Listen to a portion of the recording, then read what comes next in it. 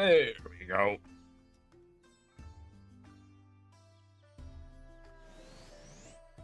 Good morning.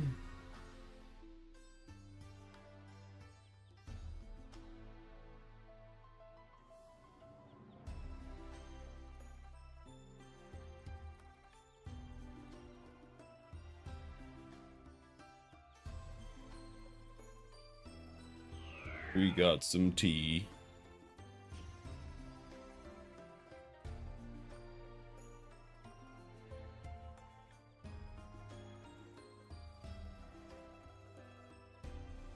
Let's go kill some dogs.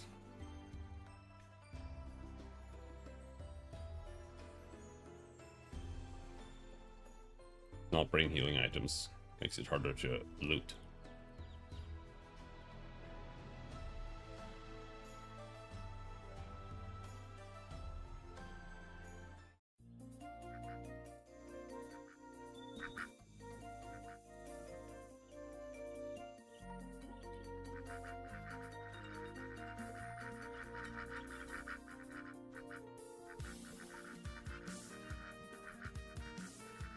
I like checking for Toad when I'm here.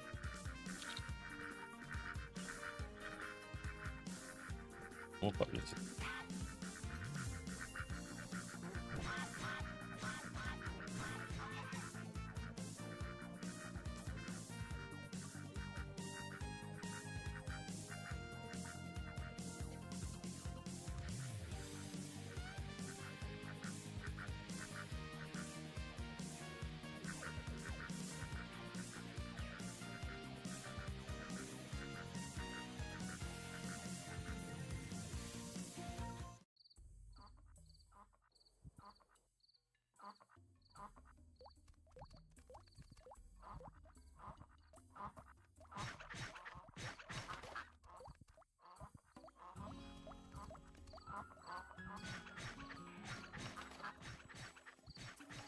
Kill some pickos as we pass by. I don't really want the pick card. Wait. Oh no, it's an egg. Never mind. I don't care about the egg.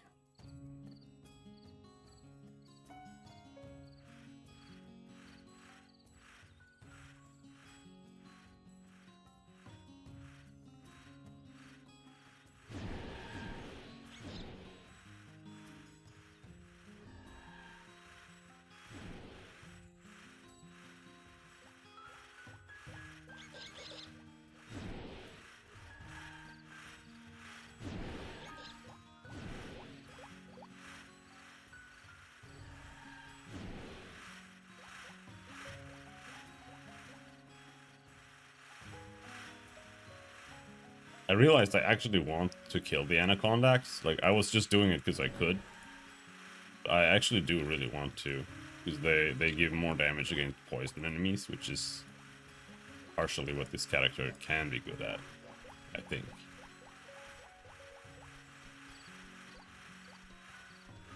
Oh, miss.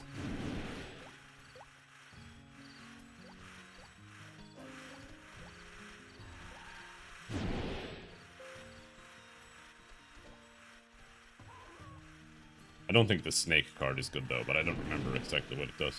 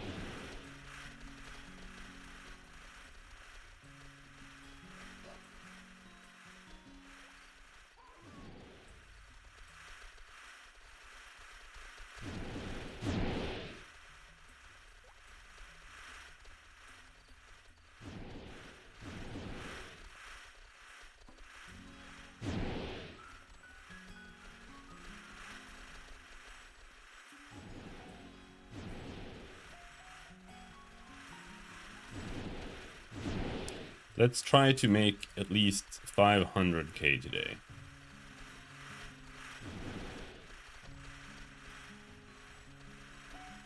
It should be a walk in the park.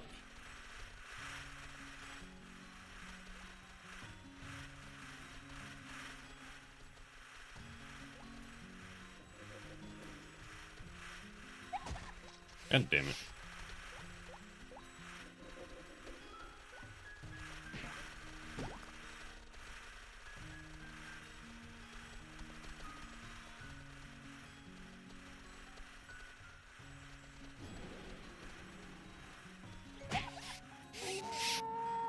There we go.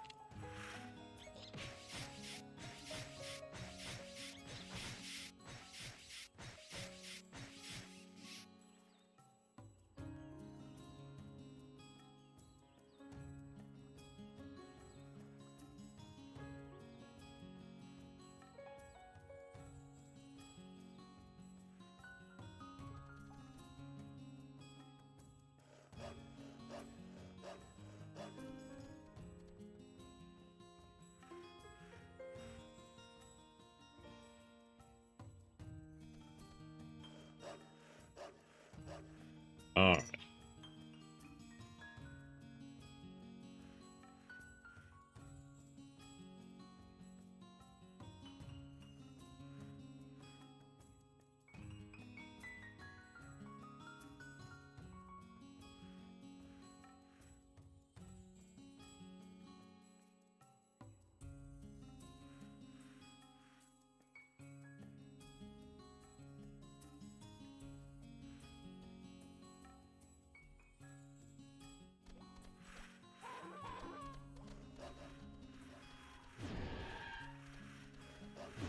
I have enough intelligence to do this on my character, but I don't know if I have enough intelligence to like single target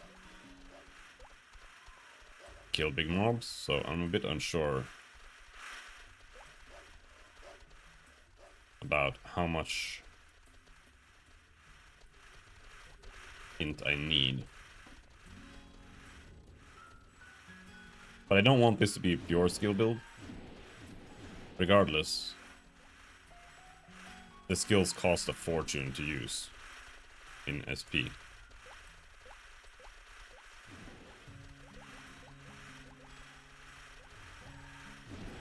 Walk, fucker!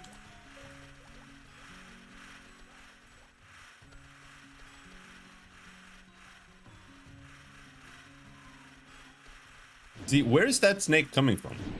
Like, why was there a poisoned snake above me when I haven't even been there yet? There's something really, really bugged out about Venom Dust.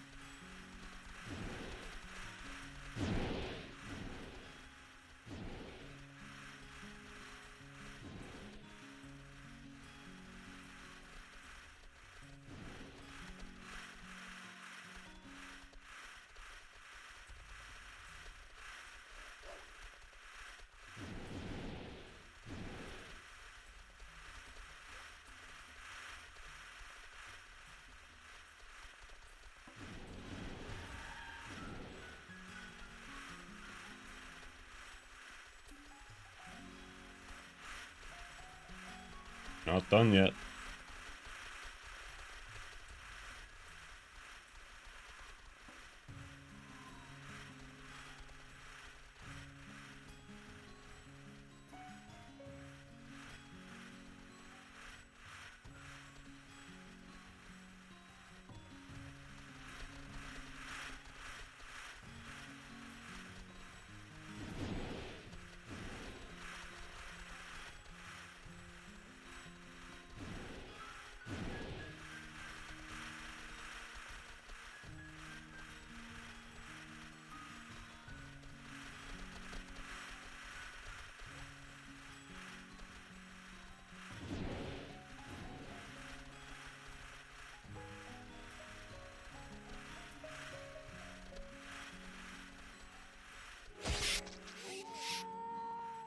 Got him. I got a card here yesterday, but it was not the Sidewinder. It was an Anaconda, but I do need that too.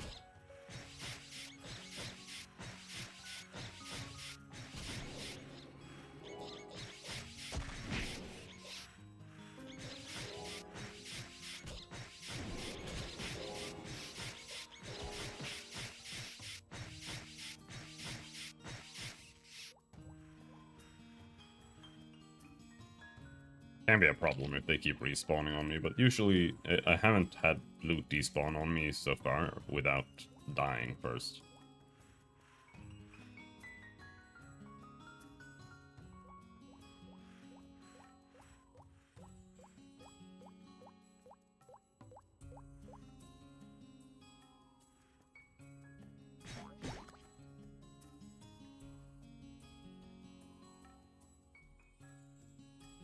I think if you pulled the whole map, I think it would be a problem.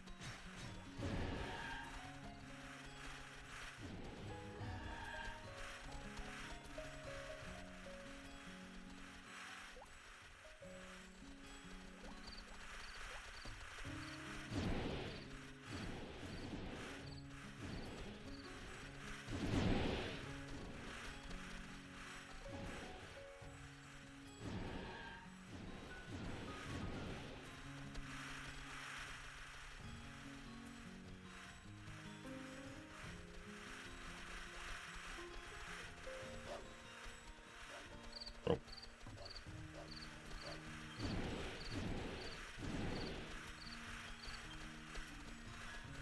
Why is that guy aggro? Came from below. Like, it doesn't make sense. Venom Dust somehow is active forever until you enter the screen again. Then it disappears.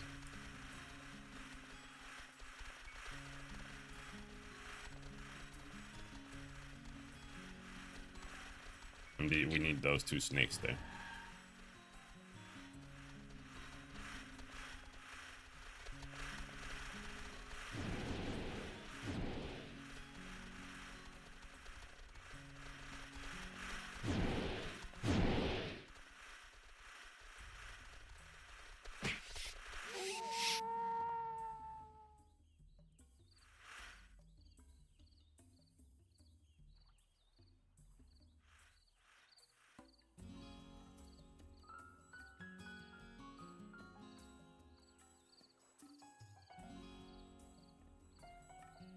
Did get the next strength bracket yesterday.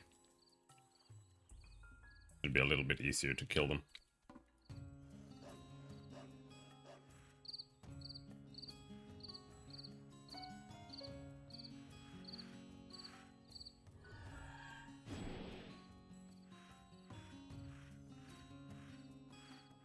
But I think I might like one-shot them already. I'm not sure.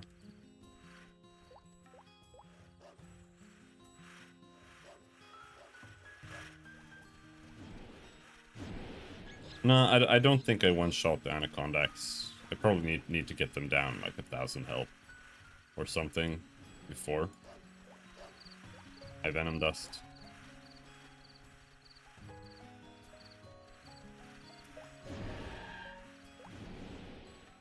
So I think I can actually kill them a lot faster than I do, because I've been running them through the poison like over and over again quite a lot.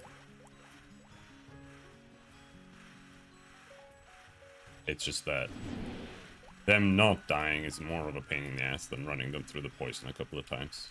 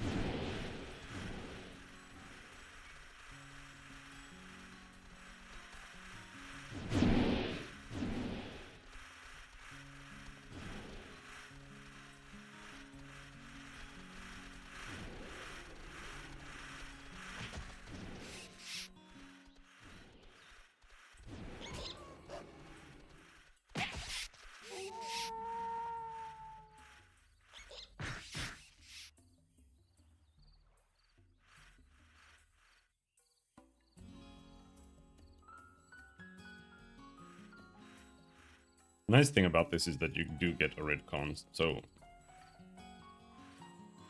as long as I just stay here, I actually make a lot more money in practice. Because I don't have to buy a Redicon. Unless I run out, because I haven't been farming enough.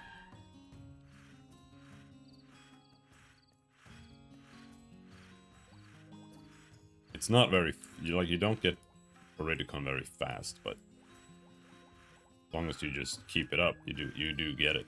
You get everything you need. Unless you're a blacksmith, then you don't get enough.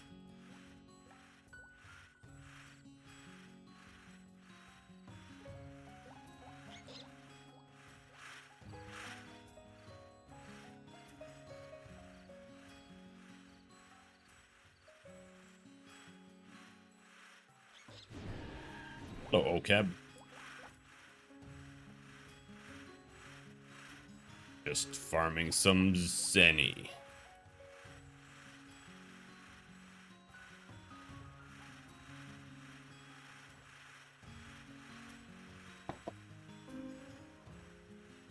What will I do with the Zenny? I am going to get a Sidewinder card, and I'm going to put it in my Tsurugi.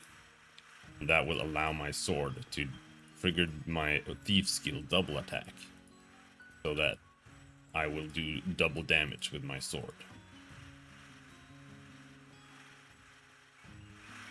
And then I'm going to continue farming, probably here. But maybe somewhere else. We farm to farm more. That is the goal. What's the end goal of farming? There's no end goal to farming. The end goal of farming is to farm more, bro.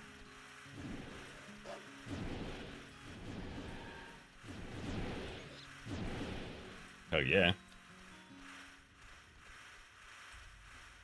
Dude, fuck goals. Fuck PvP. Fuck raiding.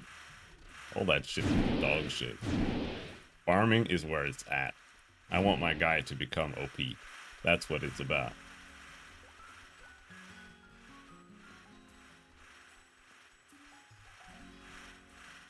We are working towards the goal of becoming OP. That is the goal.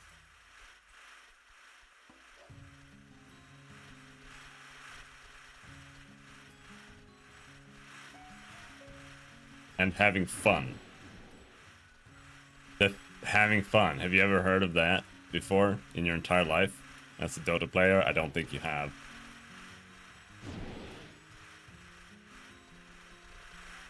I don't think you've ever had fun in your entire life. Just playing classic WoW and Dota, it's like the worst experience of all time.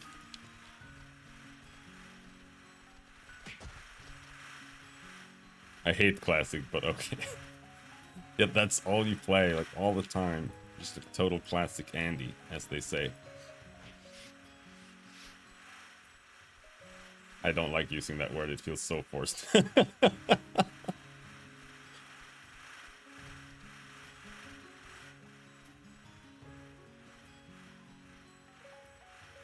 For fuck's sake! I only touch Turtle WoW. That's classic! You can't be like, I don't play classic, I only play Turtle WoW. You fucking... Hello, Harukai.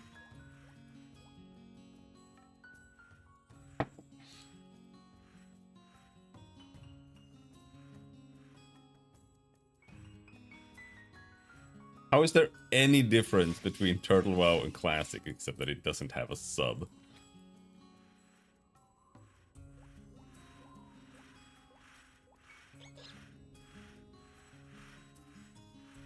Wow, they added like 2 new areas.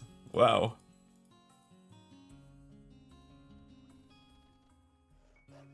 Classes play more like Cataclysm? No, they don't. I played Turtle WoW. It played exactly like fucking vanilla WoW.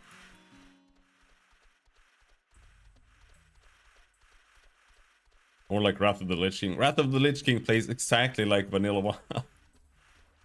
Endgame already got that fancy cosmetic. I got a free style coupon.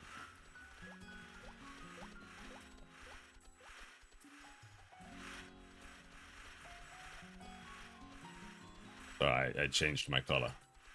And I bought a pair of goggles because they give the most armor that I can get. Wrath is pretty bad too, so you're not too far off. Yeah, that is true. That is the case.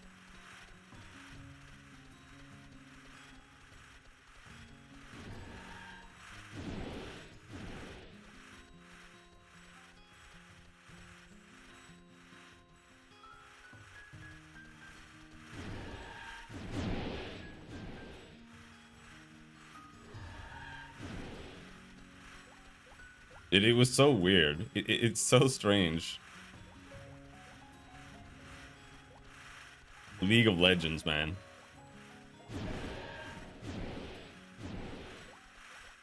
Like after following the OnlyFans stuff with Tyler, and then tuning into his channel after he stops playing WoW, and he's just sitting there playing League like in silence, and it's like watching him just sit there play like a little children's game, like Disney Mickey Mouse Carnival or some bullshit. It feels so strange. That is literally what I feel about League of Legends. Like, I cannot take it seriously. And that's why, like, whenever people talk about the Riot MMO, I'm like, okay.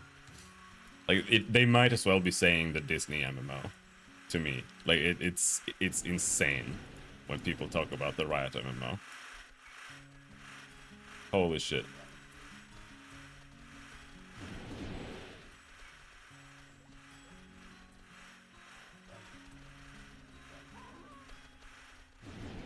It is made for little. It is literally made for little kids. They just like retconned the setting later on to like add normal characters to it, like Garen.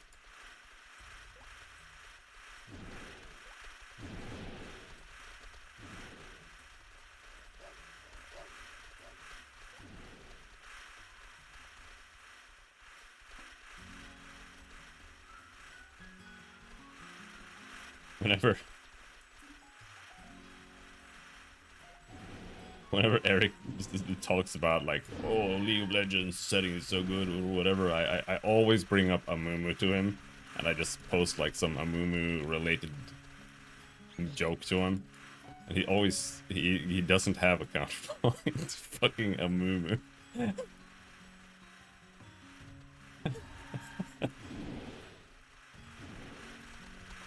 When every piece moving in your game is actually a minion, it's harder to take it seriously, I guess. And when every single character is like a fucking squirrel.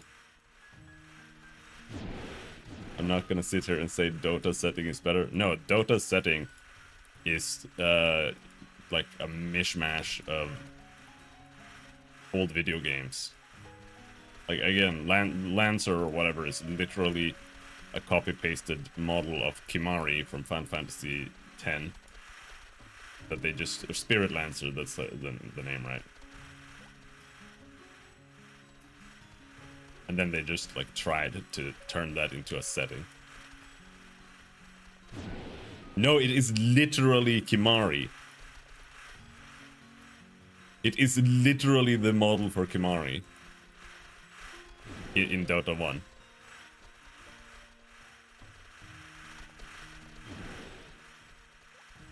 Someone made the Kimari model and then put it in the game.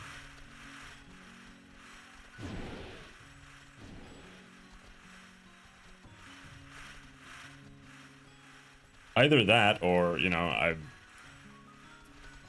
I've seen something else from somewhere else. But look, because I didn't play that much Dota 1, but I'm 99% sure.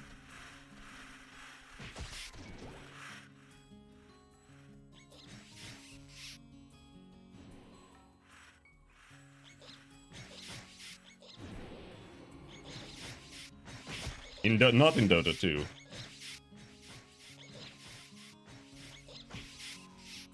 Alright, let's pick up these fangs. Yeah, it's insane, dude. That's like the entire franchise is like has its roots there. No, some are, yeah, but it's still like holy shit.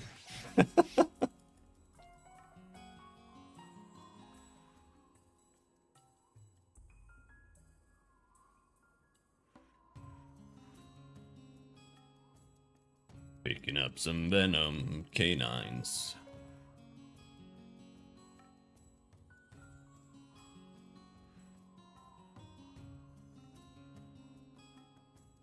Play any good Weeb games today?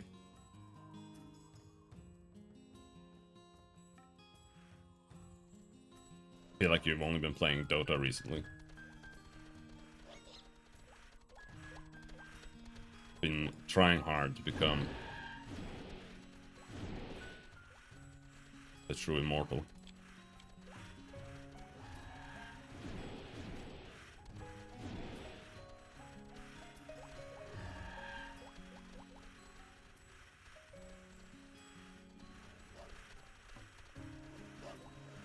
Haven't been playing anything since like a week. Wow. Woo! Almost died there. Because the game doesn't want to walk. The game doesn't work. Walking in this game is harder than like clearing Molten Core in World of Warcraft. Completely unironically.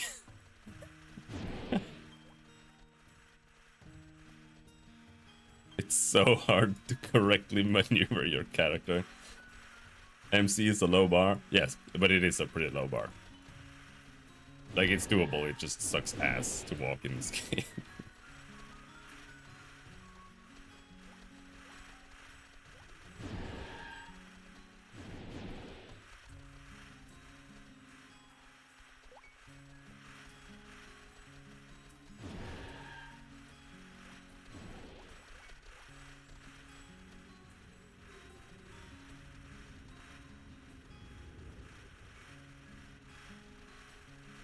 I think a full inventory is like 200k or something. Like this is decent grind, but it's actually not like amazing. It's quite slow to do this, pulling all the mobs, but it's really efficient and safe when it comes to like using items and shit. Why are you after fangs? Because I want to sell them to the NPC.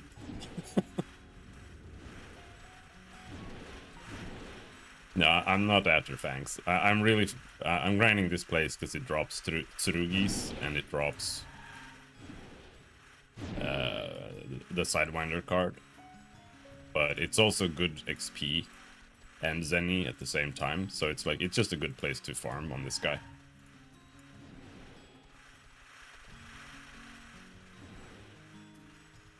But I have like I already have 2 Tsurugis now that I bought on the market because someone listed it for like 60k or something, which is like super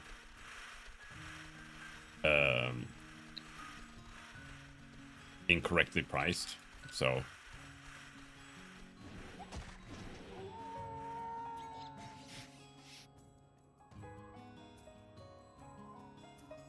you have a merchant for selling, right? Yeah, yeah.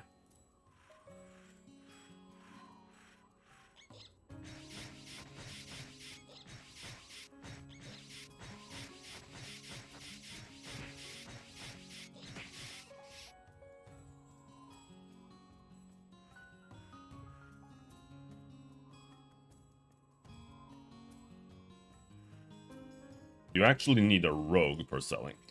They get like a few percent more overcharge, I think. So you need to make a throwaway rogue just for selling. That's the optimal strat.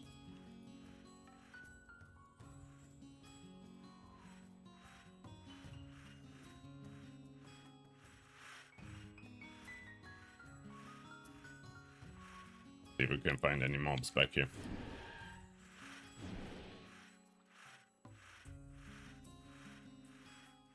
Nothing? Okay. Really? Yeah, I think they get like 6% more or something. Like, it's a very small extra percentage on their overcharge. But the only reason I think that's the case is because part of the rogue quest was one of those questionnaires. And one of the questions was, how much better is the rogue overcharge than... So I'm not sure if they get overcharge or if it's discount. But it's one of the two.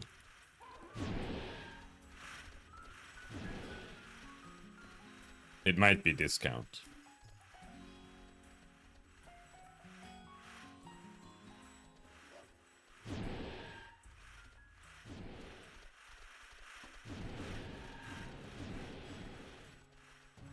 Unless it's different on this server, I don't know.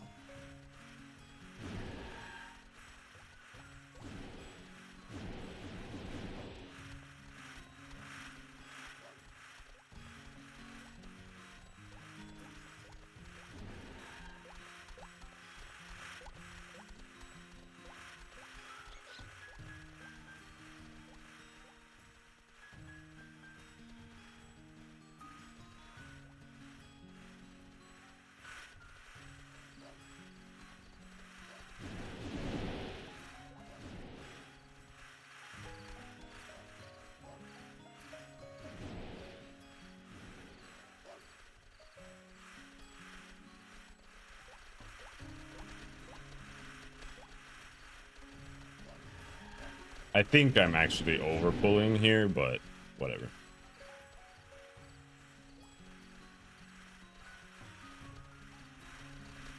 Because again, if you pull too much, you're actually like depriving yourself of spawns, but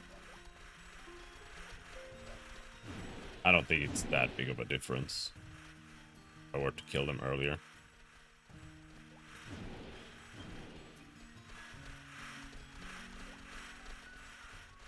Oh, it's discount? Alright. Well, you still need a merchant. No, you still need that rogue. So you can buy like fly wings cheaper. So in reality, I feel like you should just buy a creamy very early. Anyway.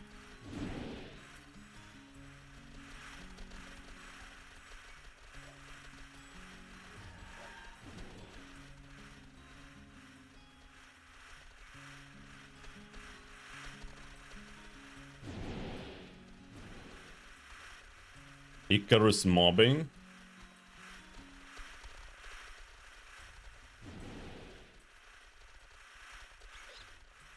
What's Icarus?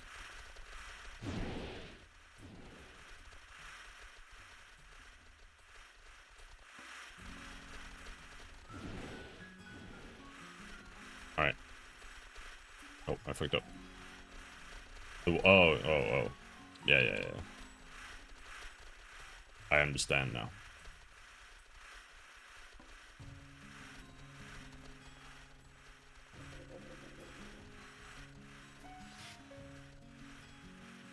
This is the annoying part about this.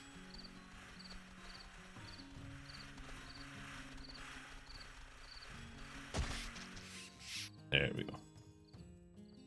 No ding.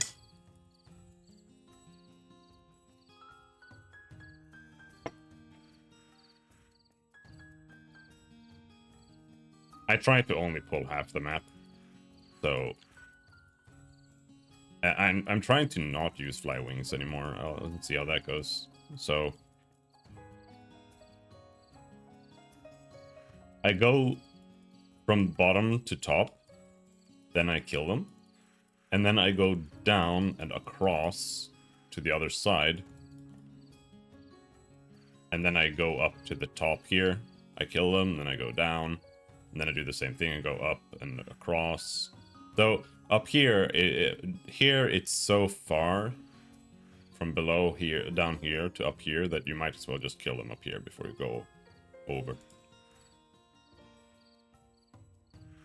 Did I finish looting? Okay.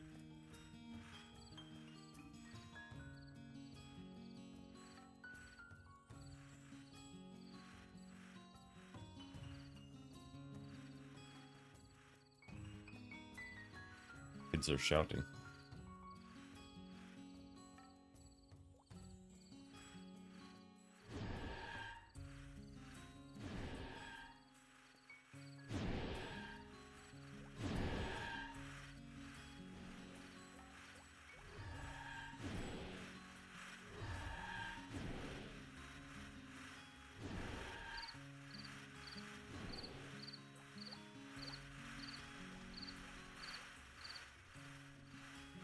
I think I'm gonna try... Well, we'll see. I want to try playing my assassin more, but I also want to figure out my wizard more, see what I can do on it. It's just like my main CC on the wizard, other than firewall, is stone curse, and I still feel like it's just trash. I want to see if I can figure out if it's actually like usable in some manner, but the problem is still that it uses red gemstones, so it's like you can't really use it.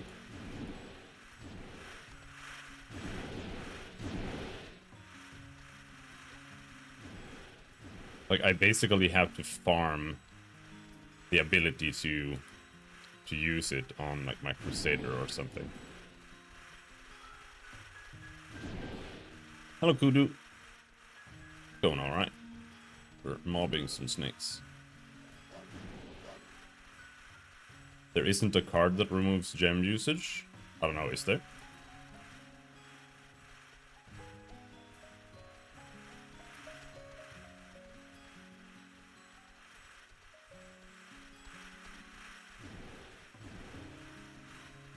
I know bards and dancers can do it, but that doesn't help me.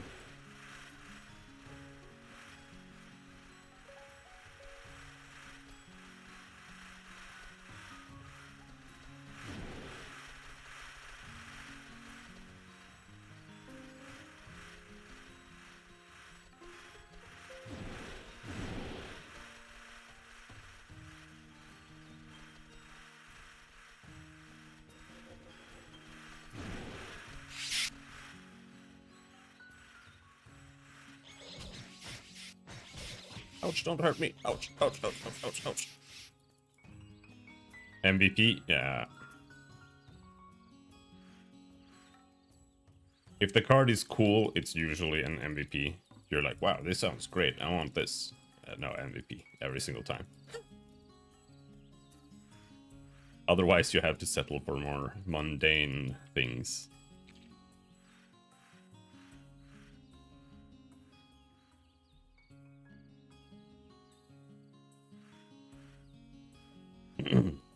MVP cards actually do kind of exist on a lively server. Because the idea of them isn't that you're supposed to get them yourself. It's that if there are constantly people hunting MVPs on a server,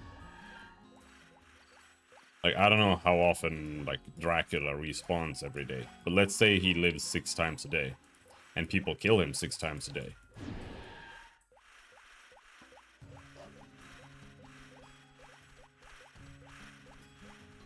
Then the game will probably generate a Dracula card like once a year, or something.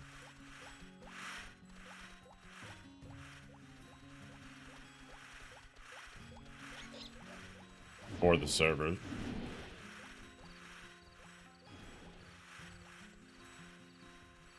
But on a server like this, it's kind of not, you know, it'll take like 10 years before MVP cards drop. Good, and I'm trying to decide which farmer level next. Both Rogue and Knight sounds fun. Yeah. I wouldn't say I think that the Rogue is very fun, but because it is just like a left clicker, right? But it is fun when you get to like, if you go like 99 agility, it is fun to left click with a level 99 agility character with like a berserk potion on it. That is pretty fun. Ow! Why we call them MVP again? It was second nature to me, but then my friends pointed out that it's not what MVP means everywhere else. I think it actually means most valued player in this case as well, because when you kill them, there's an MVP reward, right? And I don't know exactly how that works, but isn't that like whoever did the most damage or something like that gets the MVP reward? Because he's the most valued player.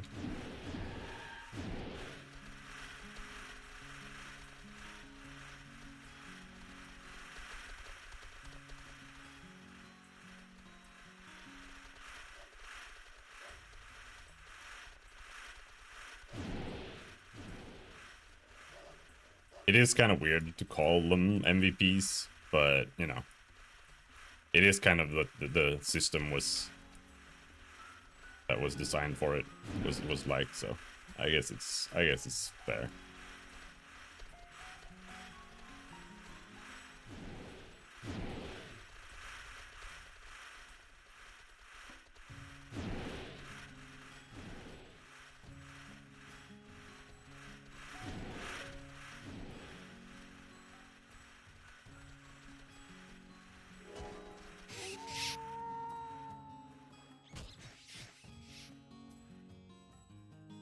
And this is also a really, really good source of white herbs. I have like 500.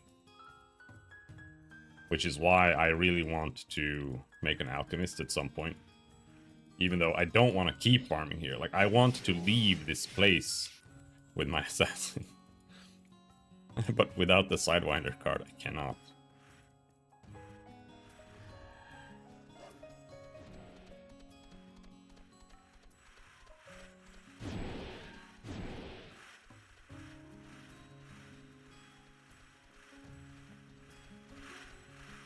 Sidewinder gives double attack? Yes.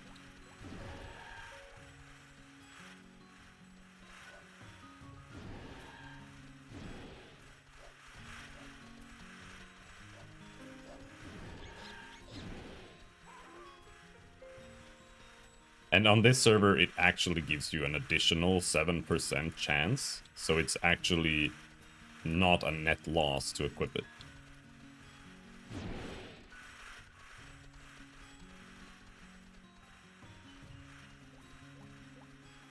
Because otherwise a dagger is just better. Because you can just put damage on it instead.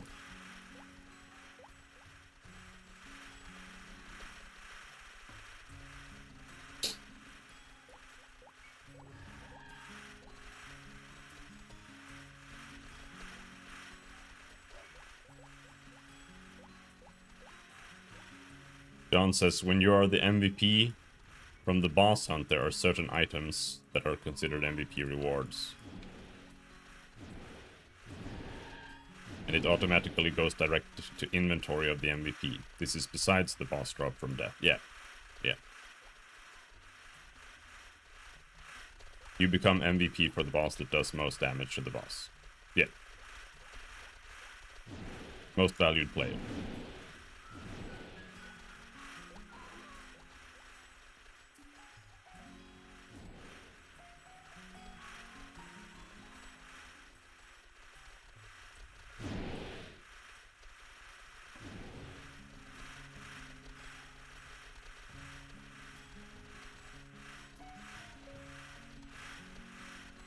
Which is kind of bullshit anyway, because it just means that, like, whatever DPS class you have with you will always get the reward, right? Like, it is a stupid system.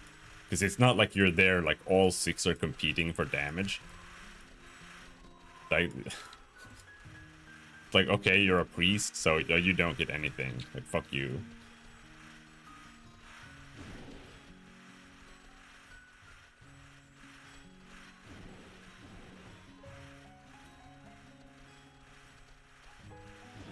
Yeah, I feel like it's more fair to hunt with people you know and then just roll for the items. So I don't think there's a roll function in game, so that's kind of hard too.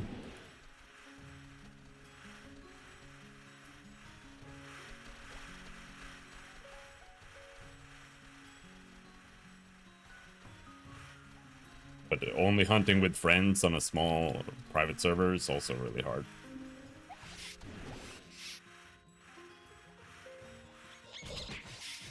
In a 22-year-old game that nobody plays. I imagine the MVP thing is not for people in the same group, more to deal with competition of the same MVP. I don't know.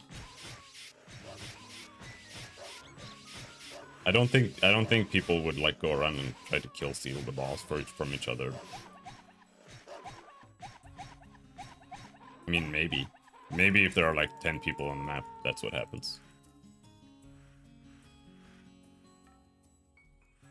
Sad that Blitz Hunter is not so good for MVP. Double strafe is the way. Yeah, maybe.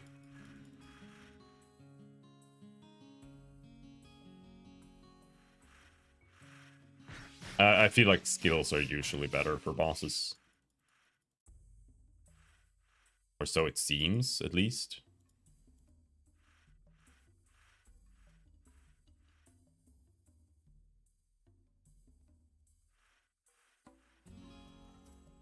Some equipment dropped from boss hunts are not MVP drops as well. Yeah, that's true.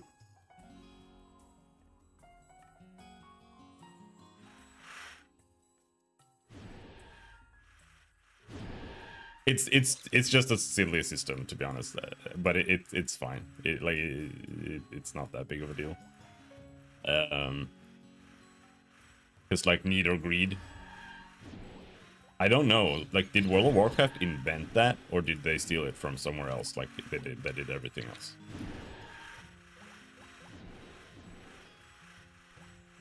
Because I don't know if EverQuest had like a need or greed system, or even a like culture over that. No, I mean that was World of Warcraft's design philosophy.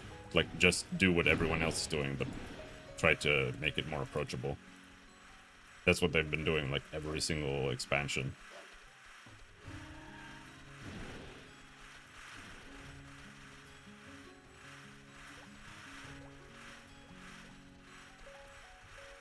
There's like not a single original thought in World of Warcraft, almost.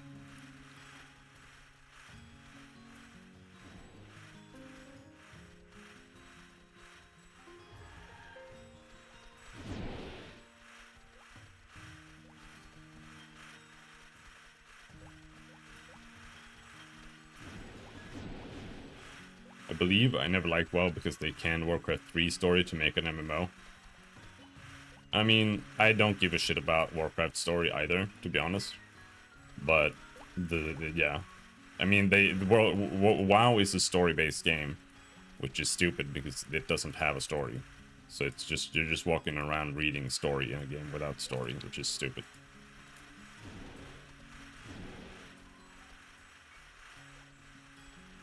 And even later on, when they do add more story, the story is like just total trash. I played the newest expansion, and we watched the cutscenes and everything, and it was so bad, dude. I don't understand how people like. I was watching WoW streamers recently because of all the OnlyFans hardcore WoW stuff, and some of them were like, "Yeah, the story in the latest expansion, it was so good, dude. It's like the peak of WoW." I'm like, what the fuck? It's so trash.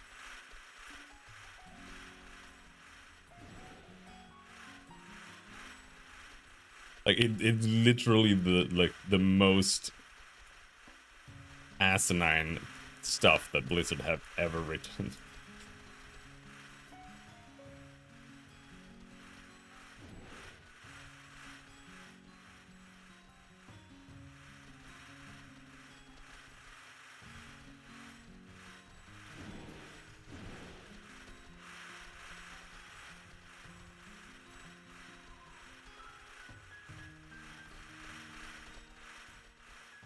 Lich King was good? No, it wasn't. No.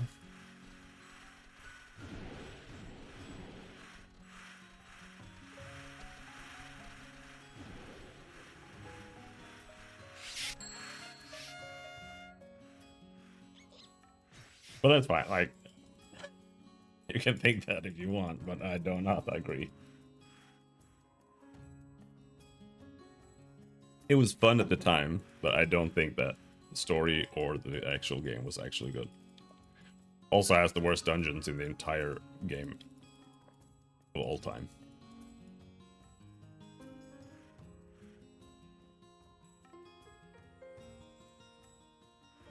Fucking Violet Hold. Jesus Christ. Halls of Stone. But it's better. At the end of the day, Lich King was a million times better than WoW is now, for sure. For sure. No doubt.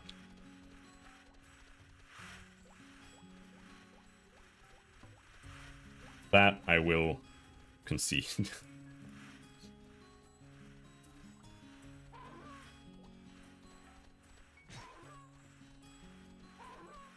I always look sideways when people say that story of a game is good, honestly. You may like it, but hardly is it actually good. Personally, I'm like extremely like I played more games than almost anyone. I'm 36 and the only thing I've been doing in my entire life is just play video games. And with like access to piracy and like burning DVDs and stuff for PS2 and PS1, etc. So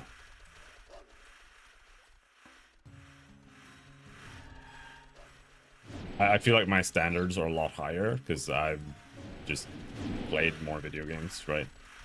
So for me, I generally don't think, like, I think games have the worst writing out of any media. It's even worse than like manga or anime, which if you're an anime fan, I'm sorry, but anime literally has the worst writing out of everything except for video games, because it's like downstream from anime 90% of the time. How are you enjoying this server? It's really good. I think this is one of the best servers I've played on. So I don't really generally play games for the story because I just don't think that they have good writing. Like almost exclusively. There are some that I can kind of enjoy for the writing sometimes. But it's mostly like old school games, like Baldur's Gate 2. But even then, the story isn't actually really that amazing.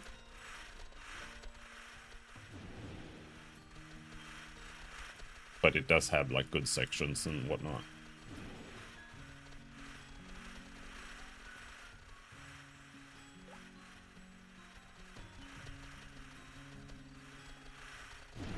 I'm really the fan of the old Blizzard. That's fine.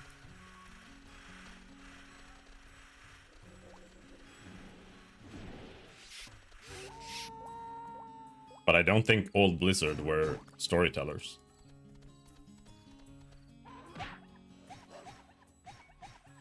It's like Warcraft 3 or something. Because Diablo 2 was not a story game. Either was Diablo 1. Like they had story to create context for the game and like have a setting. And generally they were really good at setting the mood. Like the mood in Diablo 2 is really good. And even more so in Diablo 1. But the games did not have story and writing on purpose.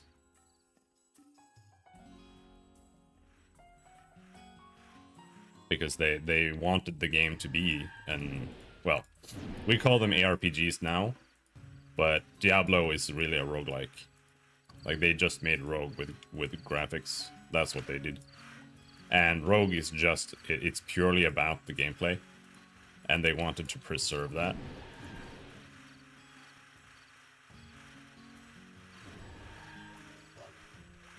So they like avoided having cutscenes all the time and dialogue and shit like that.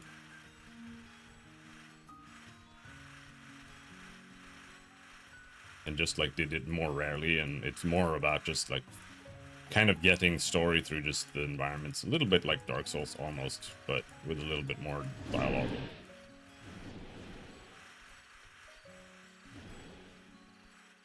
For me, Diablo 2 is much better than modern versions. I mean, for sure. Diablo 3 is trash. Like, the writing in Diablo 3 literally killed the franchise when it comes to, like, from a story point of view. Like, it is so bad. And Diablo 4... Diablo 4 is, like...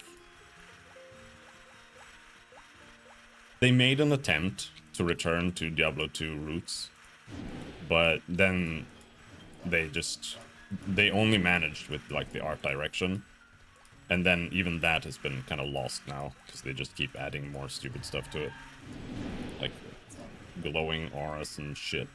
But it does look kind of good when you just look at it or you start playing it, and then you realize that every single area is like just the same area over and over again. Story's just running around everywhere constantly.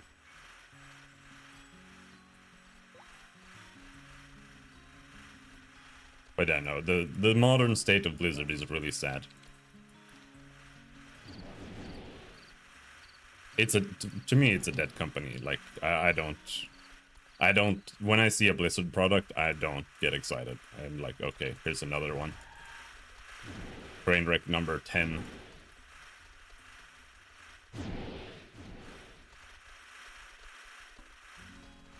Move, you stupid snake!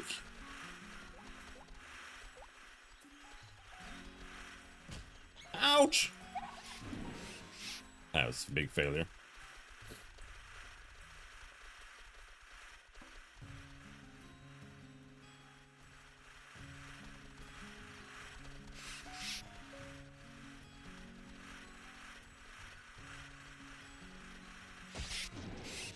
Alright, there we go. Good enough.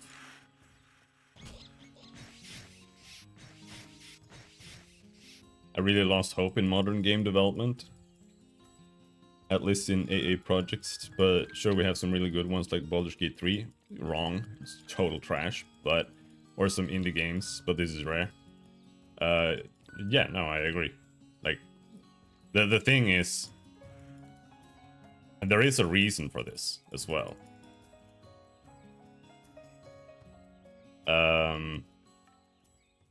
Almost every single company that's large enough to be a AAA developer or be considered a AAA developer have been around for 20 years. Like most of them, at least 20 years or more. 30 years in a lot of cases. And back in the day, it was not so easy to just be an indie dev and just be a startup.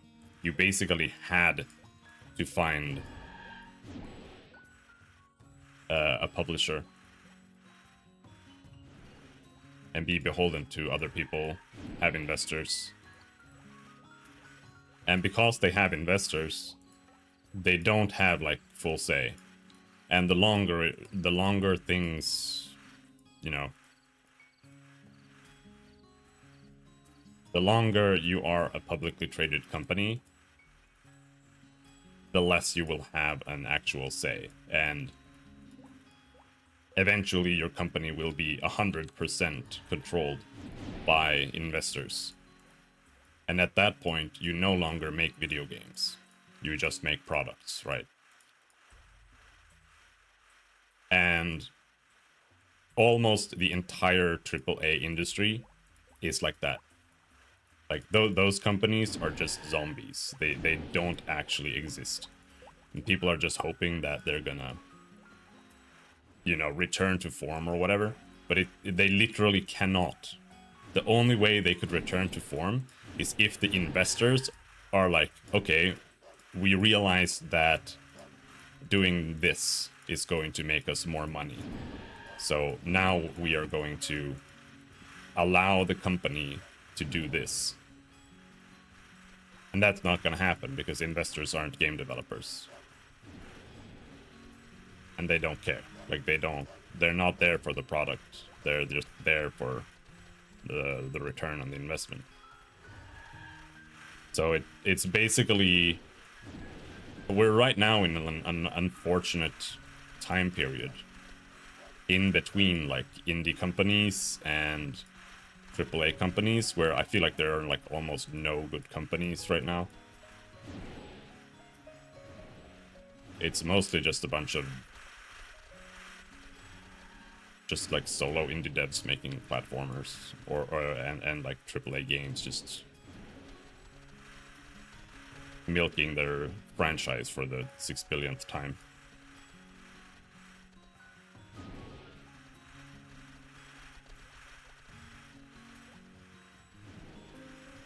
And if people enjoy games like Baldur's Gate 3, like, I don't think Larian is an indie dev. Really? They've been around for decades. That's fine. I thought the game was literally like 2 out of 10, but, you know.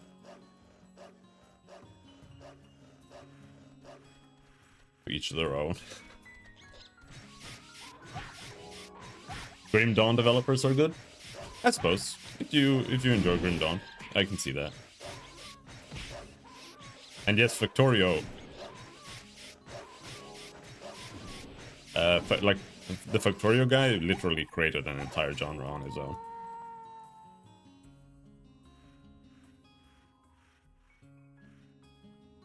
Which is pretty impressive.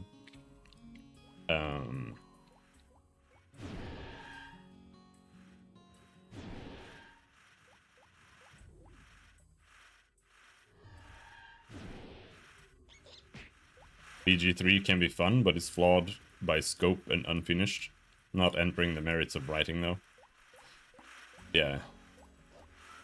I don't like D&D. I think D&D is a bad system for video games and for RPing.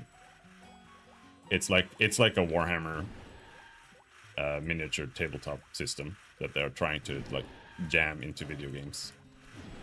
And it doesn't work at all. Has never worked, ever. Like Baldur's Gate 2 is one of my favorite RPGs, but that is despite it being D&D, not because it is D&D. Because the gameplay is not very good. None of the systems are actually good. It just has very good setting and mood, feeling to the writing and all of that. Feels more serious. And you know, like in Baldur's Gate 3, the writing doesn't feel as serious.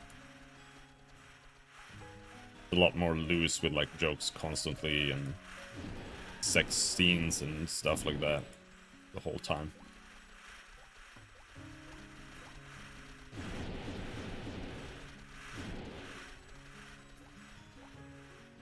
The fun I had in BG3 was to make a solo character that breaks the system, not use it. I just made a wizard and just threw fireballs on everyone. Like when people annoyed me, I just threw fireballs at them from out of combat.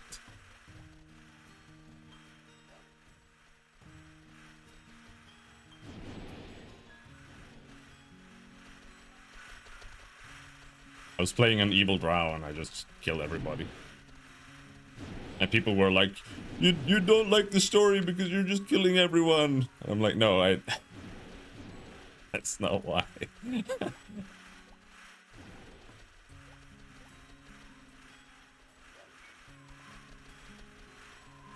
Most modern games are trash, and maybe I'm just too old. Well, my favorite games are like really old: Sacred, Enclave, Arcanum. Yeah, you're a bit of a boomer for sure, But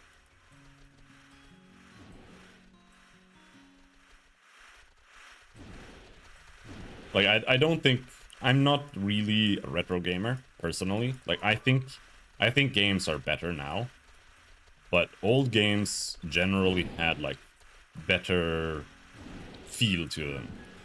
You know, like the mood and often like the not necessarily like the quality of the story, but the quality of the writing was often better because it was, I guess, felt a little bit more grown up usually.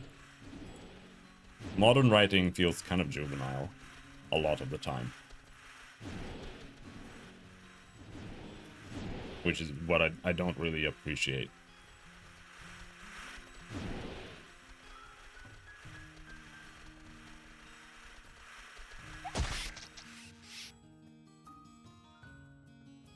I don't like I don't like anime.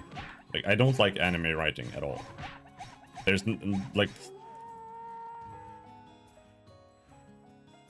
yeah. And I feel like a lot of modern writing is influenced by that kind of stuff. A lot. Especially if you have younger writers.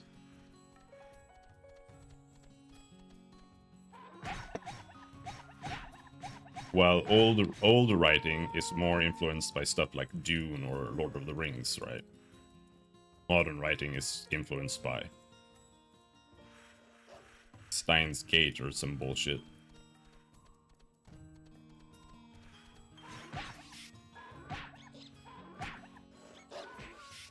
Mine was a monk, and when you don't have anyone in camp, most of the game is unhinged. That skeleton asking me who I was bedding, and I'm like, there's only you, me, and a dog here. What are you talking about?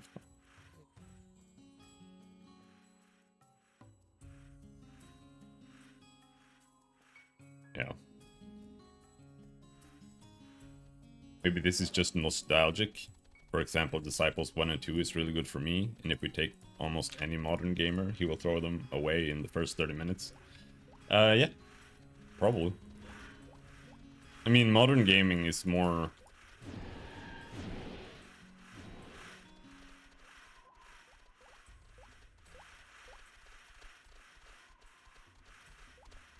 I mean, it's very hard, right? Like...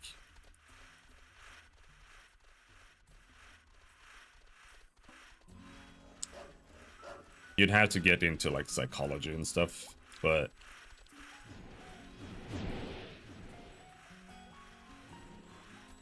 for me, Skyrim is a good analogy of like gaming as a whole almost. Or really like almost any interest, I guess. Where it's like when you get into it, when you get into Skyrim for the first time, it's so fucking cool, dude. Like the world and the atmosphere in Skyrim is so good. And the game feels like it has just potential. Like so much potential. You can go around and explore it and like you don't know what you're gonna find. And the world is so big that the whole time, even if you're not finding anything, you're like, okay, but there could be something. And that makes the game like really exciting. Because it's about exploration, right? It's about seeing if there is anything there. And that's like, it's not just that. You know, it's also gaming as a whole, and I guess, you know, life as a whole too. Where doing new things and exploring them and learning them is like part of what makes it good in the first place. But when you have done that, like when you've already explored all of Skyrim and you're like, wait, there was like nothing in here. This game is fucking empty. And I'm just left clicking the whole time. And there are like no quests, no real dialogue or anything in the entire game. Then you look back and you're like, wait, this was actually kind of crap. And then you go and try to find the next one, and like there isn't the next one anymore. Or it's just like kind of the same again.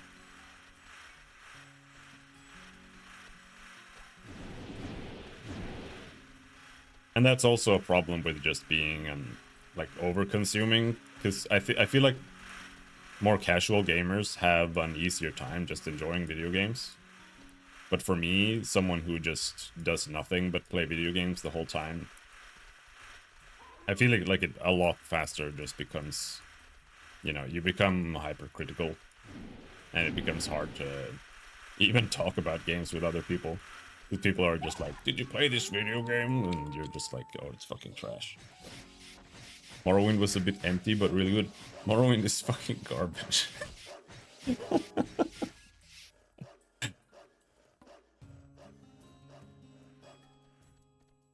hate Morrowind so much.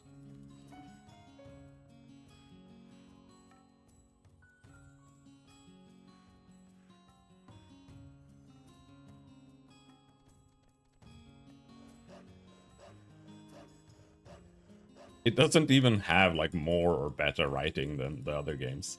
It's just like, it's so bad.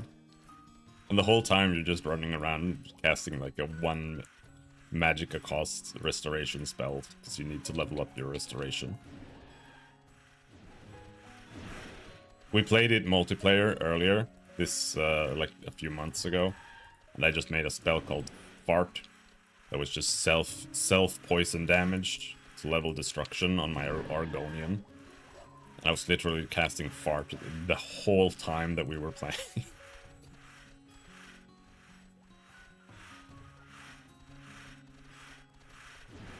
Every millisecond casting Fart.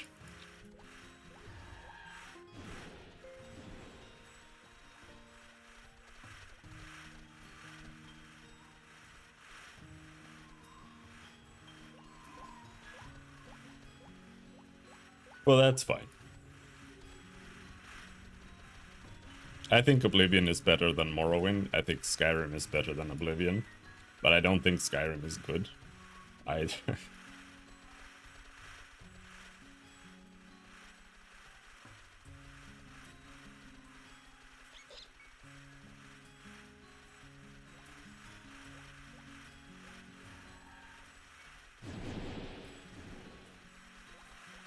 At least he was able to do this. Yeah, I wish I wasn't able to do this.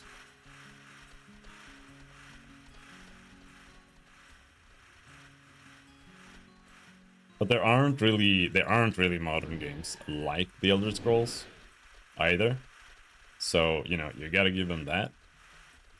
But I don't think that, you know, I that's not enough for me to think that they're good or anything.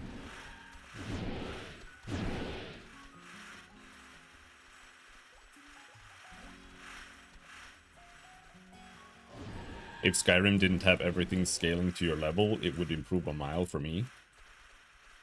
It's honestly a lose-lose solution. Like, you can't really win with either system there. They're both bad. Hello, Petite Biscotto, how's it going? Because if the fact that it has levels makes it weird, right? Because either you make the game have levels and then you make the world kind of level up with you, and that's what they're doing, right?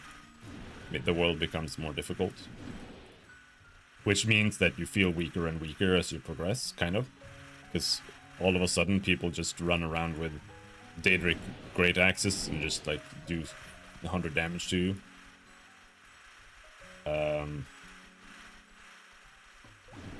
But if you have leveling, or if you have set levels for monsters in certain areas, now you have like, now you don't have exploration anymore.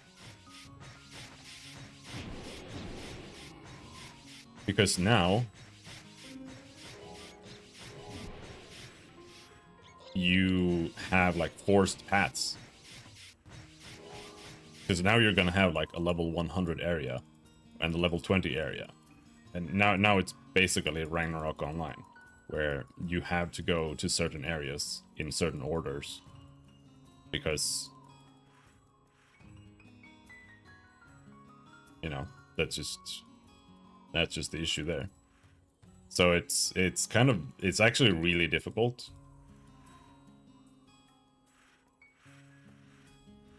to make a game like that. I expressed myself badly.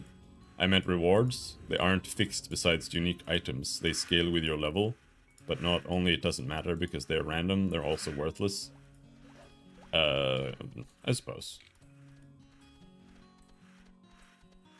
You do a dungeon for the dungeon, there are no rewards from it. Yeah, that's fair.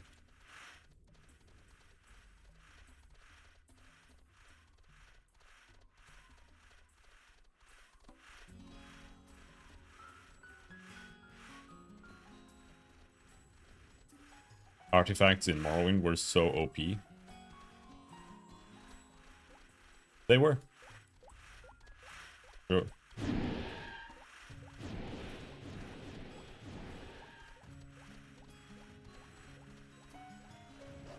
Hot take. I actually think Elder Scrolls Online is the best Elder Scrolls game as a story game.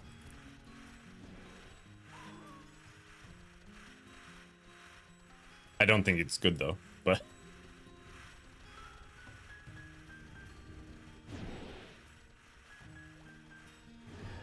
if you want to play an Elder Scrolls game as anything that has story and like exploring the world, I think it's the best one.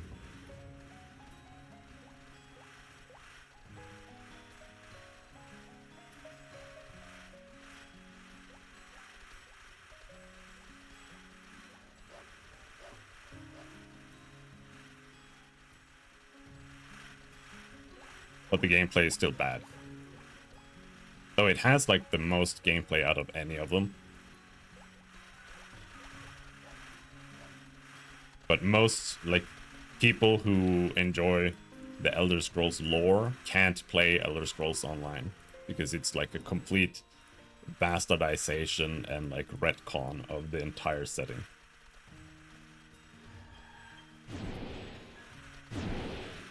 I think its endgame is a bit empty. Yeah, for sure.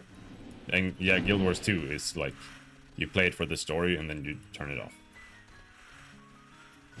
There's literally no reason to play Guild Wars 2 after finishing the story. I mean, for the story bastardization, I don't think, like, Elder Scrolls Online isn't actually canon. far as I know.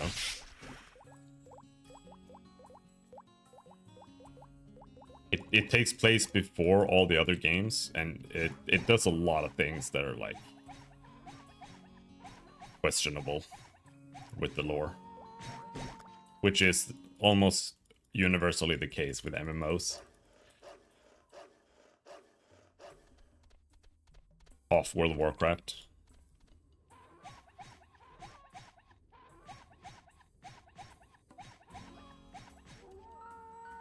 Because they always, in like every single case, they gamify the story, which is bad. They're like, we need a villain for this expansion pack, and then they just force something because they need something, you know?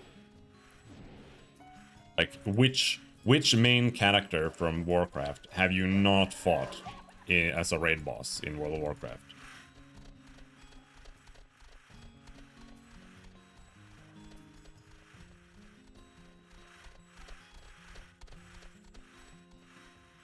Like, I think even Thrall was like a raid boss. I'm not sure. Was Thrall a raid boss? At some point?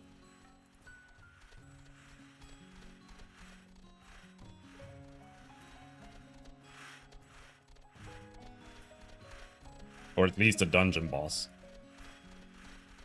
I'm not sure. I can't remember if Thrall was ever a fight. But you know, like, almost everyone else has been a fight. At some point.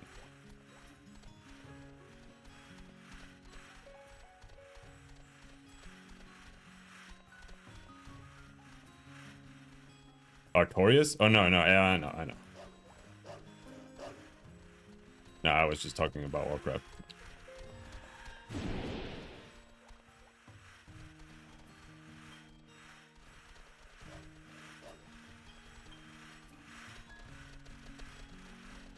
Or like MMOs. But yeah.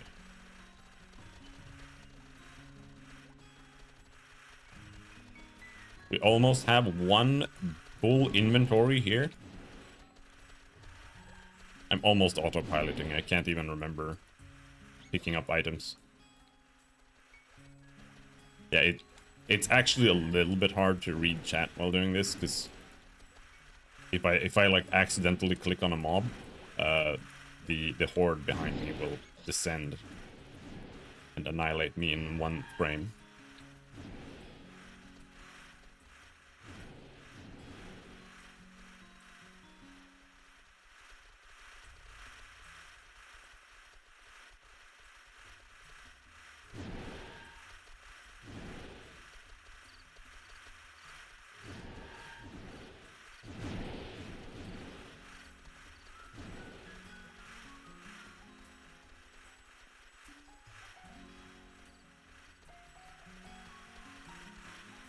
Yeah, like everything on the map is low HP, because Venom Dust is bugged as well.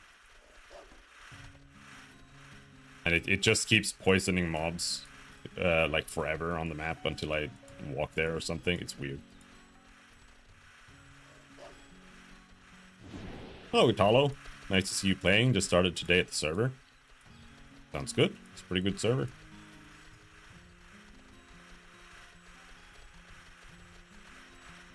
Alright, can we kill them? Let's use the Popo.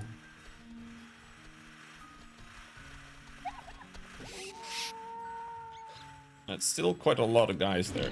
Oh shit, I used the wrong button.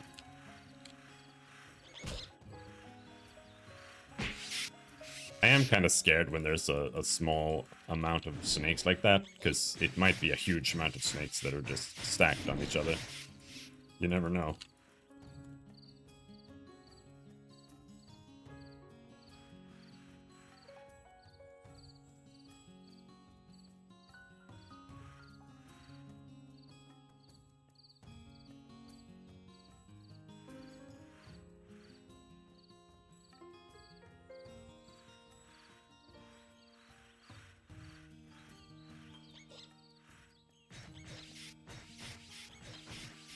Munchkin card, a stack of snakes?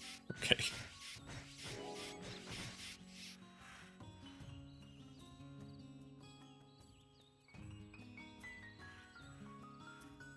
Almost have one Oridicon. 400 Venom Canines. No Stilettos. That's sad. Stilettos is the best thing to get here. Because it gives you shitloads of money. Yeah, I know about Munchkin. I haven't played it.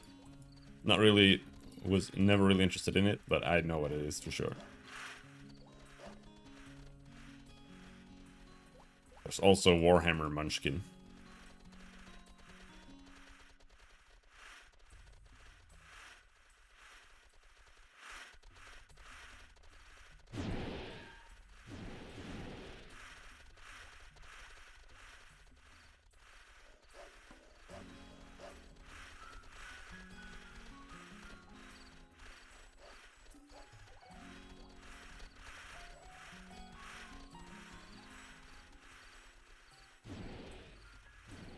No! That was close.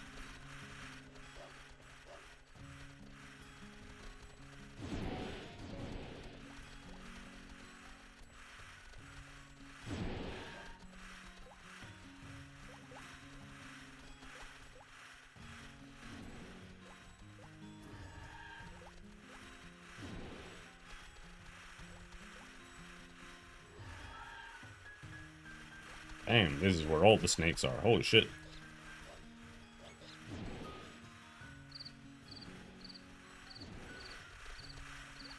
God damn. That's a lot of snakes.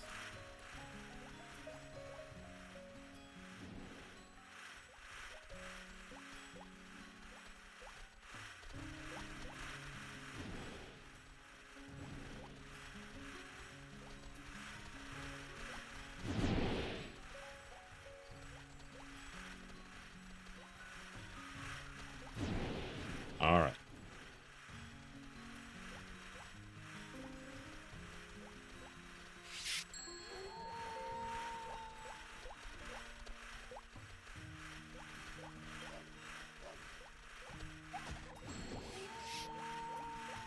Ah, it's still too many snakes, dude. All right, there we go.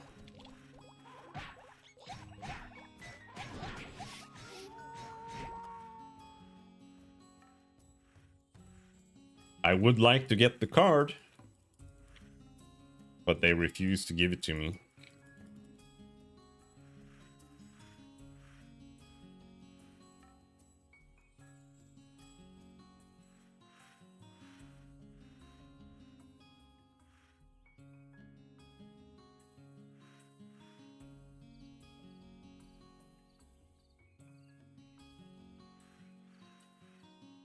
Yeah, you can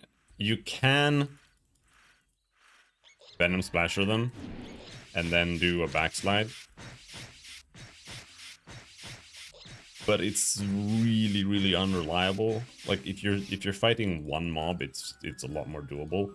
But when you're fighting many, you can't tell if the server is lagging the enemies in any way. So like if you try to do it on multiple mobs, they usually kill you. Especially if you're mobbing like 60 mobs. That usually doesn't go great.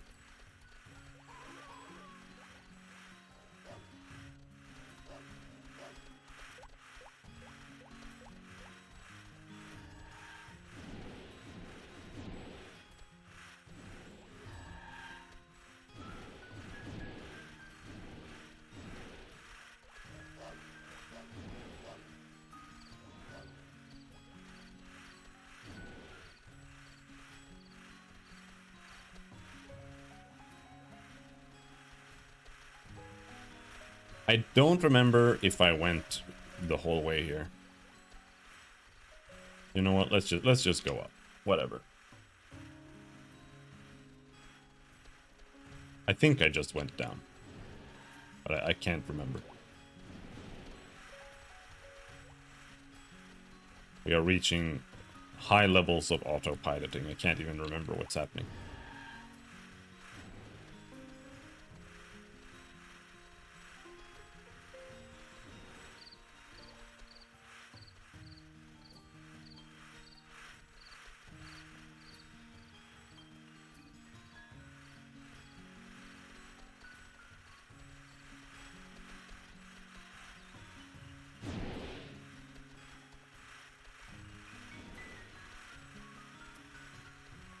But that's a good enough pull.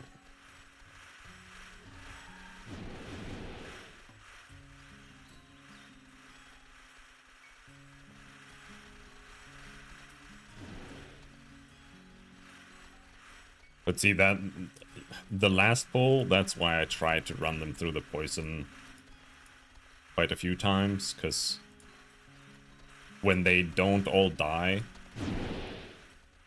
even if they get hit by the Venom Splasher, that's like the worst case scenario. It's just so annoying. That's a miss.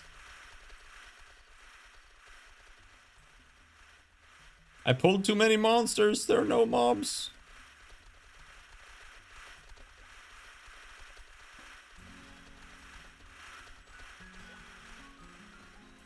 There he is. Perfect, perfect, perfect, perfect. Got him. Elden Ring Night Rain gameplays footage is out. On the first announcement, a friend got pissed I called it a mod. Now it's confirmed it is a mod.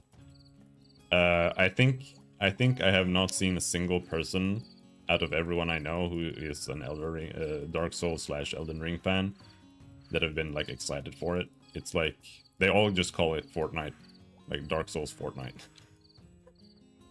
So, I don't know.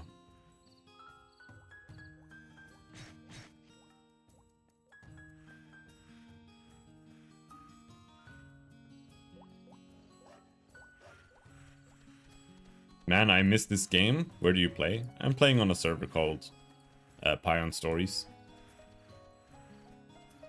which is pretty good. You can just Google Payon Stories and you'll find it. It's a low-rate server.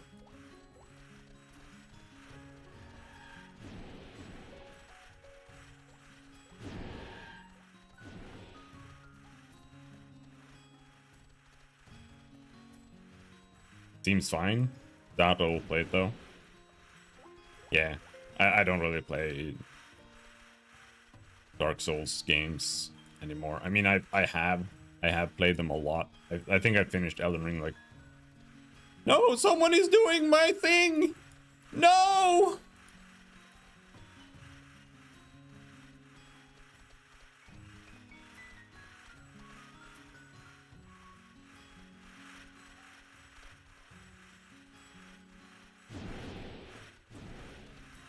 Now, it's fine. It's fine if he's doing my thing. If he can speak English and / or reads map chat, because then we can be like, hey, I'll take the right side, you take the left side. But if he can't speak English, I might just go play my wizard for a while. Because otherwise he's just gonna be coming over to the other side. Or is he leaving?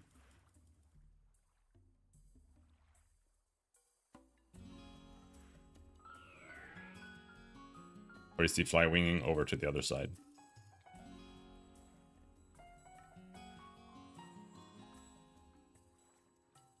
I can help if he talks Portuguese, but alas, if he's Brazilian, you're done for. Isn't that... Don't they speak Portuguese in Brazil? Or is that like... Is that like the Danish version of Portuguese? That doesn't make any sense if you're not Swedish, but... Danish is like Swedish, but it's wrong. It's just wrong. They do, but I have them as a-holes in MMOs. I mean, that's fair. A lot of the time, that is true. No offense to the Brazilians.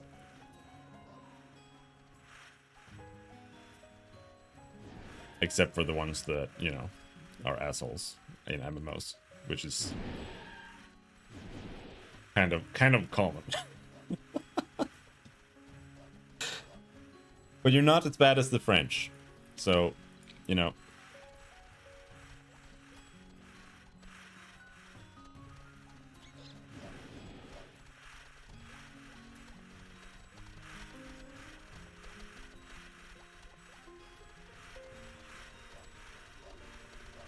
To your credit. For sure.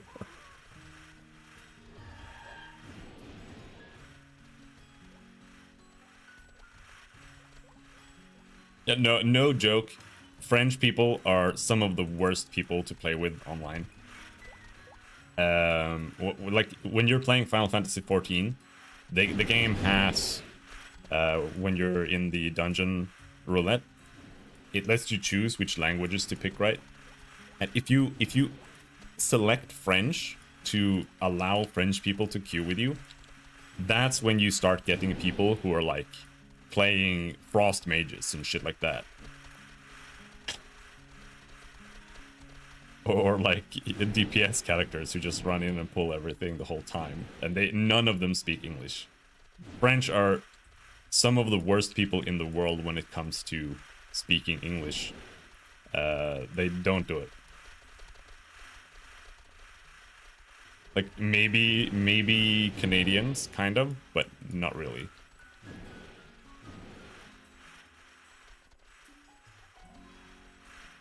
Like I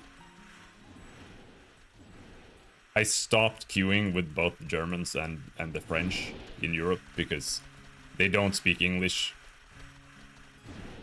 like 90% of the time. It's just a nightmare to play with them.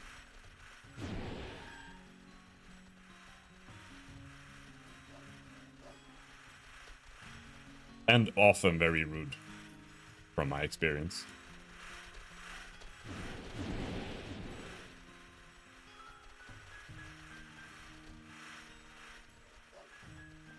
I still queue with the Japanese, though. Like, even when the Japanese don't speak English, they're fine. They don't have a problem at all.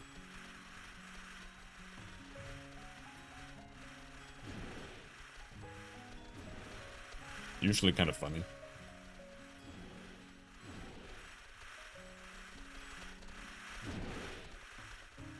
I met a guy once called Gatti Muti. And he was like, hey man, in like the most broken English ever. You know Gatti Muti? Question mark. And I'm like,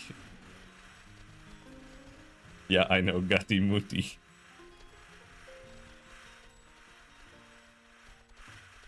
Do you know Gatti Muti? Or more commonly known, when you romanize it correctly, it's Gachimuchi.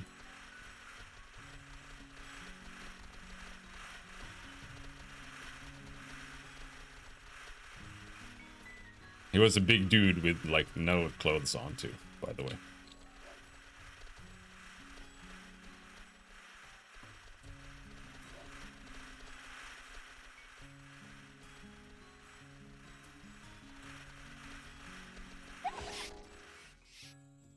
There we go.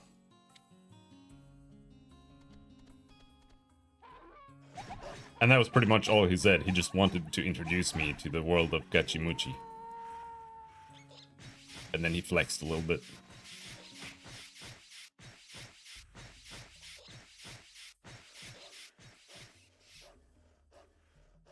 And for those who don't know, Gachimuchi is gay porn that they made into memes.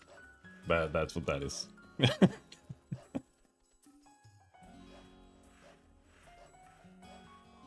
It's like all those gay dudes in leather with Billy. That's Gachimuchi. It's very big in Japan. Very, very big in Japan.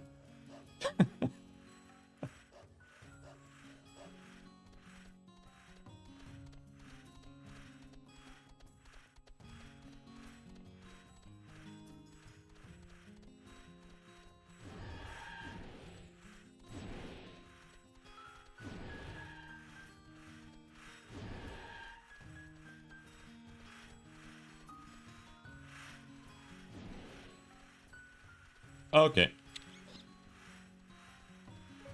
We're done.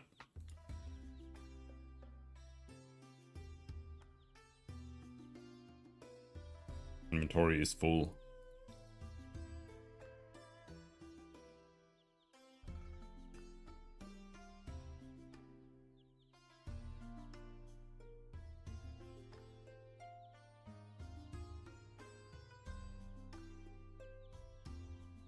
then we go back.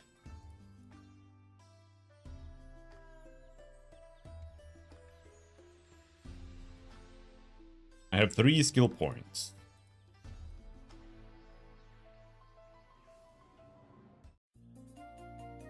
Oh, I've already gotten an Anaconda and a Desert Wolf there.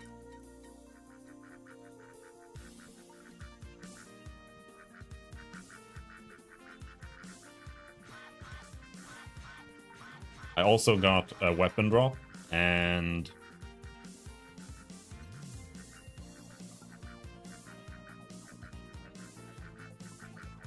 it was a Qatar and not the Tsurugi. Am I Swedish? Yeah, I am Swedish.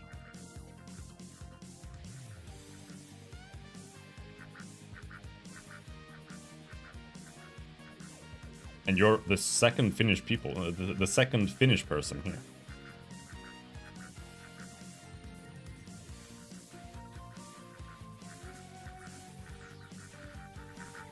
I feel like there's something about RO and Finnish people. They just really vibe with it.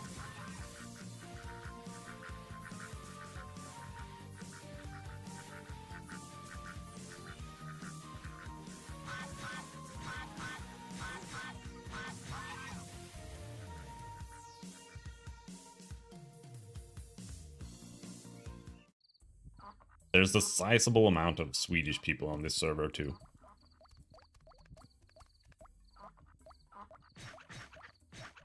I don't know them, but I know they're there.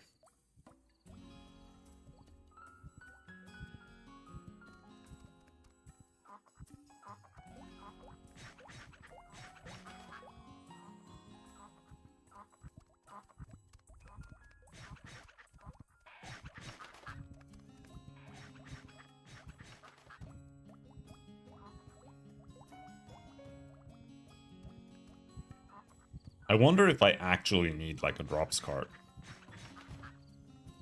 Or double drops card. I'm not sure. I don't really think I would want that, but I wonder if that's what I should have. If I make that Blitzbeat or the self-cast Blitzbeat hunter. We just want a dexterity, like an arbalest with dexterity cards in it. At least as a start.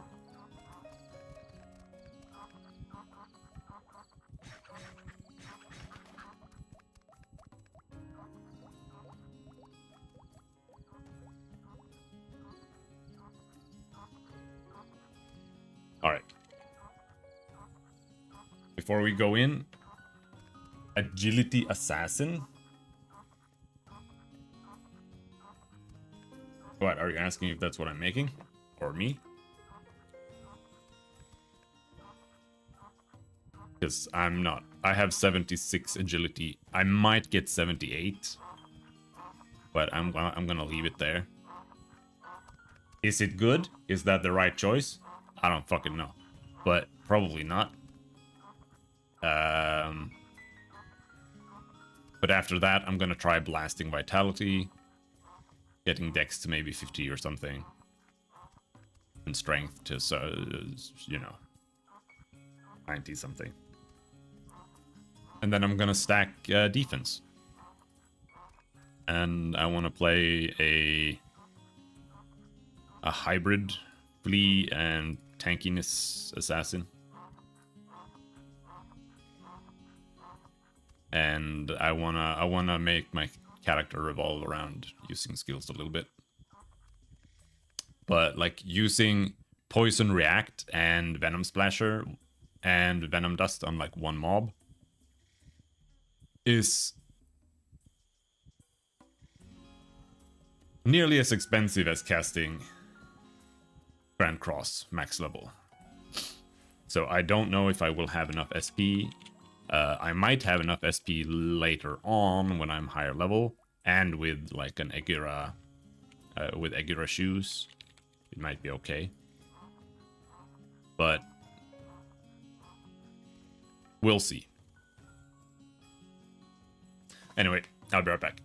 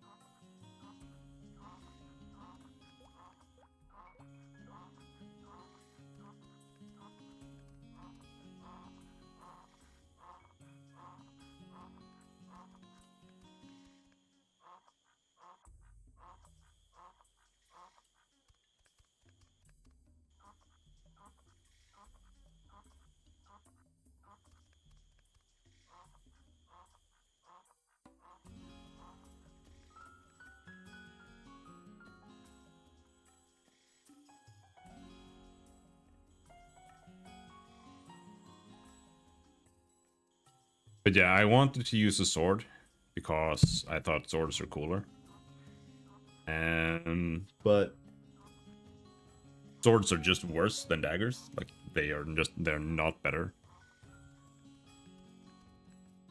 The only time a sword might be like better than a dagger is if you're using an elemental one versus a medium or a large target. But you can't put cards into an elemental sword, so I can't double attack with it, so that's useless. And putting the Tsurugi in, or putting the Sidewinder card into a Tsurugi to make it capable of double attacking, means that I can't put 2 Andre cards into it, which means compared to a Damascus that I can just put 2 Andre cards or Zipper Bear cards into, it has less attack than a dagger. So in reality, it's like I pick a sword because it has more attack, but in reality, it ends up having less attack than a dagger. So it doesn't actually have like any benefit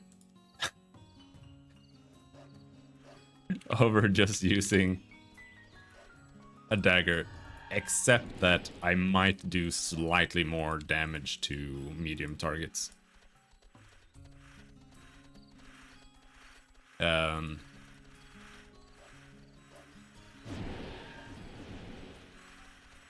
that's only assuming that I'm using a Tsurugi and not Blade with 4 cards. I don't actually know what's better, because I get conflicted information where people are like, oh, you know, you can't put using a main Gauche in your offhand, it does no damage or whatever. But at the same time, it just, like, a 4-carded weapon is just better than a 3-carded weapon. So, like, why would you use a Gladius unless you're just poor? Triple Racial Gladius is the best dagger. Is it?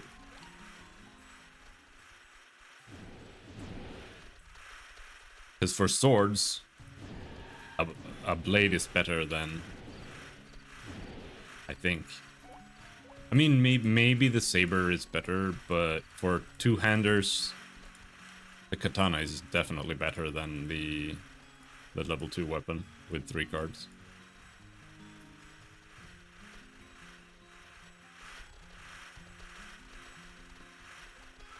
Depends on your strength. Yeah, but, you know, you have 90, whatever. Unless you're just lazy and you're, like, gearing your character before you're level 99, right? You don't want to bother. But I don't know. I always look at it like what it will be at level 99.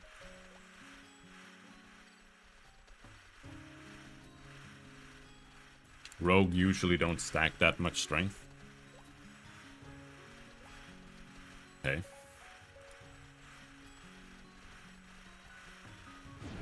They get more dexterity instead, maybe? For stealing or something? Like, I don't know. I feel like you would always want to have at least around 90 strength. Or 90 in your damage stat on like every single class.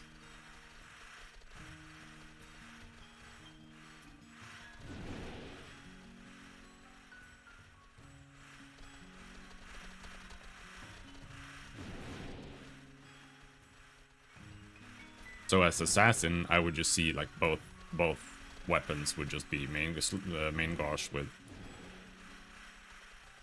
with cards.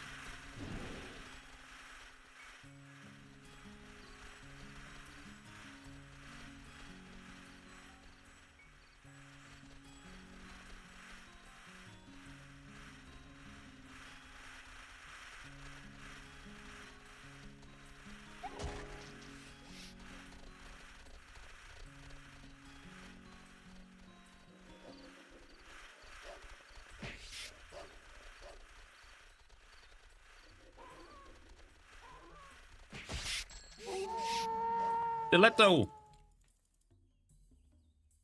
But DD's in offhand is almost 4 card main gauche every single time, yeah.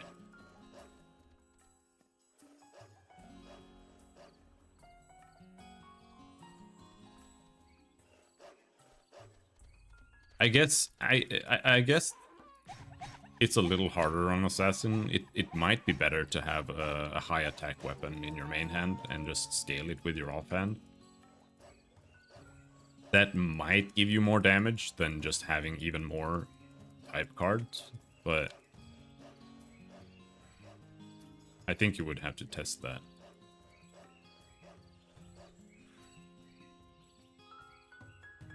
What are those glowing drops?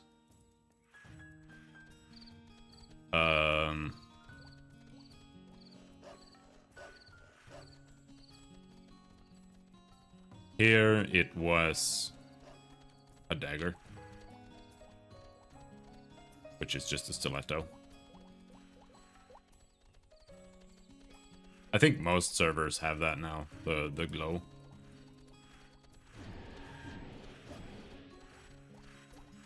It shows the rarity of the item.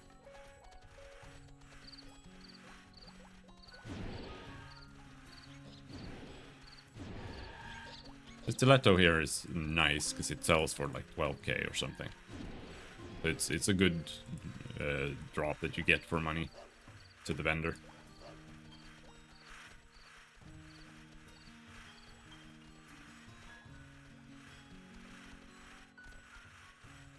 Of course, 3 card Gladius is better than 3 card Stiletto, but Gladius is level 3, so it needs a Ridicons. Yeah. But I don't think that's a problem. Like, the only issue with using Gladius is, like, if you wanna over-enhance it or something, which kind of doesn't feel like it's that useful or that impactful, but I could be wrong. Maybe it is.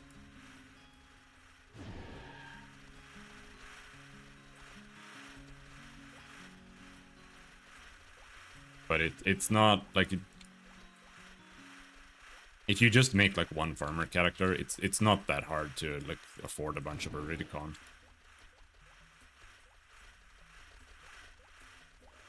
Like I can farm like 400,000 Zenny here in like an hour.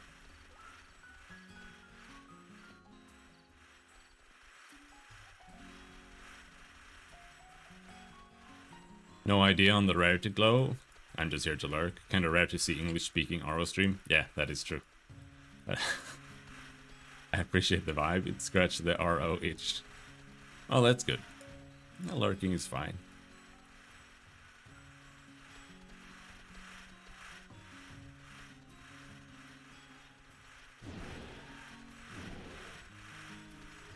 Sometimes I try to look for RO streams as well when I stop streaming.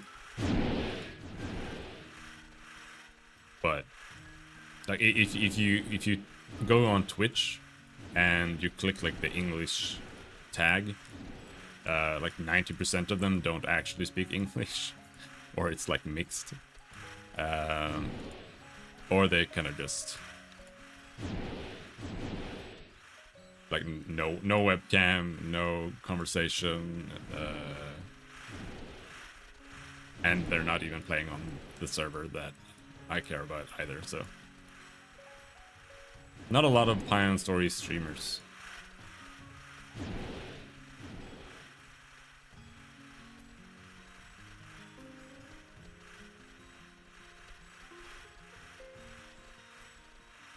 I took too many mobs. Alright.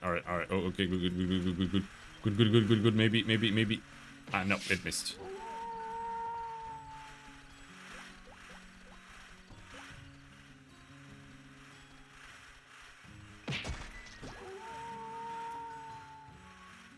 I'm failing. No! I knew that was gonna happen.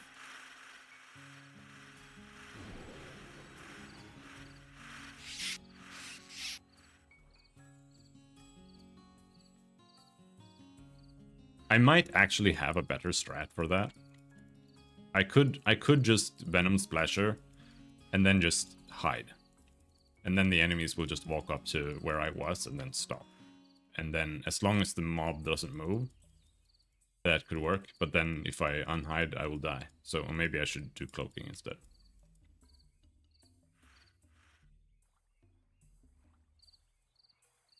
Yeah, it seems that same type card is added and different is multiplied. So you gotta look case for case what works best. Yeah.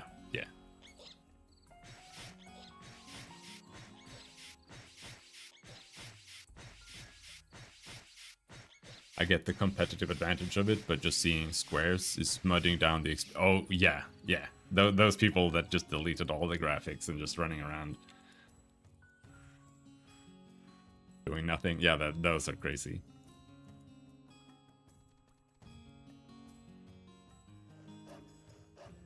And I think most people play on high rate servers too.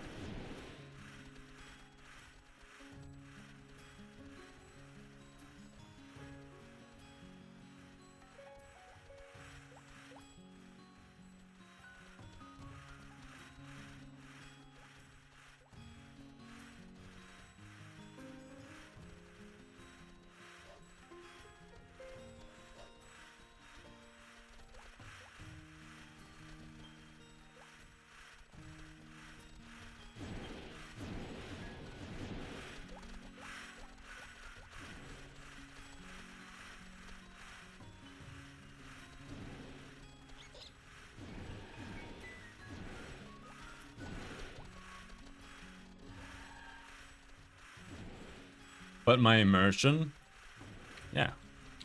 We need to maintain our immersion in Ragnarok Online.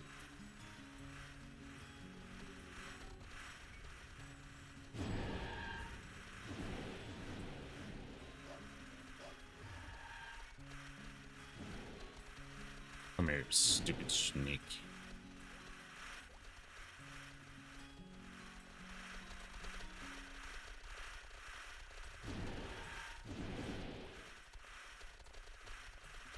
Walk!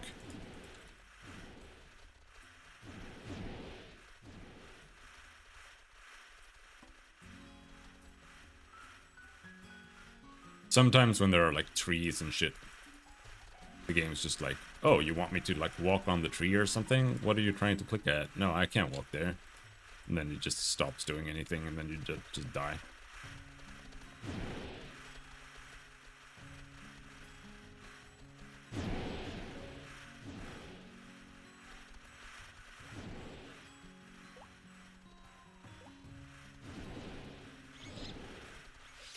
Ooh, that was dangerous.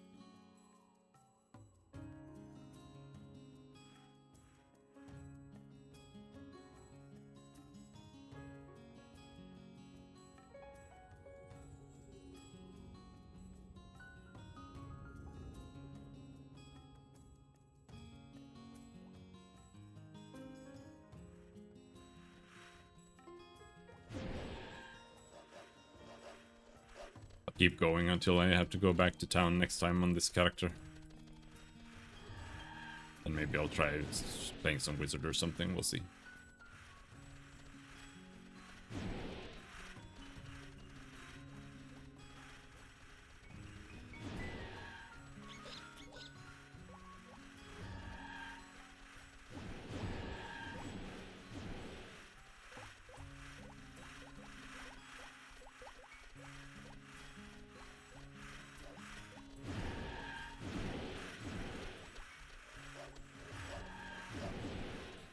I don't really have a good grind place on my wizard yet. I'm like AoE farming Mantises and Argiopes. And it's kind of wonky because the map is kind of narrow everywhere.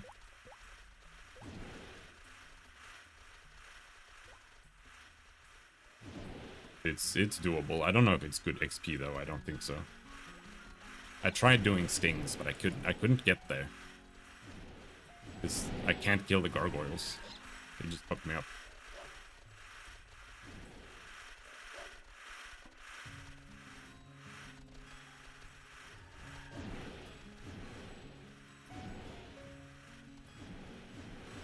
So you are one of the mad people that played Elden Ring more than once?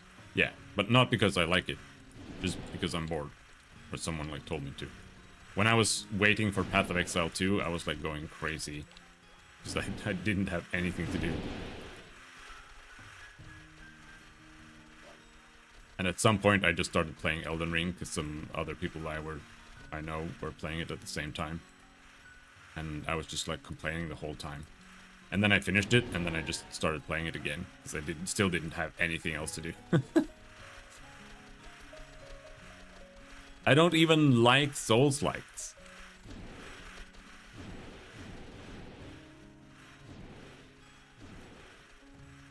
I like Devil May Cry. I don't like Dark Souls.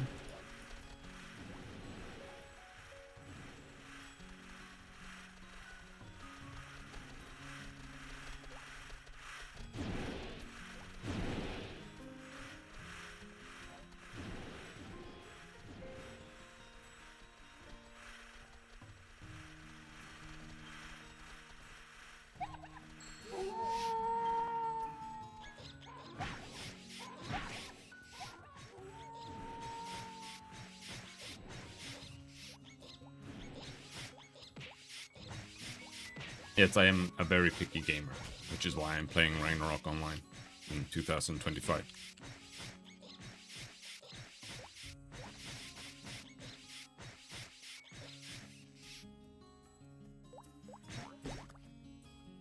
I really liked the Demon Souls and I liked Dark Souls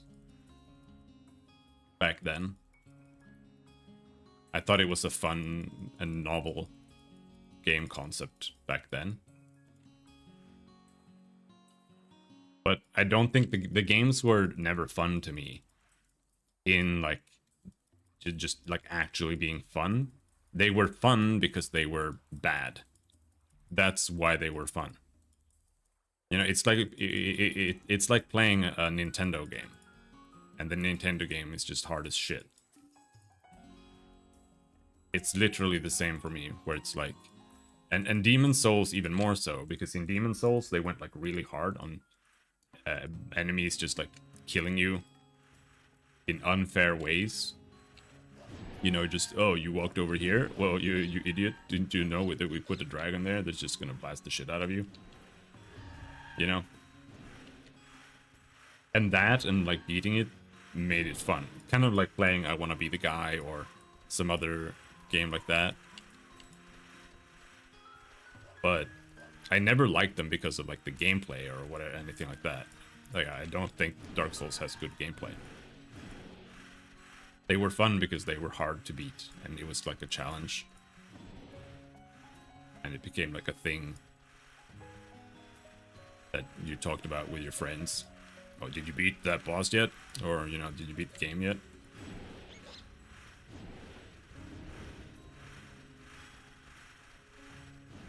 But... and Dark Souls 1 is like, okay.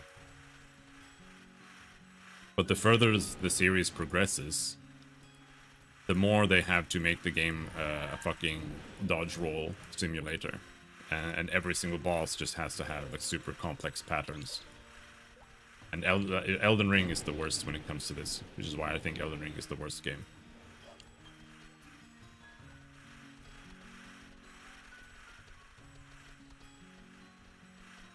Where it just becomes about dodge rolling the whole time. There are like no real actual mechanics to the game other than just knowing what to dodge roll, or sometimes like in Elden Ring what to jump. And then the rest is just like knowing how to abuse the game. You know, how do I best do an R2 jump attack to stagger the boss instantly so I don't have to play the game.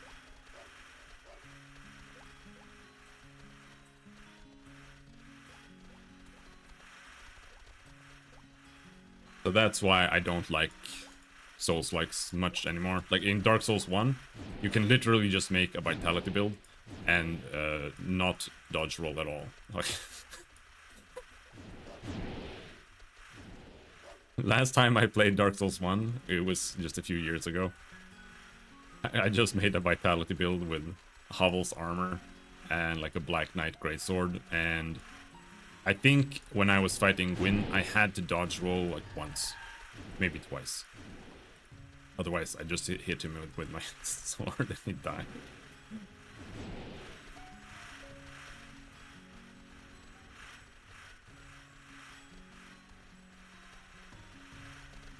And yes, Elden Ring open world is kind of annoying because it just has like all of these, but it's also a gear problem in Elden Ring, or in Dark Souls in general, where it's like,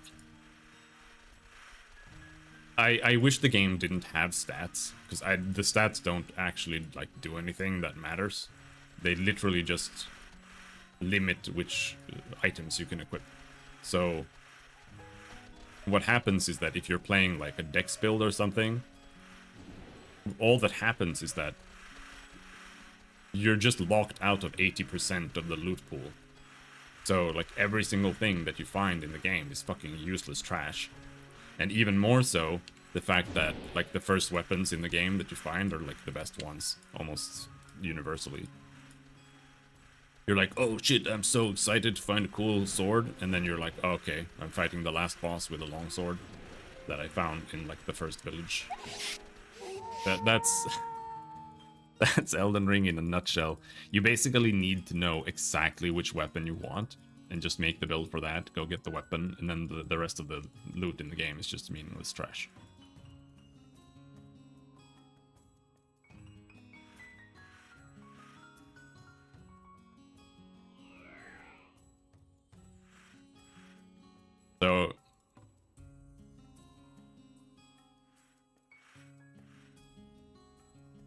And yes, Sekiro is the best Dark Souls game ever made. It's not truly a Souls-like, or well, it is a Souls-like, but you know, not exactly. It's a Tenchu-like, as far as I know. I didn't actually play Tenchu.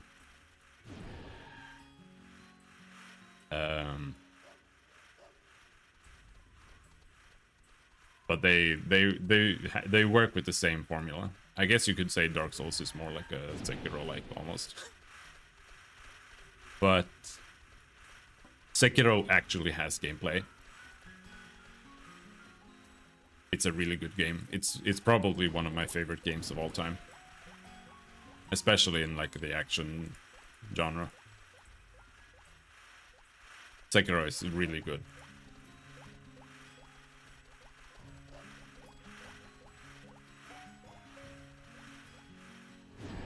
Because it has gameplay, you know?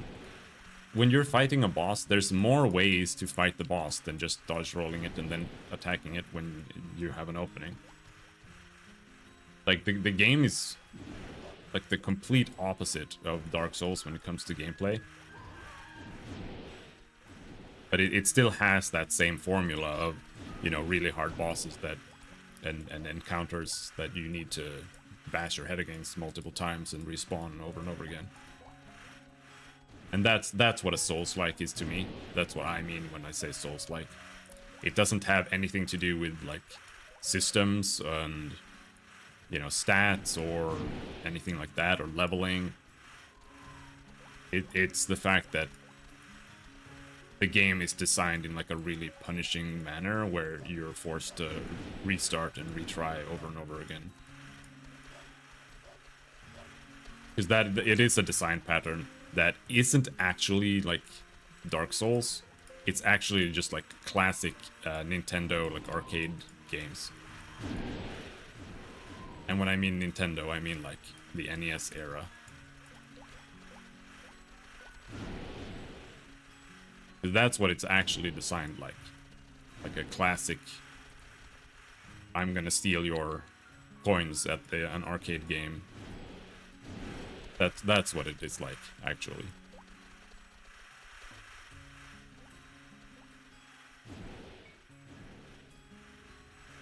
Which isn't necessarily a bad thing.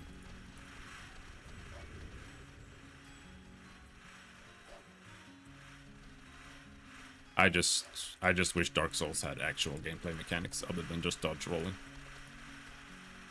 And I don't count parrying as something that is a real gameplay mechanic in Dark Souls. It's so jank.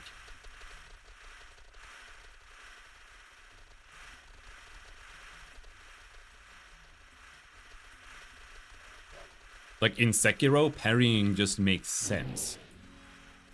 I have played Dark Souls like a combined amount, like probably like 20 times I finished a Dark Souls game. If we combine Elden Ring and Dark Souls 1, 2, 3 and Demon Souls. And I still don't understand the parry timing. Like, it is fucking trash.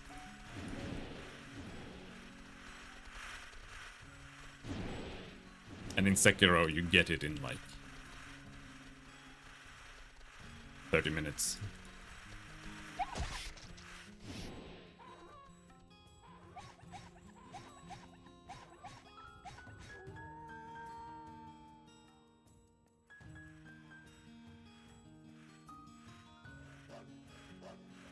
I'm playing for the second time right now because I don't have my save for the DLC.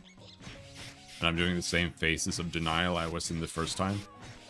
Trying to use different enchantments and all just to conclude that nothing's really worth it besides stacking a single thing. Yeah. Sometimes in Dark Souls games, I'm like, okay, I want to make like a paladin and I want to use like faith and maybe like bless my weapon and have some heals. And it's just worse than playing full strength every single time. Like just max out strength and get, or even max out vitality and then get strength. That's also a really good build. Though not so much, not as much in Elden Ring. Because the bosses are so overpowered that you're often better to just have insane damage. While in Dark Souls 1 and Demon Souls, stacking Vitality is a really strong strat. Because the bosses are dangerous, but they can't actually cope with you being tanky. And there's so many ways to get a lot of damage in the old games, where you just get like a fire weapon or a raw weapon or whatever, and you still just obliterate the bosses.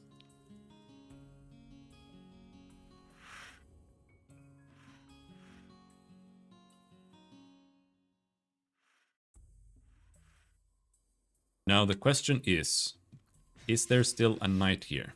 There was a knight here just now. Is he stealing my mobs?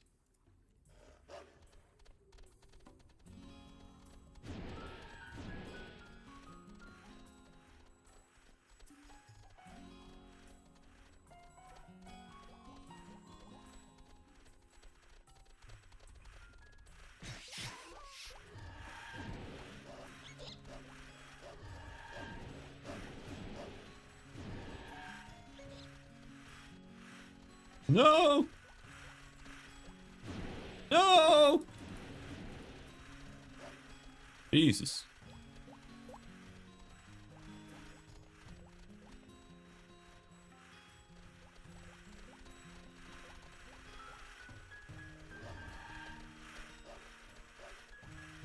I wish there was like a force move button in this game, where you could just click to move and it would never do anything else. It's like accidentally clicking on a monster to attack behaves so differently from moving that like it's so dangerous to accidentally click on a mob. Sometimes you just like walk backwards.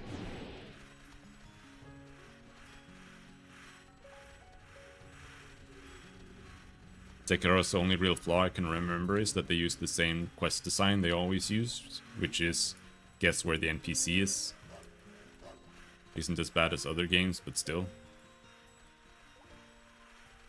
Yeah, it's a little bit, you know, you kind of gotta just accidentally just bumble into the thing almost. Like the quests in Elden Ring are atrocious. It's hard to finish and complete it properly, even when you're following a step-by-step guide, because it's so dumb.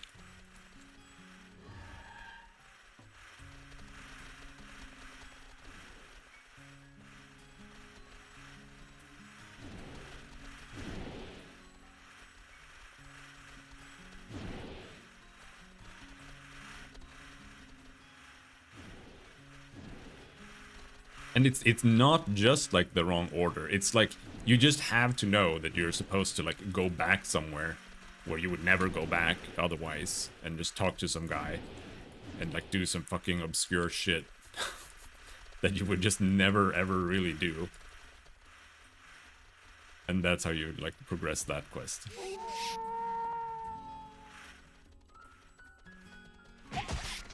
Yeah, no, it's...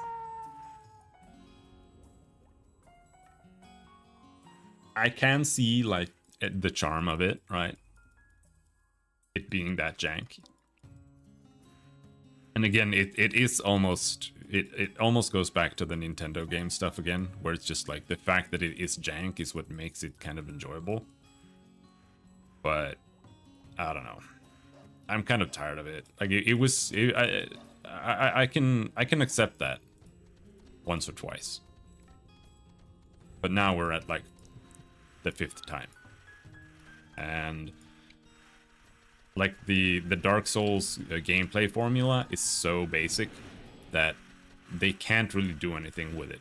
And that's why the only choice that they have is to make the bosses more and more and more and more atrocious. And they just have like infinite patterns where you just have to dodge like 14 times before you can act at all. And even then, you know, when you act, they were like, "Ooh, actually, that was a dodge. You know, we're catching your dodge roll here." And oh no, we're actually tricking you. You can't actually attack now. Haha, you died. You know, and like that's what Elden Ring is like. And the DLC is that to such an extent that the people I know who do nothing but play Elden Ring, like constantly, they've played Elden Ring like literally like 40 times, are like, this has to be the last game. Like, they can't keep doing this anymore. This is just trash now. Because it's just absurd. And like, if the next game just continues to stack on top of that, it's just gonna be shit. And if they tone back on it, it's also gonna be shit. Because nobody wants a game that's easier than the last one, you know? Because you're better at the game now. Everyone's better at the game now. So if they just make them easier again, it's just gonna be like lame. So that's why I think Dark Souls and Elden Ring doesn't really have a future unless they actually take some Sekiro elements and put into it. And actually expand on the complexity of the gameplay from like a player point of view.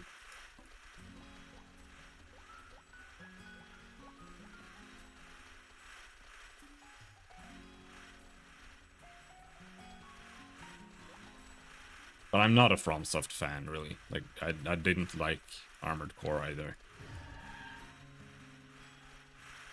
Sekiro's the only game they've ever made that I actually think is really good.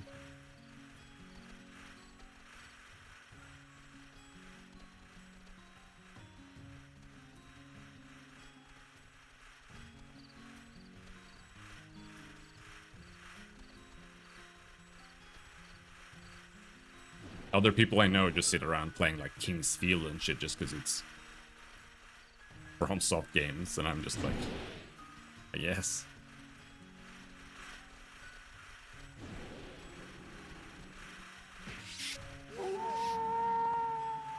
That looks dangerous. That looks very dangerous. It was dangerous. But we made it.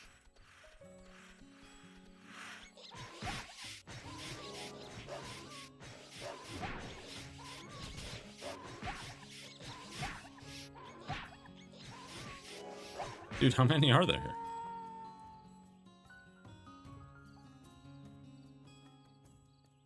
I could also figure out the RPG parts of it. No, that's not gonna happen.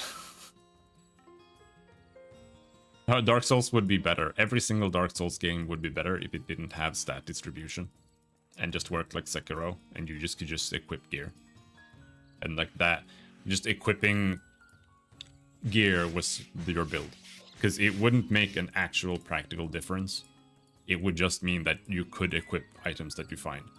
And the game could be more properly balanced. Because like 90% of the difficulty in Dark Souls games, it comes from, do you have a proper build or not? If you have a bad build, the game is 10 times harder than for someone who just has like a proper strength stacker build.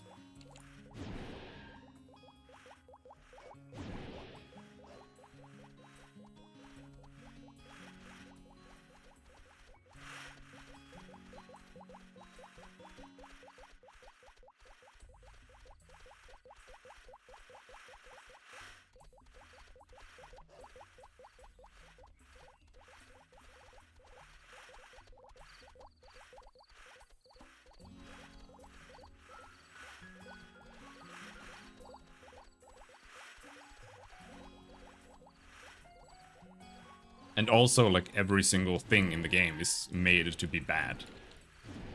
On purpose. You know, like, casting spells is so slow. Like, why does it have to be bad and boring?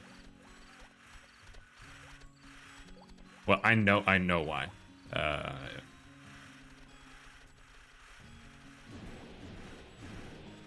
The reason that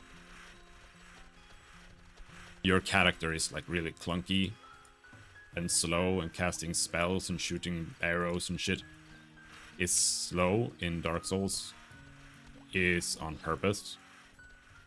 It's the same reason why fighting and like shooting stuff is shitty and janky in Silent Hill, for example. And it's to make the world feel more dangerous. Because if you were playing, you know, like Dante in Elden Ring, the game would feel a lot less imposing and dangerous.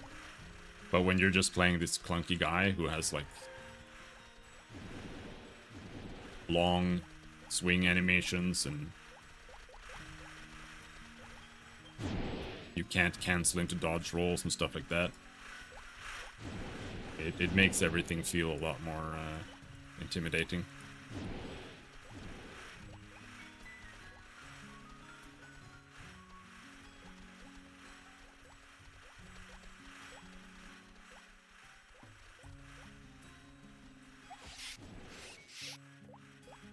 But I also don't like it, because I actually like more actiony and fast and responsive gameplay like Devil May Cry. You know, like, I still think Devil May Cry 4 is one of the best action games. And that's despite the game being a jank Capcom game that's like barely finished. Then they just copy-pasted the whole game and just like reversed it. And they're like, oh yeah, okay, this is the full game now. Totally, guys. We finished it. Wink, wink.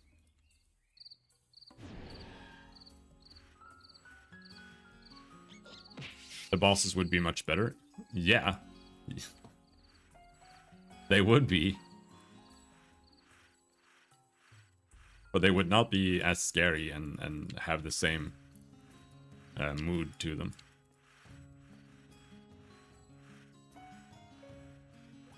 It would be a completely different vibe. I wouldn't say it would be bad or anything, but it wouldn't be what they're going for.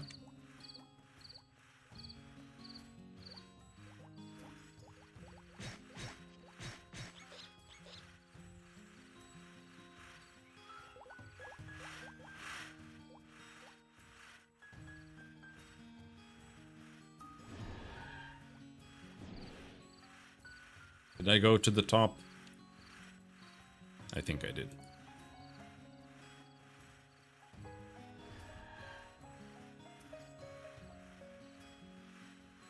I have to stop killing snakes soon.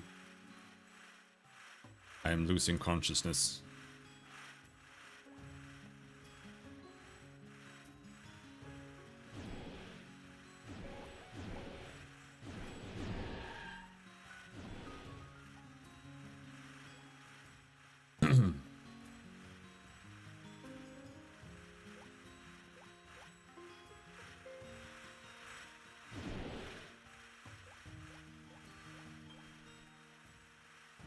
Team Ninja? Remind me, which one is Team Ninja? Is that Ninja Gaiden or is that DMC Devil May Cry?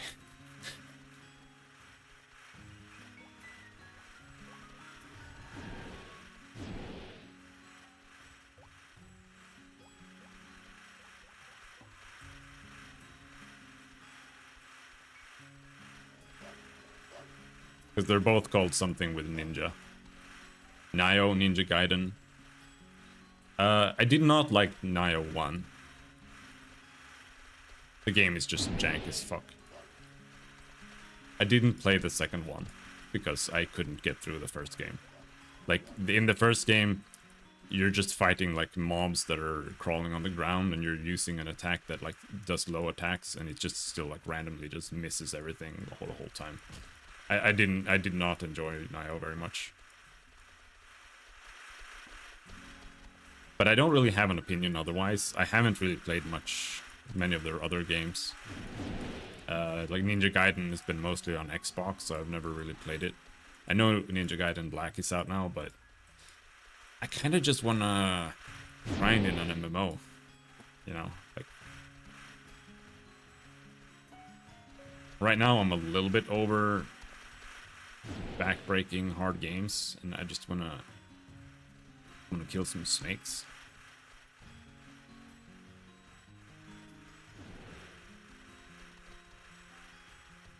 I didn't really feel like getting into that. But I don't know. Like, it seemed Ninja Gaiden seems okay, I guess. I played it once for a little while on Xbox. And the only thing I didn't like about it was that...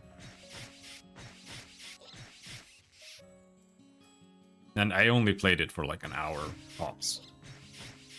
But what I didn't like about it was that they made boss encounters where you were like fighting a main guy. And the challenging part of the encounter was that they put like archers in the corners that were like shooting you from off screen. And that's the kind of difficulty that I don't appreciate. Like in Devil May Cry, monsters would never attack you from off screen. You can abuse them a little bit by that, but like not that much. Because you can like face the camera away from monsters and they can't attack you. But it's like a very minor issue compared to just getting shot randomly. Without any like sound effects or anything.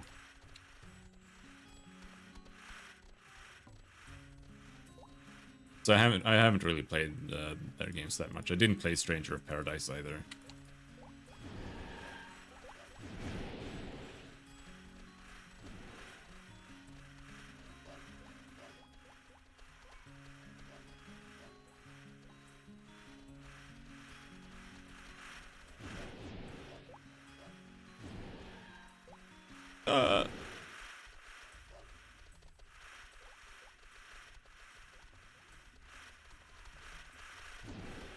Right now, I'm just waiting for Path of Exile 2 patch and Monster Hunter Wilds. I really enjoyed Monster Hunter World. Like Sekiro, Monster Hunter World, definitely top 5 of like games for me of all time. I did not like Monster Hunter Rise, and I don't like the old Monster Hunter games at all. But I really enjoyed World quite a lot. I played it like 600 hours or something at least.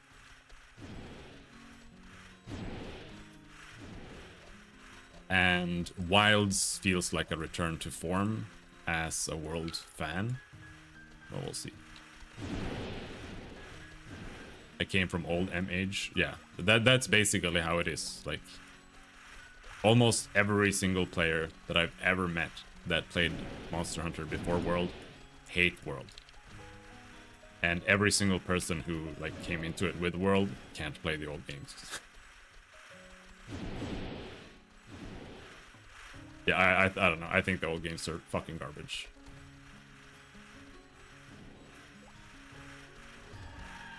But World has issues too. Like if you just want to play the game, you're just stuck playing fucking story for like 150 hours. But that's not even the complaint people typically have. Most people from old games, they just complain about other things. I once talked to a guy who was like upset that they made like gathering items like slightly faster from like crystal veins or flowers and shit, and I'm just like, okay. It was a methodic game, now it's a button mash. I don't know. I don't really agree.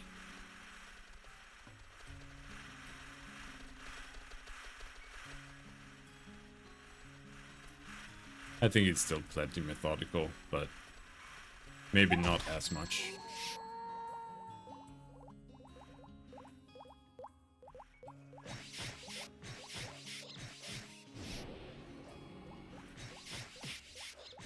Leave my loot alone!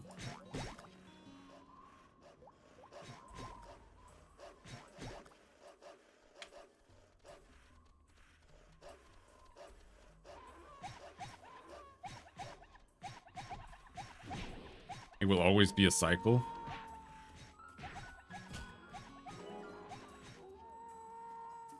People shit on MH4, then MH4 player shits on MHX. Yeah. All players shit on Monster Hunter World. Monster Hunter World players shits on Rise. Yeah, I mean, this is a Capcom issue.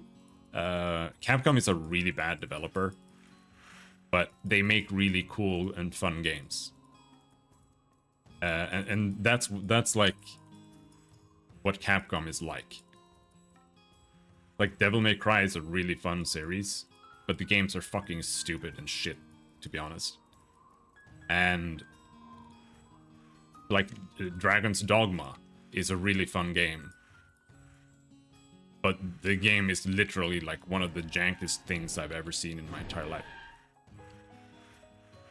Like, Devil May Cry 4 isn't even finished, like I said.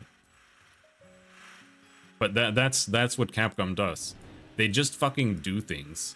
Sometimes it works out, and then when they make a sequel, they just like shove in things. You know, it doesn't feel like they're making things because they're like, okay, this would be better for the game. They're just like, we gotta change something, and then they just fucking do things. And sometimes it just sucks ass, and sometimes it's better. But it also means that for people who are fans of like any Capcom IP, it's just like a complete crapshoot every single time that they release a game, whether it's gonna work out or not.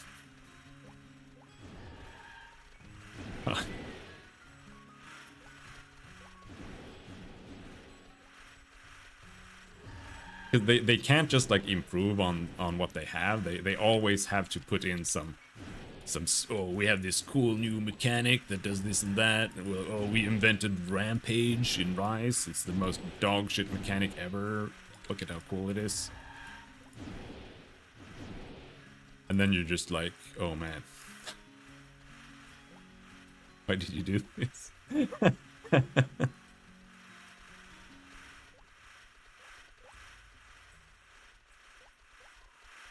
Well, that is the Capcom. That's the Capcom way. It always has been that way. Always been will be that way.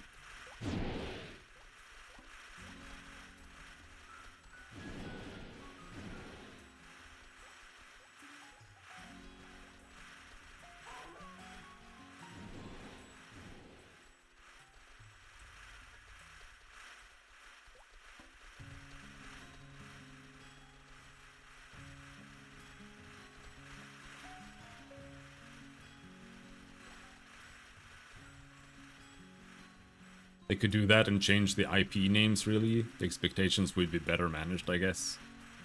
Yeah, but then you wouldn't get new games in the franchise.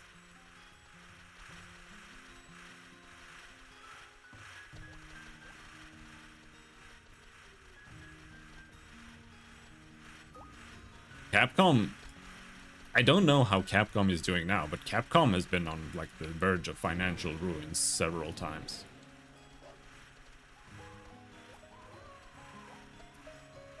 I think.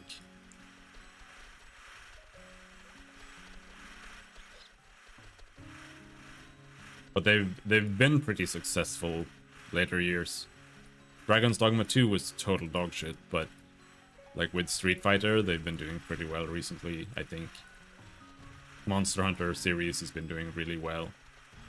Resident Evil relaunches have been doing really well. But I think they're good now.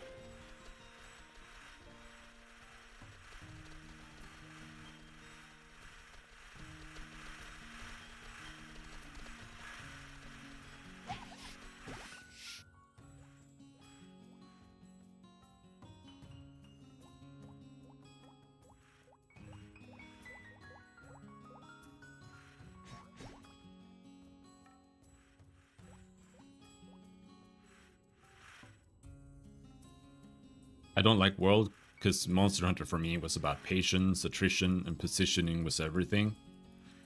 And that wasn't true in MHXX already. I skipped for you, so yeah. They need a new thing that is really good for me to enjoy more. I mean, that's fair. I don't... And I actually say this when it comes to changing games. It's not always like the best thing to do to just change the game or change the franchise. Like Path of Exile 1 is a game I played quite a lot, but I think it sucks. Common theme for me, if you might notice. Because I feel like the game is just in a bad state right now. You just make it like a build with one button that just turbo destroys the whole screen. And there's so many problems with it. I could go like all day about issues with PoE 1. But if you changed all the things that I think are a problem with it, it wouldn't be the same game anymore. So I don't think it's necessarily fair to do that either. Because it has like a really successful player base that really enjoys it for what it is. So I don't think it's fair to just change that, you know, to make it what I want either. And that's what they're trying to do too. Grinding Gear Games, they're making Path of Exile 2 because they want to make something different, but they still want to maintain Path of Exile 1 for the people that enjoyed that more, right? Now, if they will succeed on that, I have my doubts, but they're trying at least.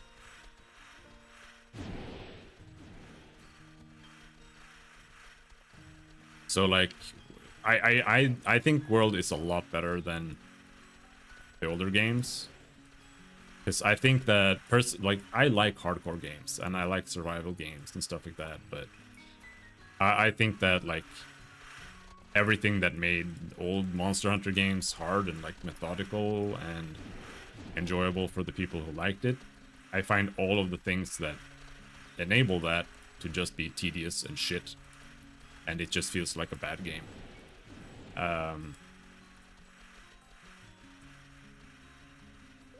But then at the same time, you know, now you have fireflies that just send you right to the monster. You're basically just sent right there, and you can just go and refill your inventory at any time during the fight. And I can definitely see how that detracts from it. But I don't think that the previous systems were good either. Which is why I don't really have a problem with them being removed or like reduced or simplified.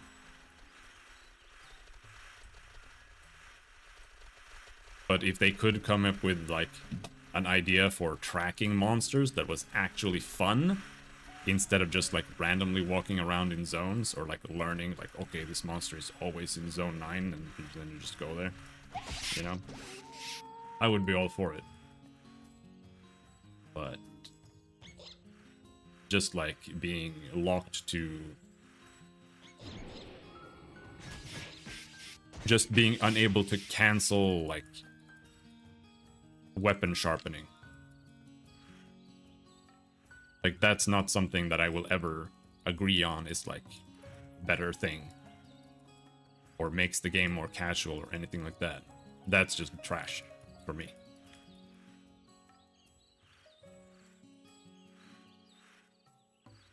But I've talked to a lot of people who are like, yeah, the fact that you can cancel out of weapon sharpening is why World is bad.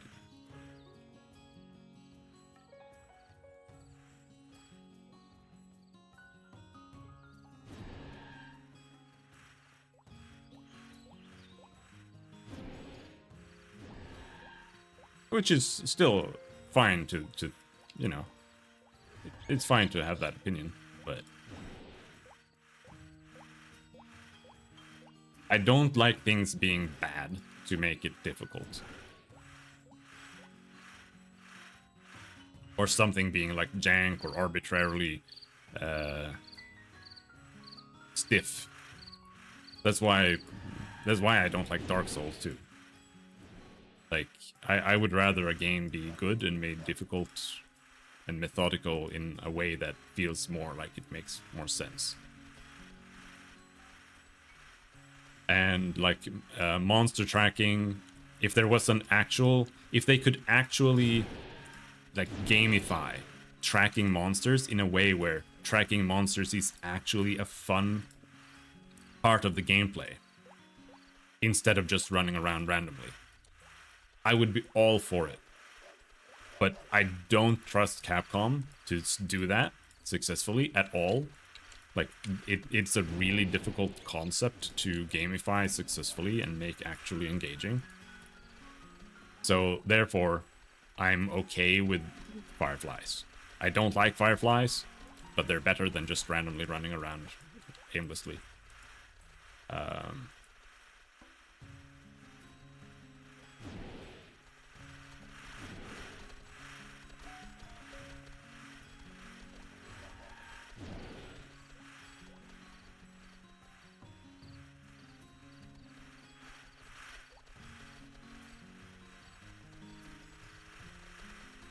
To me, at least. Bring me my druid. I think we're probably like a month away. A month or two. Something like that. Maybe a month and a half.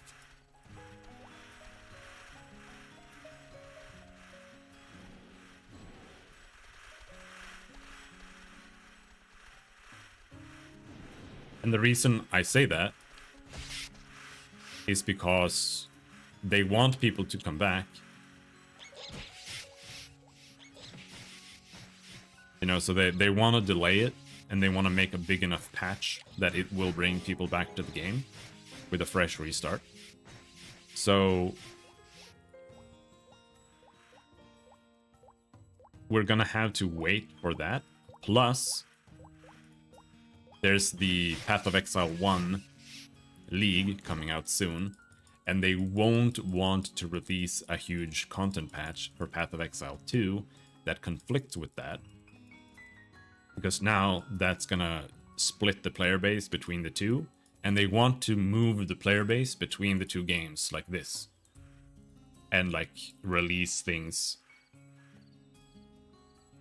in a staggered manner for the two.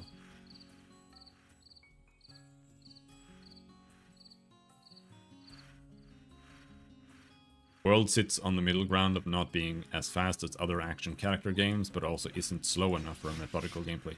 I don't agree that it's not methodical.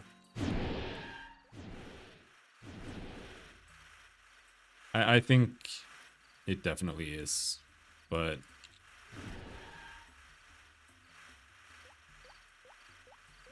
it really depends on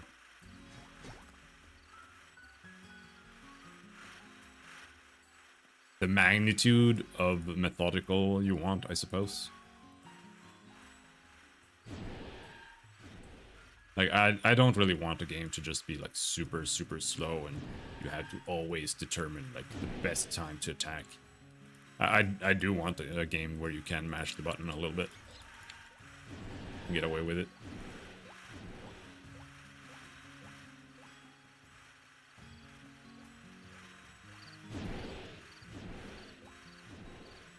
At least with some weapons.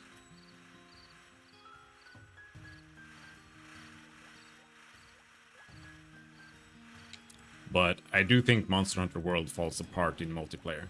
I'm not going to be playing Monster Hunter Wilds multiplayer for my first playthrough. Because I think Monster Hunter games are better solo. At least World is. It's much better solo than it is in a party. The second you party, the game just falls apart completely and becomes pathetic. You're basically just going around popping free mobs.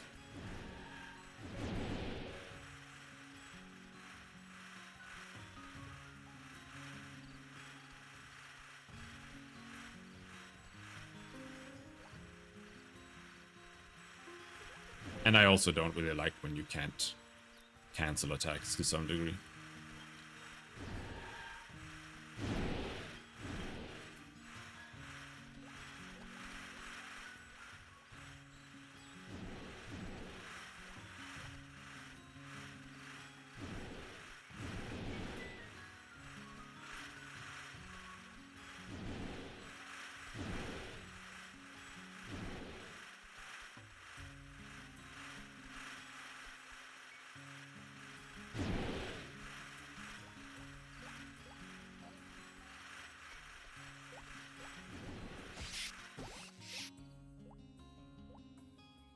But this is one of those scenarios where there isn't really a right answer. It really just boils down to preference.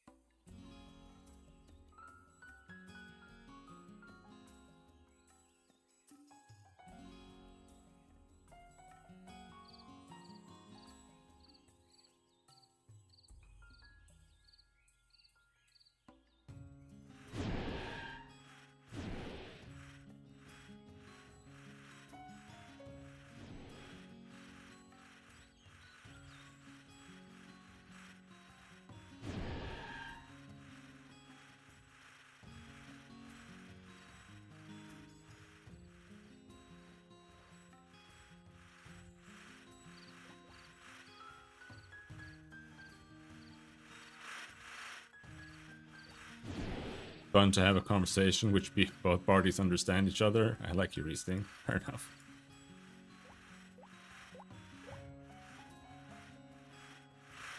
Yeah, often people get very defensive about their favorite games too.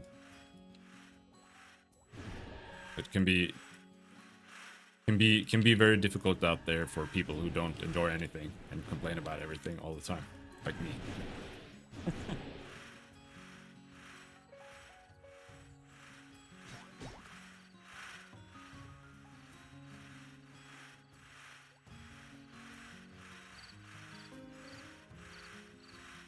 Why are there so many drops here? They're just full of shit. No, don't.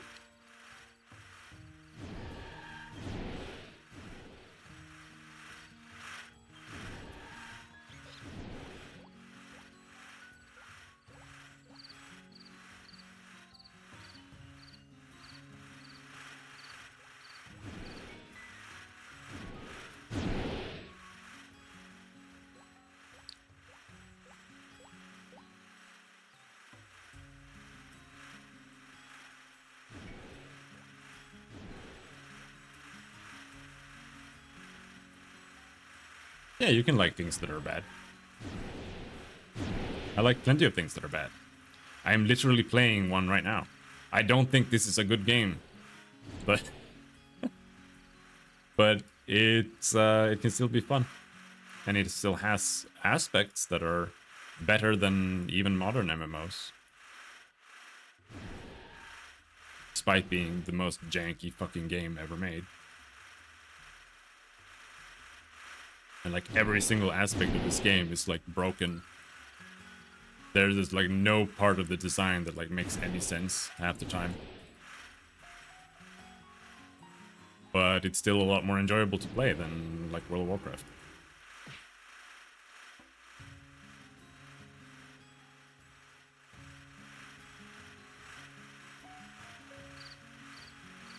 Oh, I'm rushing.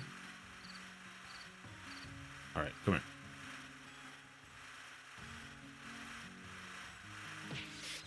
God damn it. Yeah, I mean, people like saying, you know, I care about gameplay before graphics, but I think like almost everyone who says that are lying without realizing it. Because graphics make everything better. And that doesn't mean that you have to have like high quality 3D models. Holy shit, I am failing so bad right now. But like good sound design and good art design makes everything better. If you have good art design and just, you know, all of that, you can make a game that has no gameplay be enjoyable and feel like it has good gameplay, even though it doesn't have any gameplay at all. And this is exactly like the case for that. Like the music is really great. The art and the setting feel good, or the environments feel nice. Even though the environments, if you actually look at them half the time, it's like, what is this? Like, it barely makes any sense. But You know, the world feels really nice. Monsters and the arts are, and you know, everything feels kind of cool. It's just fun playing an assassin because you look like a badass.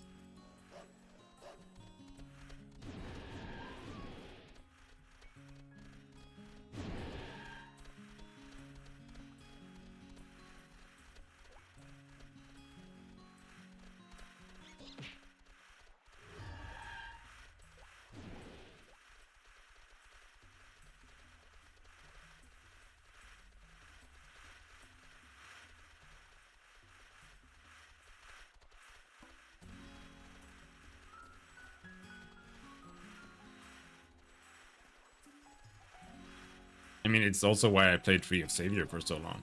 Like, the gameplay in Tree of Savior wasn't good. You basically just like walked around and just used skills on a boss and then it died. Like it barely had gameplay mechanics. I played that game for 3,500 hours on Steam. Just because it had nice music. Like, it was exactly the same vibes as RO. Which is why I played it. And I could make cool RP class combinations.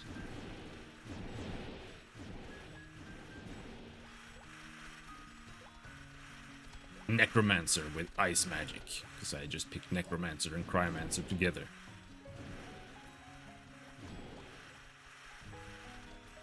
The Tree of Savior was so much fun.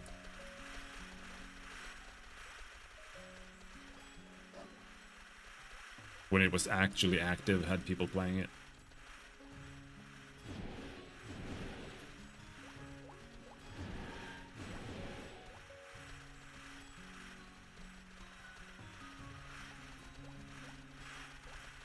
Alright, let's kill these guys.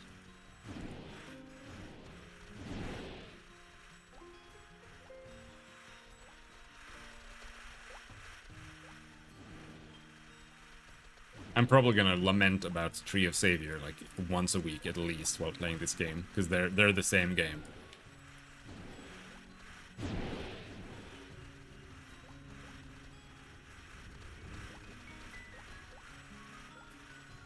I don't know if I can kill them with that Popo. It's kind of jank.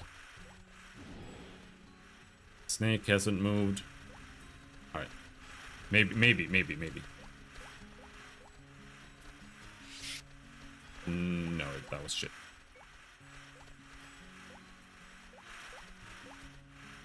And kill them with this wolf.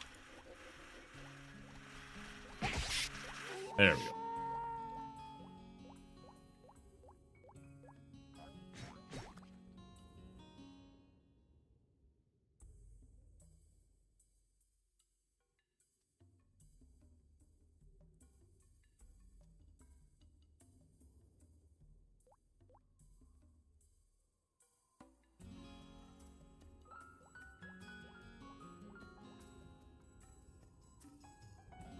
Only Tree of Savior devs were incompetent enough to release the source code. We could have some private servers. Yeah. Maybe once they shut down the servers. Which is something that isn't necessarily that far off. I'm a little bit interested, actually.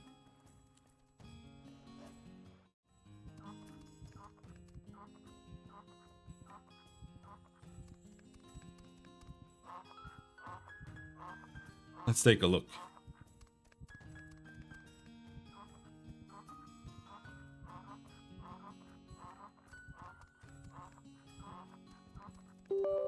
Hope I don't blast anyone's eardrums here.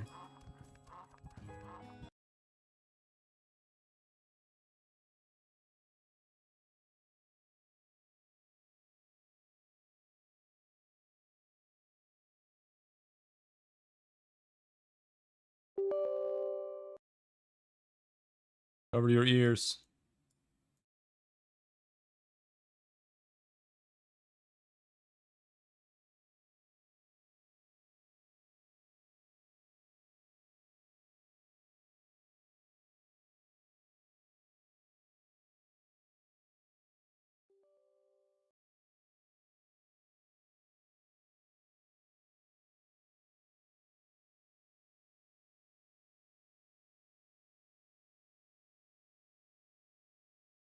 Yeah, Windows is beeping because your USB ports are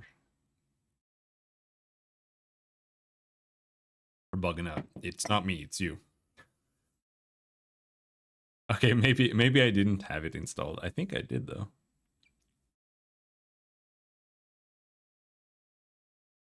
Or maybe it's just a few files. Yeah, just a few files.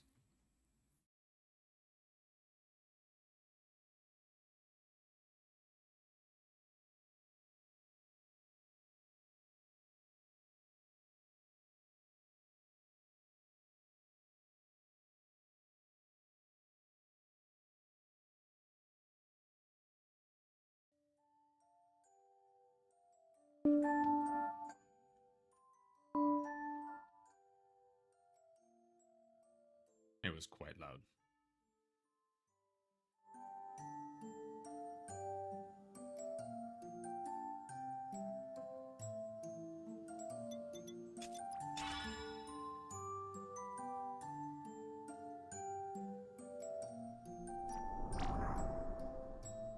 I only have 22 characters. Okay. Channel 1, Clypeda. 1 out of 100.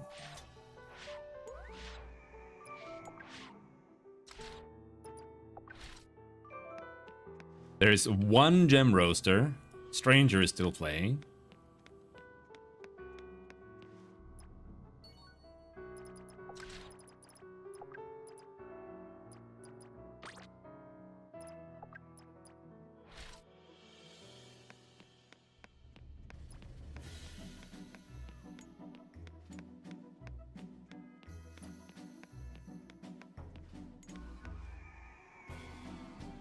Two more merchants.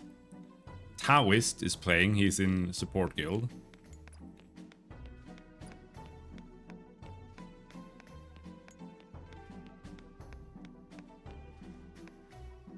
Melange Gogo. Alright, there's about like a total of 5 players in Tree of Savior on the European server.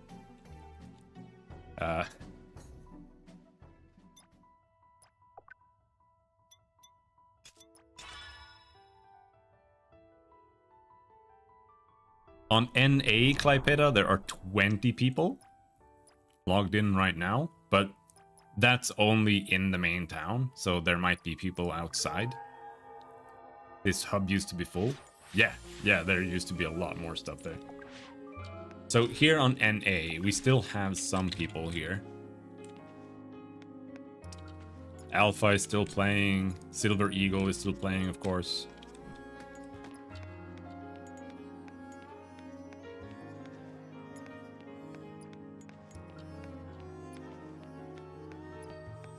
See, here there are more vendors. These only let you like maintain your gear, which gives you like a 10% damage bonus or something for a while. But back when I played this, there were more vendors on Europe than there is here now, and Europe was always the smallest server. So like even NA is smaller than Europe when Europe was like almost too small to play the game.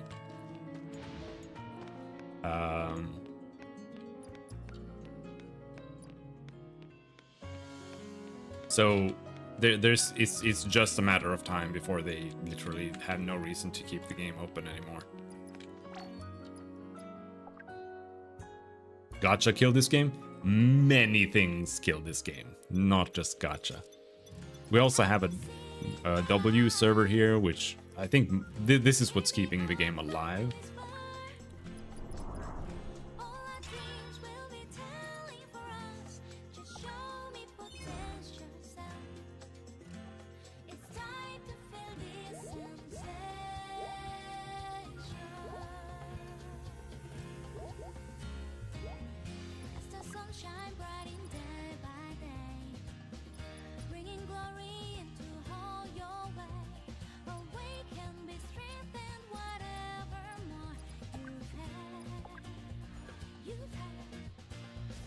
This song is kind of cringe. I usually remove it from the game because it keeps playing. They added it at some point to Klaipeda, which is the main city. And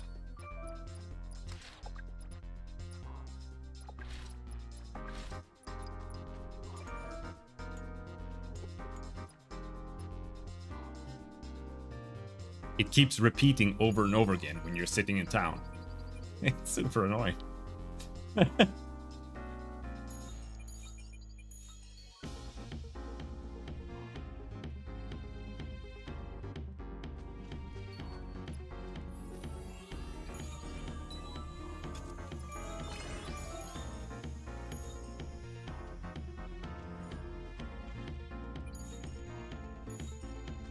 Alright. Let's see. You just need to do a little bit in the beginning here. Thought you could teleport right away. Maybe not.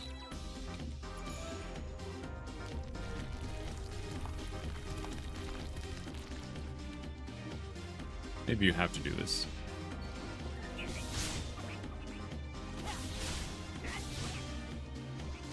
Oh, I didn't equip my box. I can't kill them.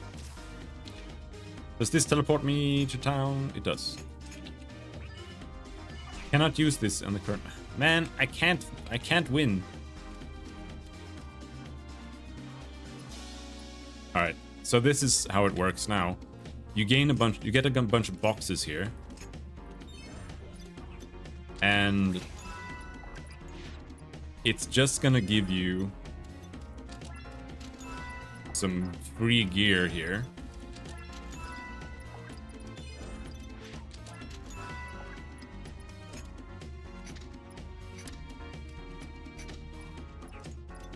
You have to equip 2 staves, because the game is retarded. Alright. Holy shit, what is wrong?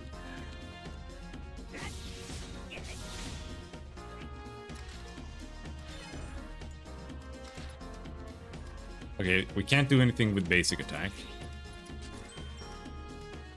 Let's get magic missile. Alright, magic missile obliterates everything. It does 3000% damage. See, this is one of the things that ruined the game. They rebalanced all of the magic and damage in the game, and just they made everything do like literally 10 times more damage than it did before, for no reason.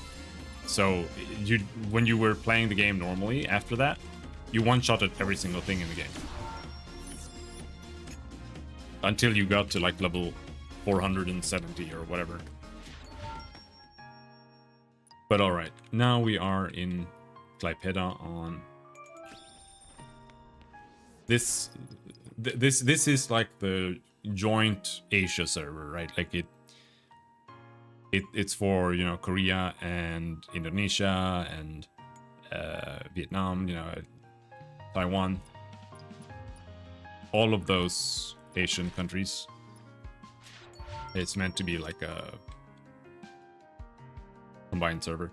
So here we actually have players, like 57 in this channel, and all of the other channels have more people than the North American server has on channel 1. So this is what's keeping the game alive still. But,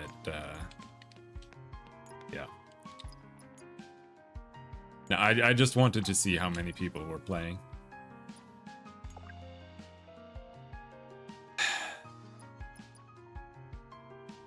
It got hit by the Zoomies curse. Everyone wants everything right now.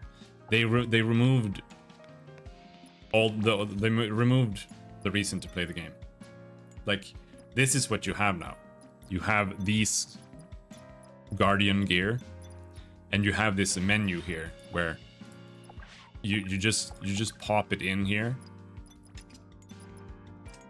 and then you just spend some currency to just upgrade it. Your items can never break from upgrading. You can't find items in the game anymore. You just get everything for free, and then you have to like do weekly content to upgrade it. And that's the whole game now. Like there's no reason to do what I'm doing in RO now, which is why I'm playing RO, which is just play the game and like grind and progress. That doesn't really exist anymore.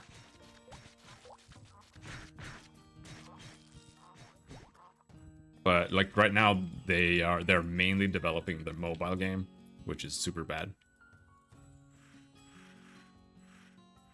So that's why I'm expecting like the servers might shut down at some point, but as long as there's like 100 people playing in Asia, and there might be 100 people playing in South America too,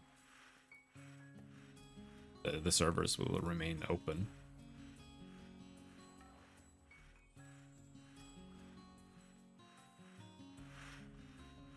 The game with like the things that they give you, it's so convoluted that they had to create a newbie guild, an official newbie guild that every new player gets put into.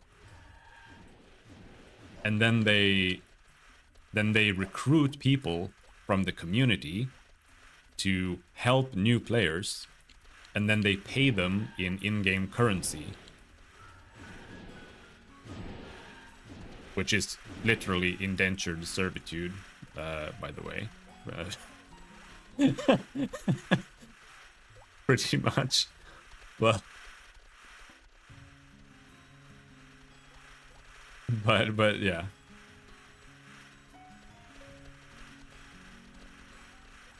Or you know, like being paid in the company currency, like they did back in the day in America.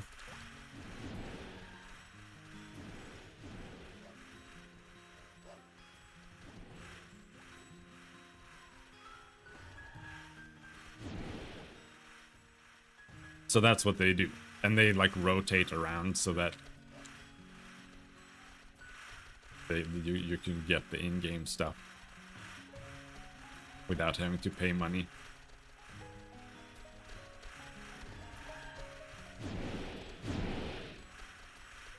This RO server has the training grounds? Yes. I don't like it, actually. But when you log in and you go into the castle, the best way to level a new character is to do that. Just do all the tutorial, talk to all the tutorial guys. Gives you like 400 red potions and free levels instantly.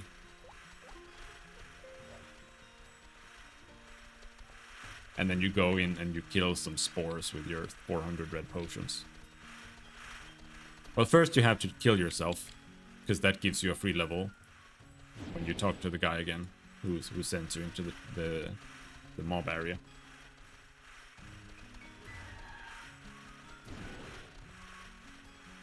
And that's like new RO, right? So it does have a hint of that. But it's like I can accept it, like whatever. I don't have to go around and kill some Thara frogs with my novice, I guess. Like, it's not that big of a deal. But I don't actually like it.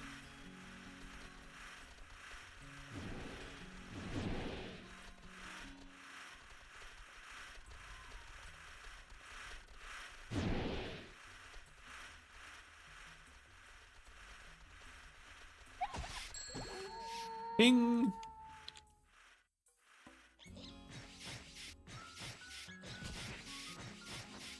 Gives you the bare minimum and teaches the game for a first timer. I liked it because after that it throws you in Frontera and you're on your own. The second time doing it is worse, but still.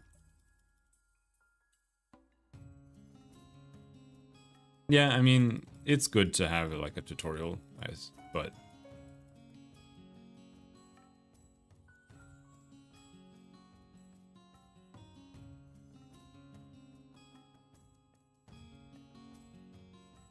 and it's very minor. Like, you do get a bunch of potions, but they don't take you that far.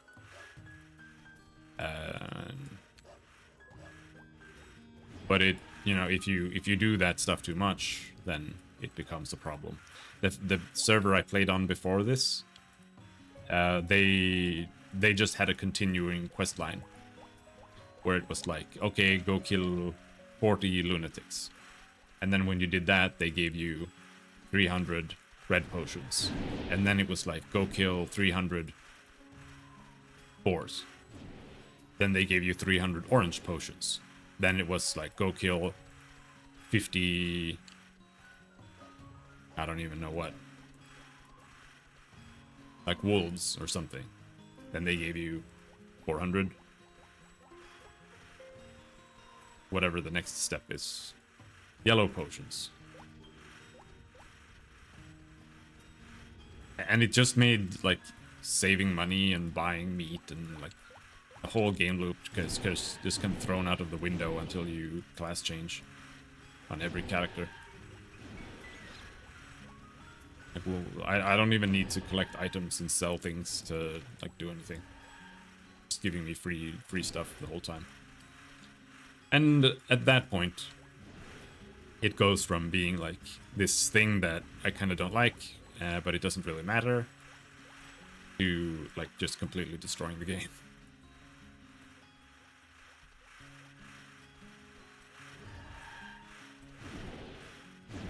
Because, like, why am I playing? Like, I'm just immortal. I have infinite potions. I can't die.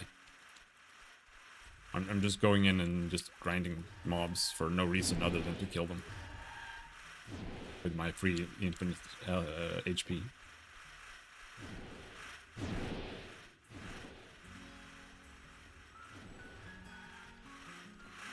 I actually like the first time experience the best. Like, when you make your first character on a server, and you have to work for, like, saving money for, like, a stiletto or something.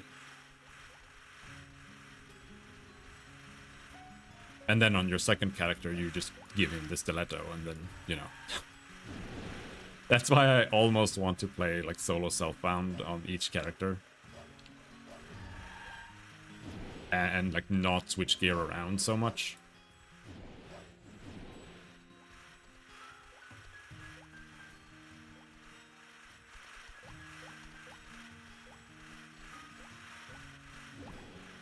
But not every character can farm everything, so...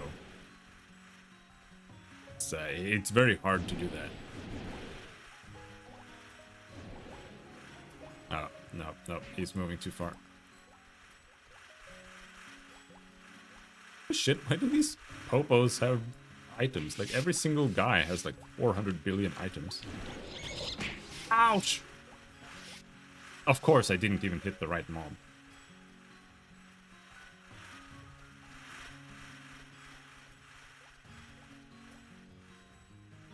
This is a bit of a problem.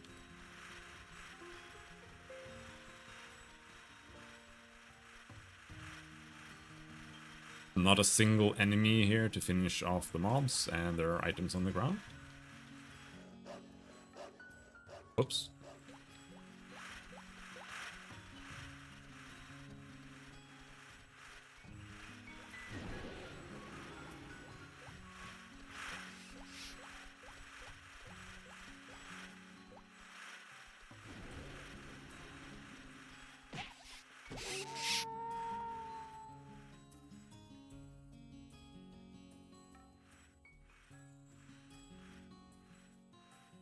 Now we know why there are paporings full of stuff everywhere.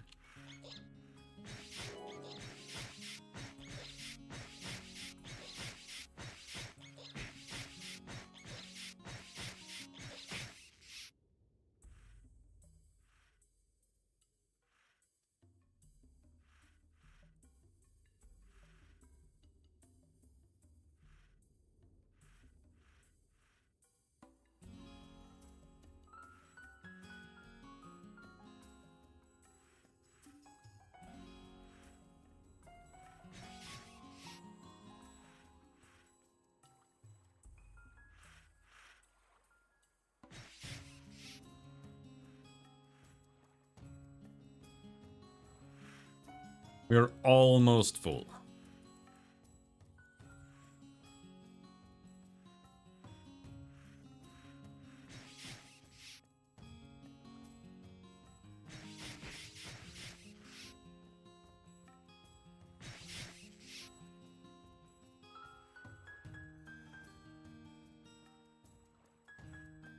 like the economy that goes around sustaining a class.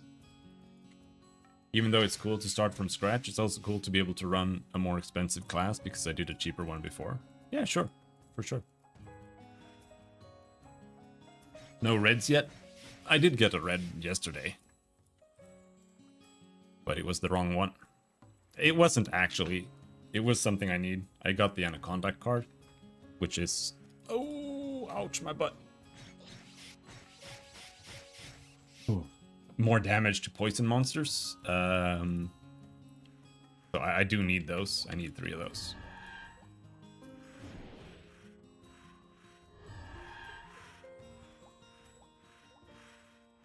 Three or 4, not sure, but I think I would go for 3. 3 and like a medium damage card or something. I'm not sure, it depends. There aren't really that many poison monsters that are worth farming, but there are some, I think.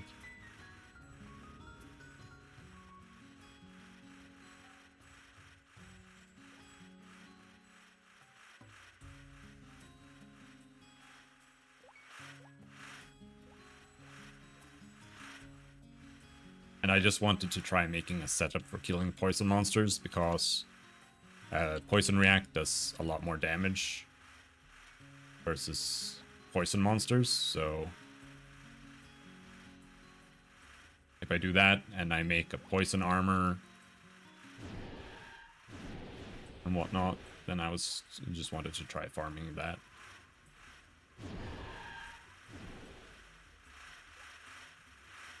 I don't know if they drop anything useful.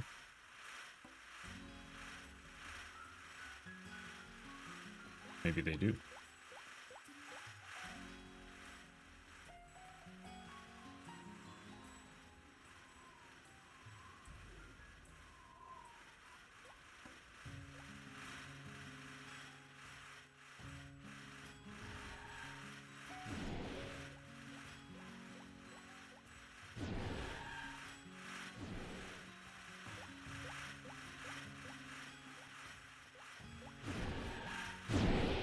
But no, loot has been pretty bad today.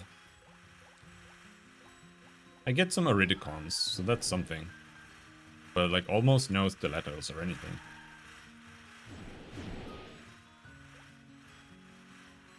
I've lost 20 levels worth of runes because I alt-tabbed to talk something here.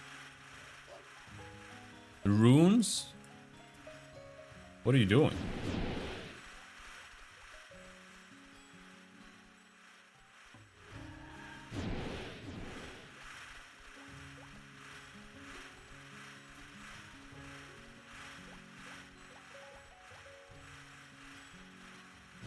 Elden Ring souls? Okay.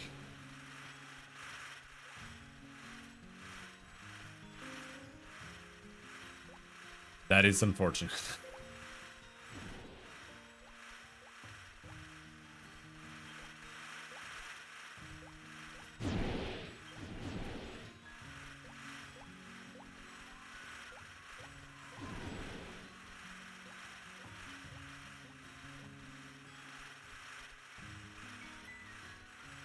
Alright, do we have any mobs to finish these guys off?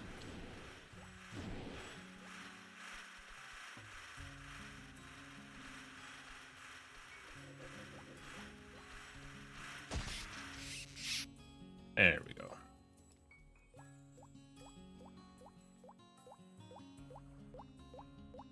Hey, man.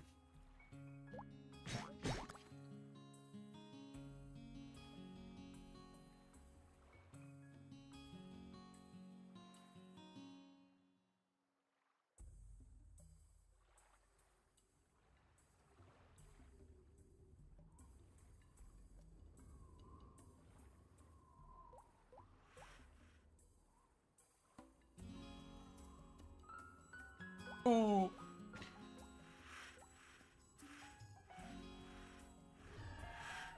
Having this weird problem that whenever the GPU is used just a bit more than bare minimum, second screen goes on and off.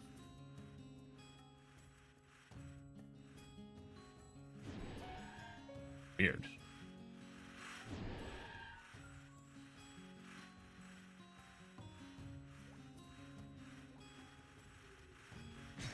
That sounds kind of bad, I'll be honest.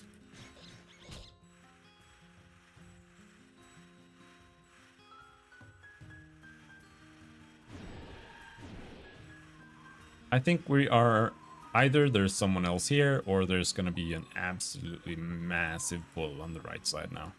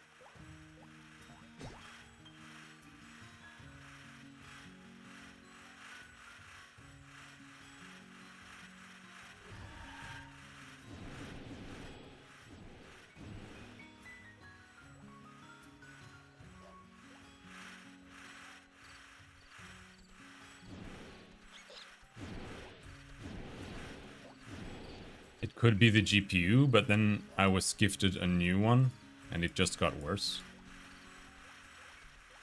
I mean, it could just be the cable.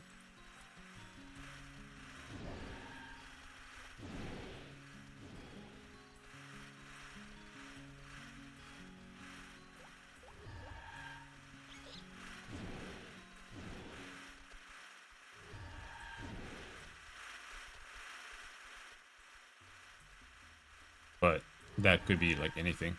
Could be the monitor, could be the cable, could be the port. No, it's not the port if you got a new GPU.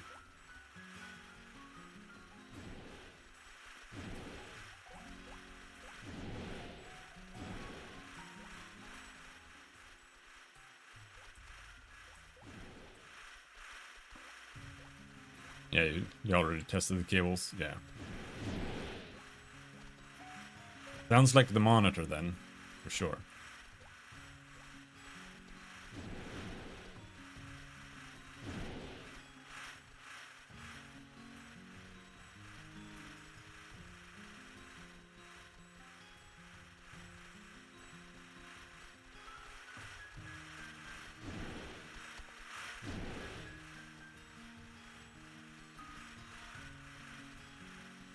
I don't think it's the motherboard.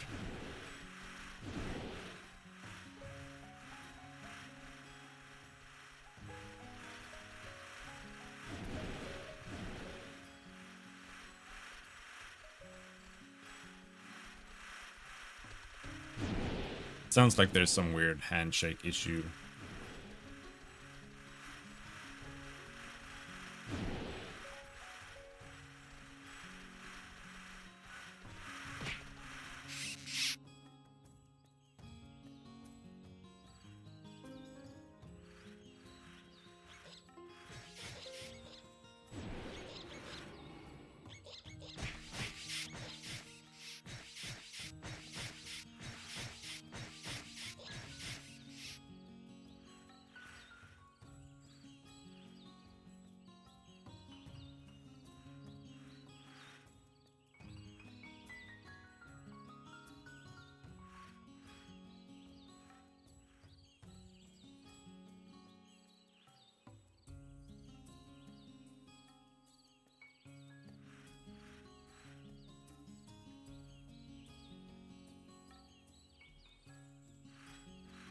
Alright, we're overweight, but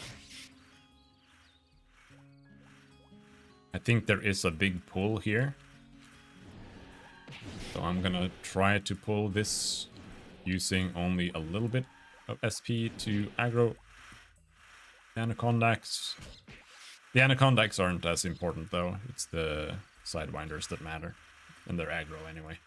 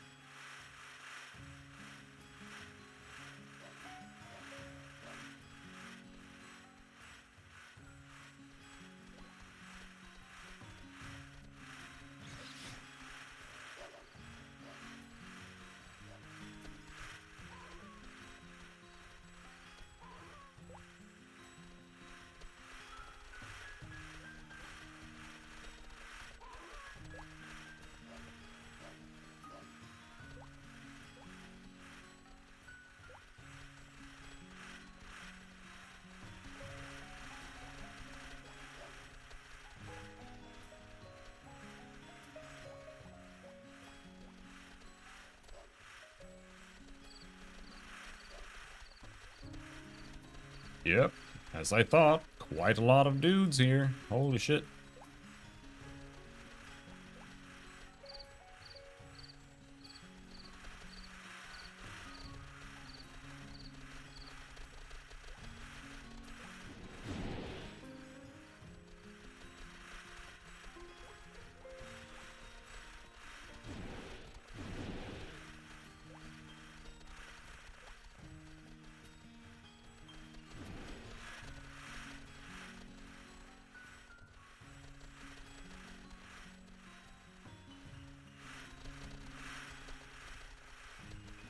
I really don't like farming this.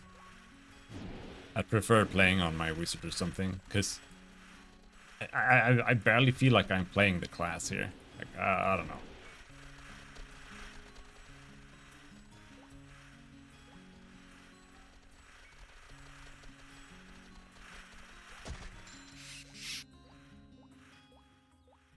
Shitty spear.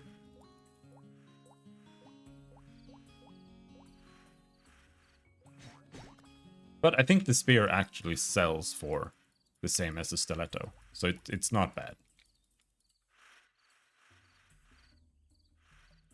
Assassin for me is auto attack crit, so I wouldn't know. Yeah.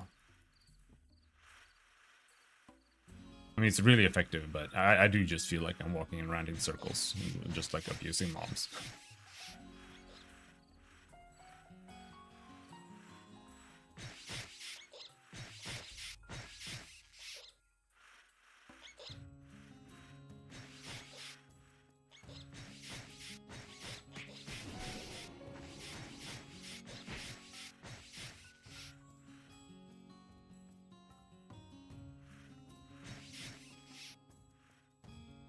Alright, back to town.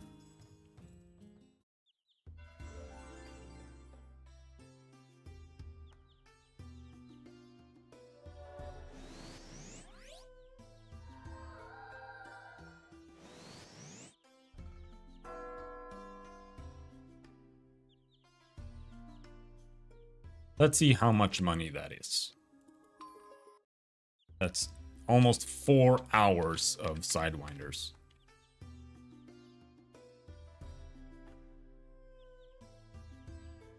But I'm not selling everything that I get there either. Because it drops, they drop meat, right? And the meat and I think the Euryticon are quite heavy. So that's like a large part of the weight there.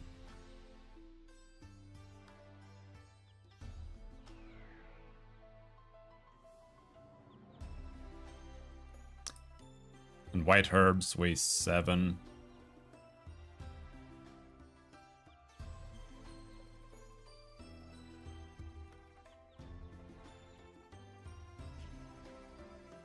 And the meat isn't worth selling because it's like I can just use it.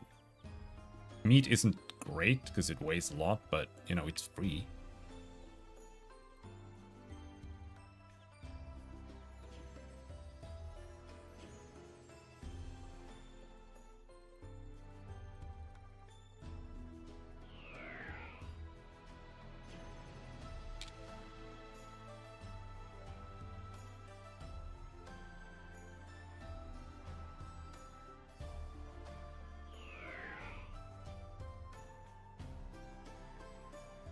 And I just like double checking what I'm selling, because I'm not really that used to the items are. Glaive, yeah, that's useless. And stilettos, knife. Oh, we don't want to sell the 4-slot katana.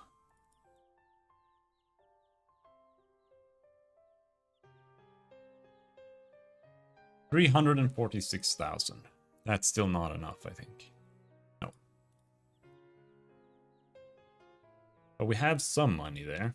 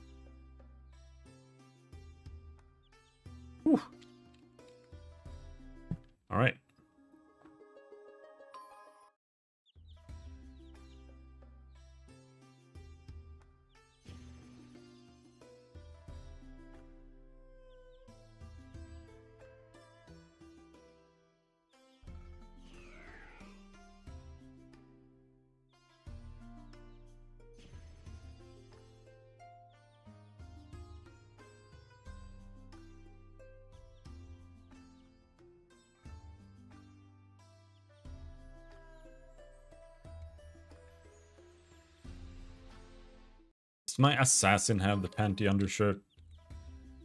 Yeah.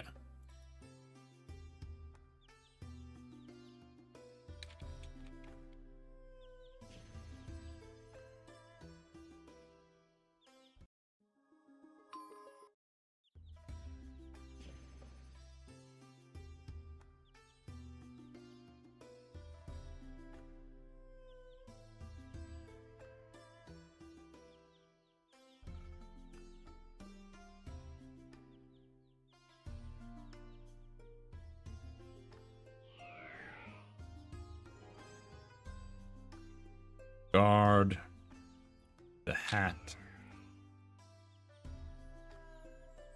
There we go. Got my fedora.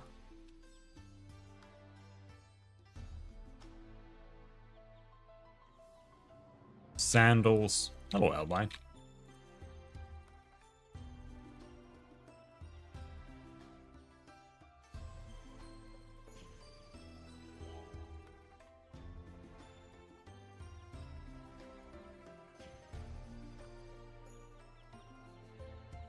We can try farming on this character for a while instead. But I'll go to the bathroom. I'll be right back.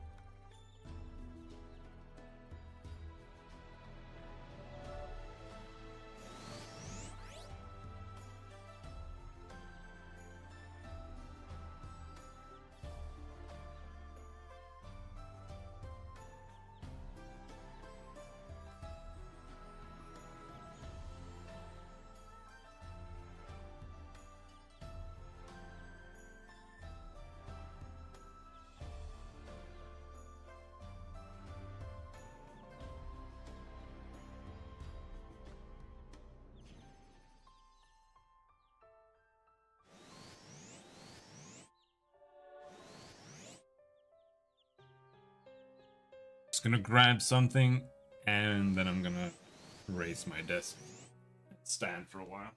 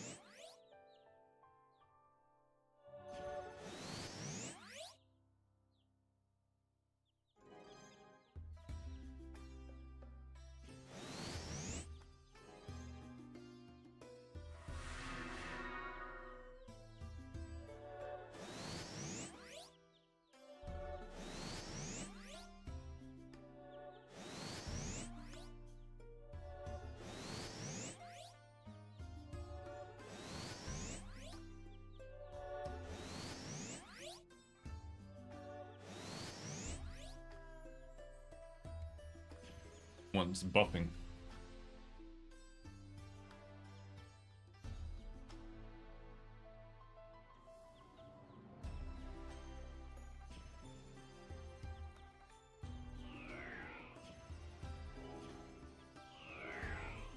Someone is buffing.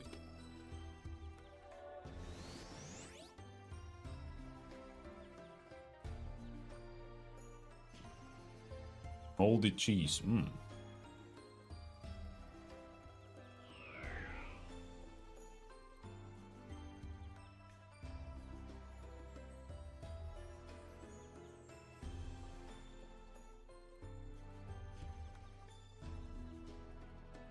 All right, so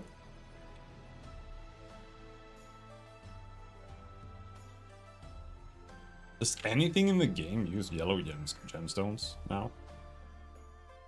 Who uses that?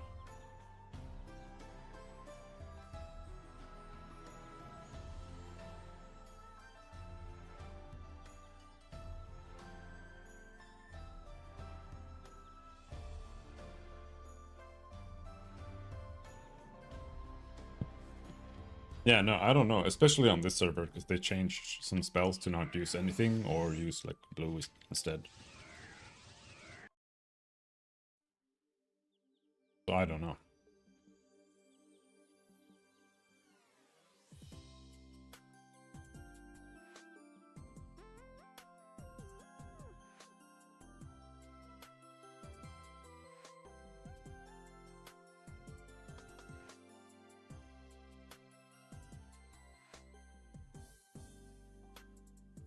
Land Protector uses yellow.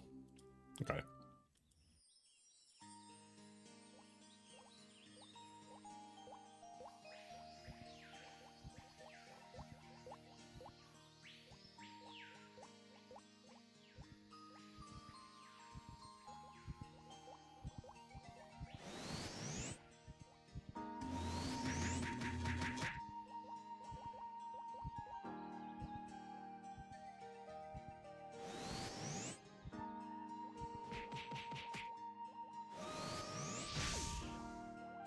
You plan to make Sage for elemental enchantments? Oh, I already did.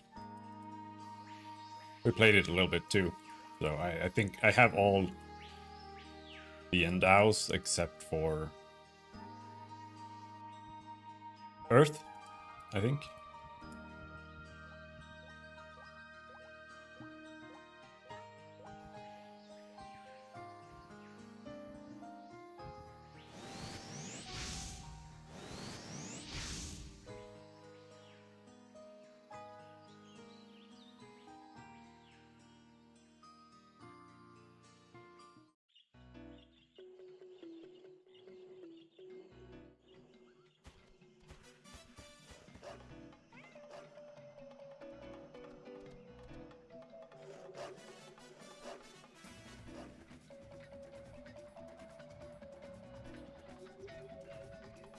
But I'm not sure how much that character will get played.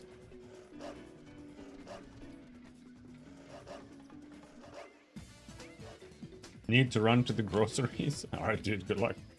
Don't die.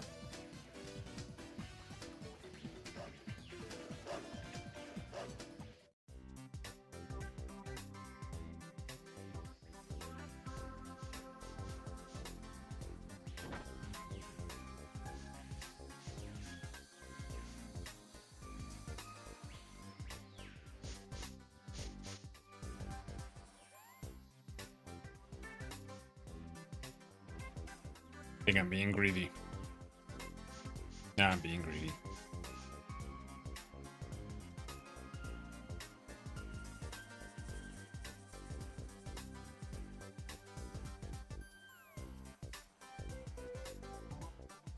Going to the next map over.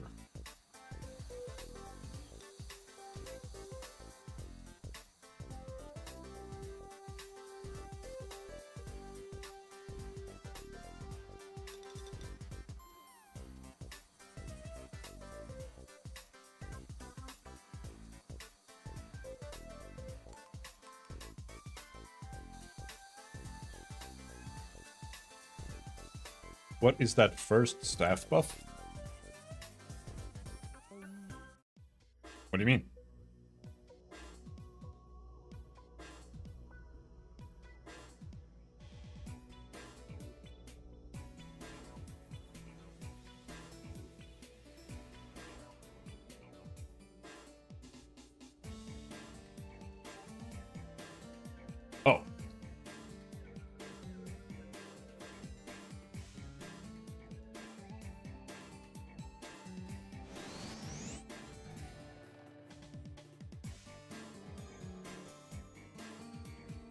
That's the Arc Wand clan.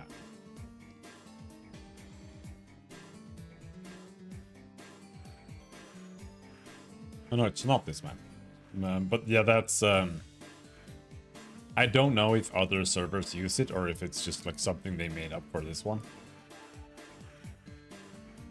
But you can join a clan, and then it'll give you +1 to 2 different stats and a little bit of SP. So the Arc Wand clan gives me +1 int, +1 dexterity.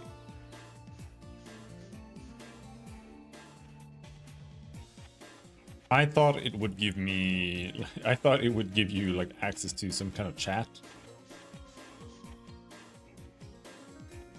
And I think it should, because you can enable clan chat, but you can't actually like see any members of the clan or anything like that. So I don't know.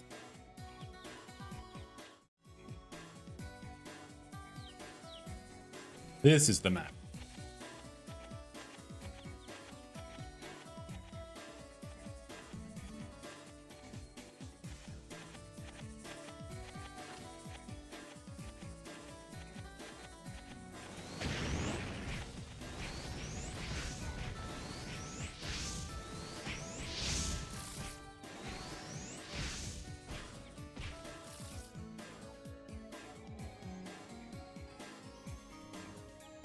Warm up a little bit. I don't know how to play this game.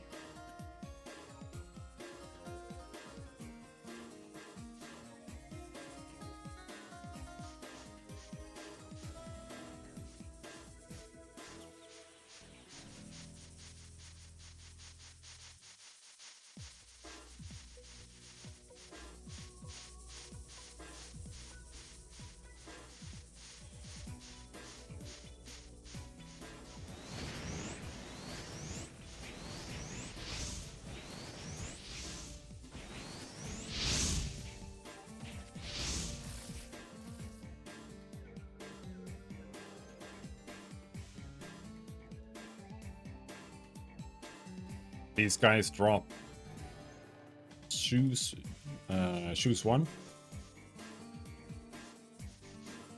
I don't really know what else you get here. Mantis card is good. That's +3 strength. I want that.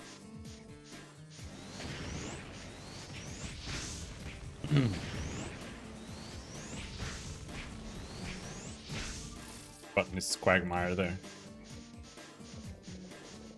Yeah, boots. Exactly. Boots. Elemental Damascus are expensive. They are. But, well, it's not that expensive, but it can be if you don't have like a good farm spot. For sure.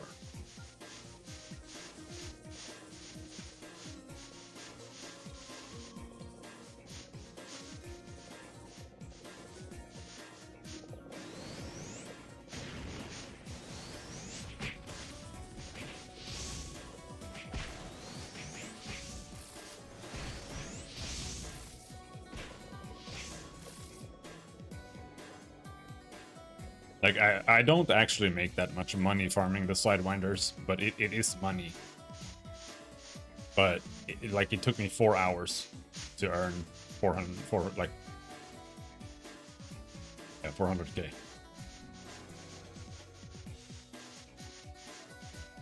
Win 1 is good only for leveling? I mean, depends on what you need to farm. I don't really know which monsters are good for, crash loot too, to be honest.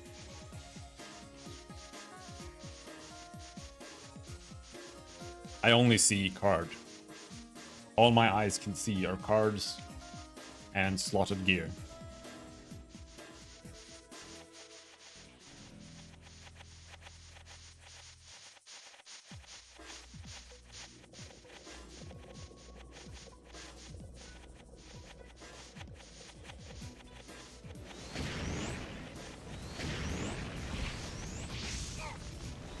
By Earth Damascus, go to Wild Rose. You will recoup it in 5 hours. Yeah. Could be a plan.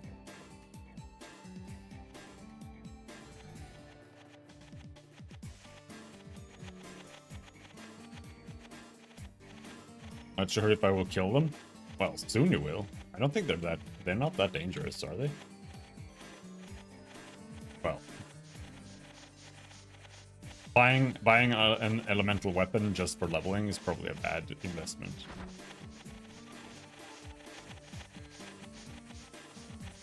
But I'm sure there are other earth monsters you could kill.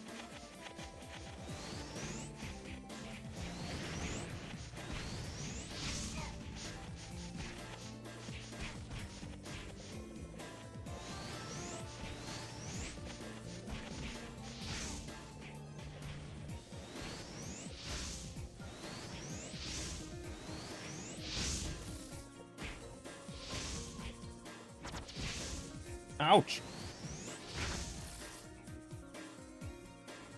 140 hit is quite difficult to get. But 175 flee is kind of... That's pretty easy once you job change.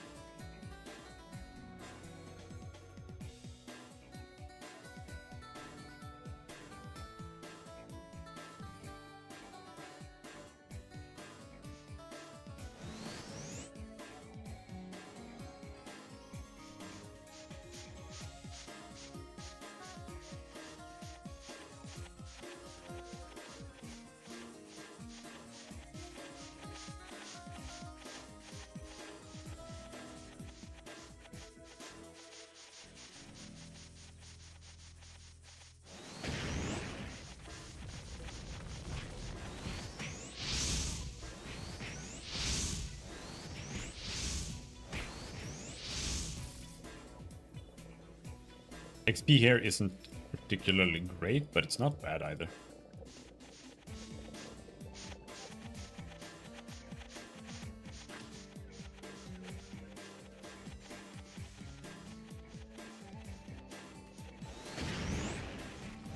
My rogue is 43 plus 7 dex, gives me 139 hit. Yeah, well, at what level?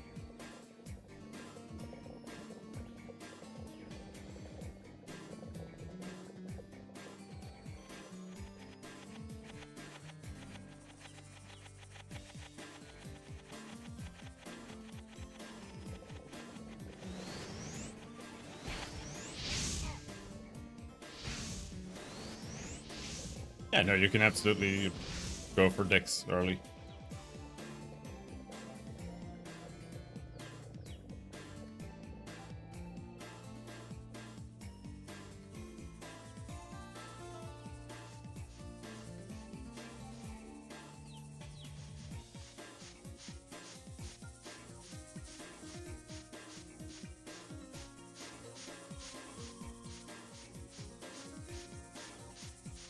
Hello, Bean. 2025 still playing Ragnarok, huh?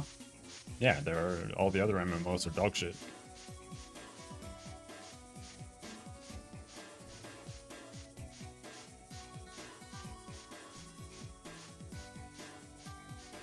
I have no choice but to return to basics.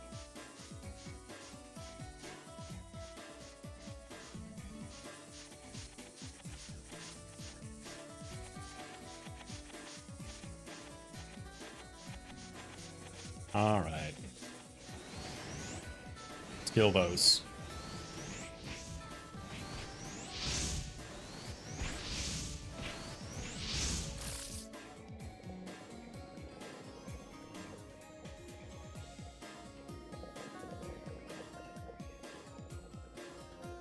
This map is a little annoying because sometimes the mobs just like pile up somewhere.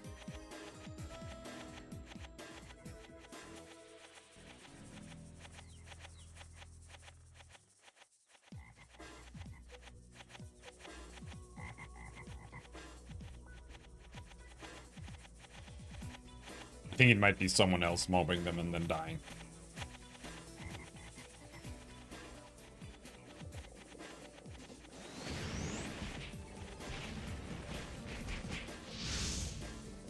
These pools are kind of small.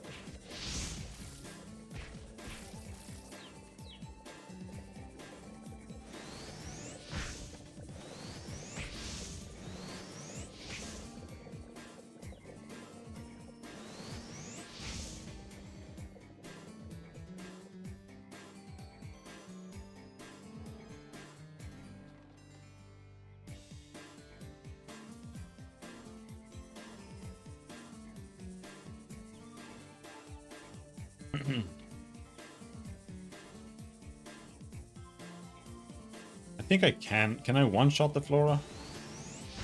No. But I can kill them. But it's just annoying to loot them, so it doesn't really matter. I just avoid them.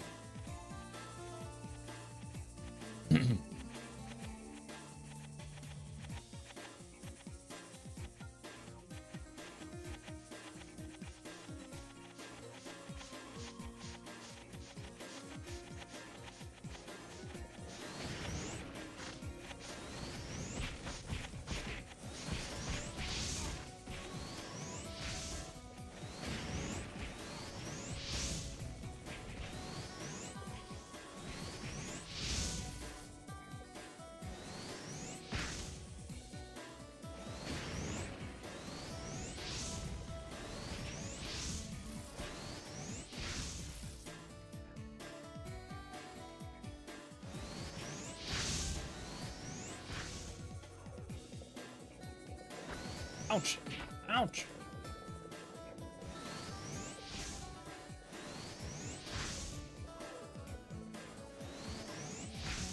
I do really need that healing clip. I feel more and more.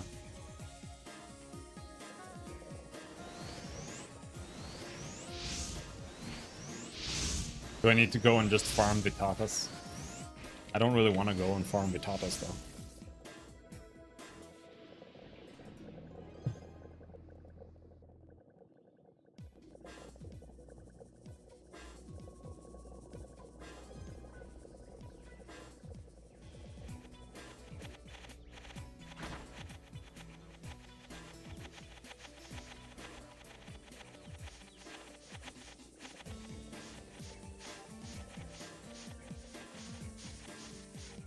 Here they are. This is where all the mobs were. Just chilling.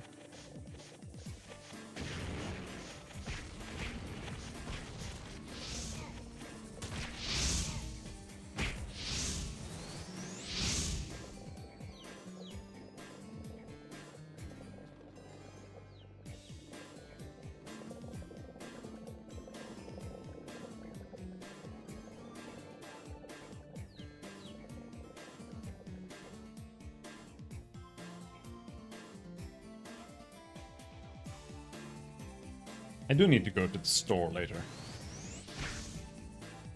Maybe I'll do that around like 8 or something. Not stream that late today.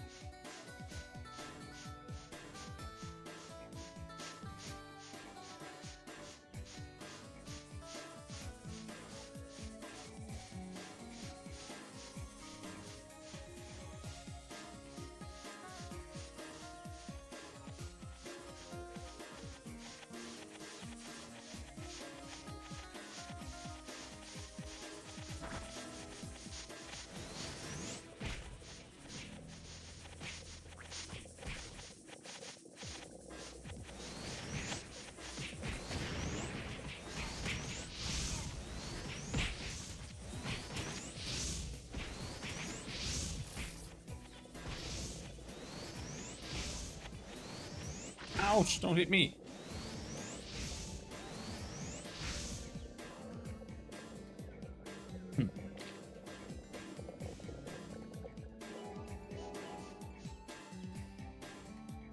I don't think the drops here are like particularly good. It's okay, I suppose. And farming on a wizard is kind of rough, man. You just don't have any capacity to carry anything.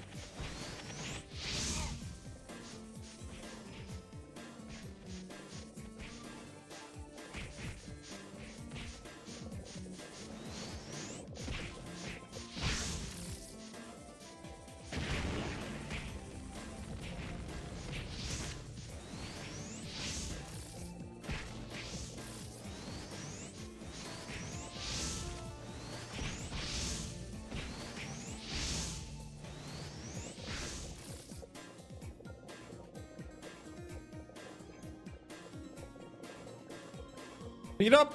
Loot! Jesus.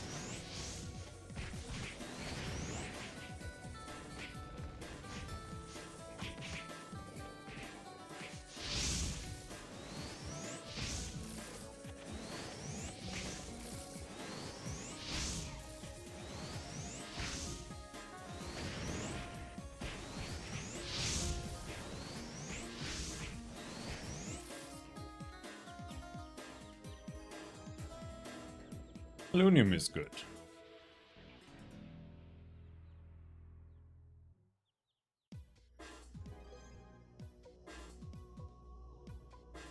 And solid shells, I don't even know if I dare to sell them to the vendor. It's a quest item or something. I saw someone else sell them and I was like, okay. Oh, there is someone else here. God damn it. This is my strat. My area.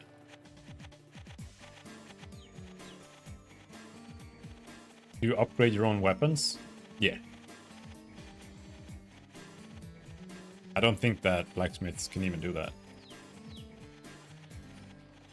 From what I understand, having someone else upgrade, that's a transcendent thing, and then it's like a 10% bonus chance or something.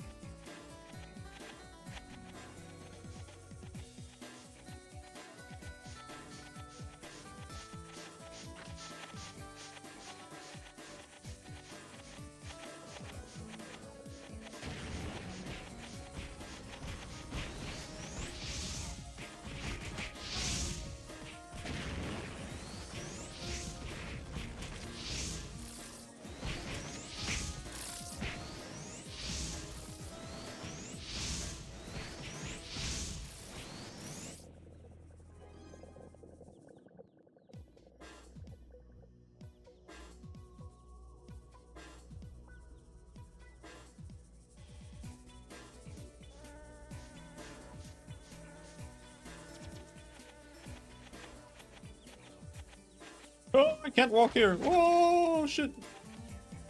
Help.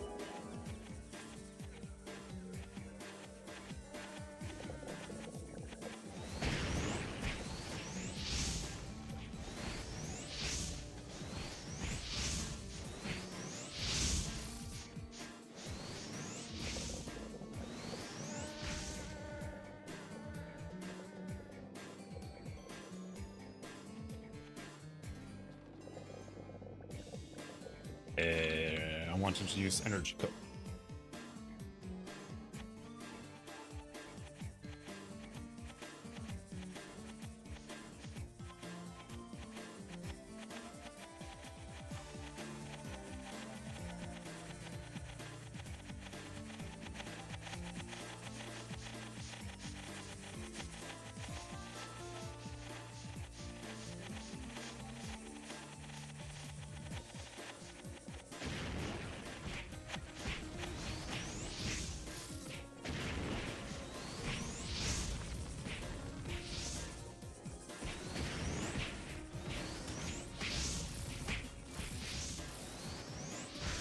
Fireball is pretty good.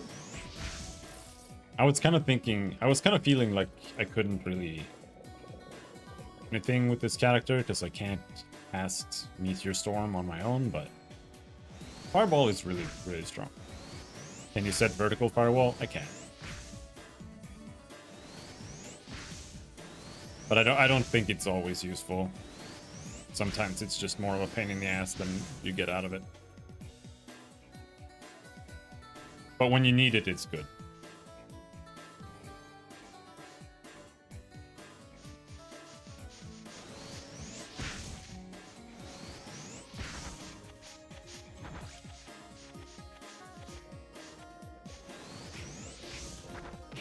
Ow, ow.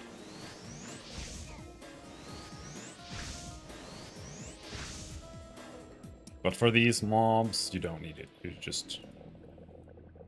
just cast it normally.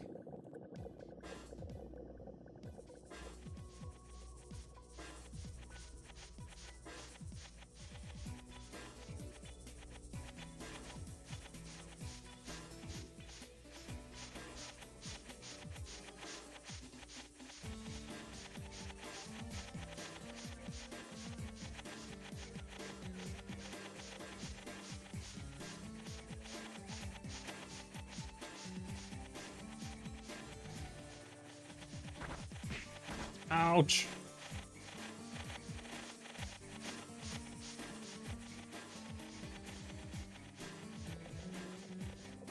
Oops, pressing the wrong button.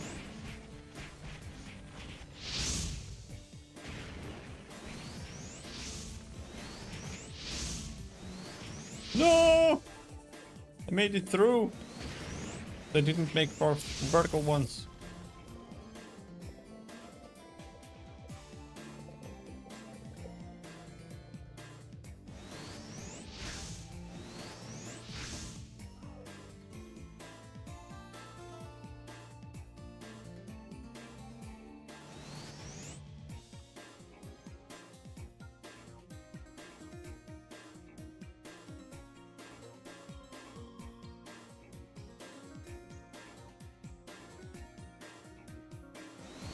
I don't know if the Flora drops anything.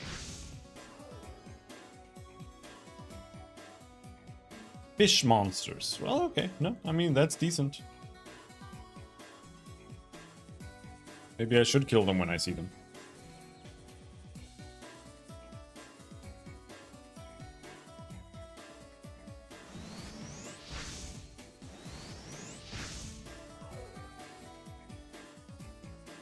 It's just a pain in the ass to loot.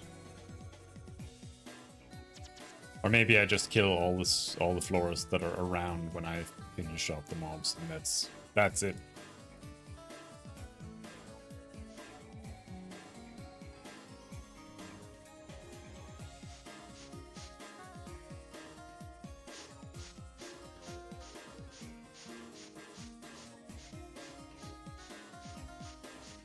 I was waiting for Battletech sale on Steam, then it was on at highest discount. They also made the base price 50% more expensive, so it's more expensive anyway, really.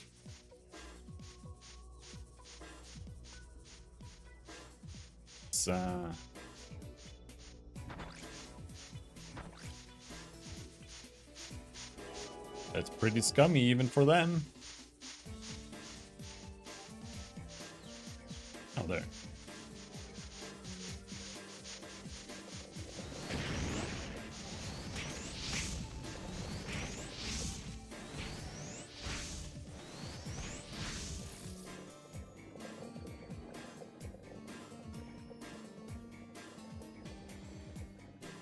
I missed the ramp up here.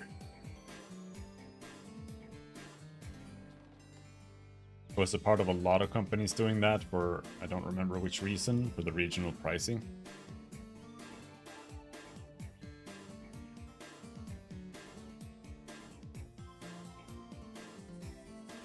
Sounds scummy.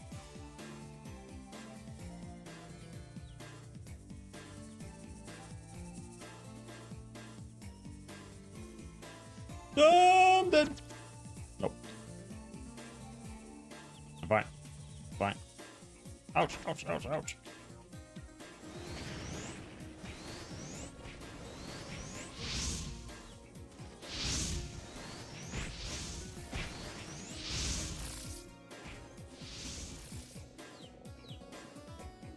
I'm not justifying it, but yeah, I guess I can blame my country's economy.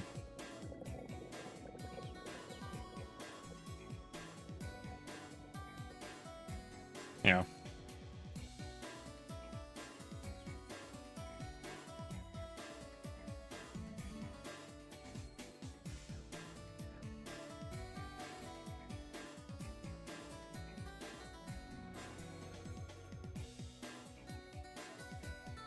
What language are these people speaking in chat? That doesn't even feel like real words. Deutsche Bibe. Oi my Sng.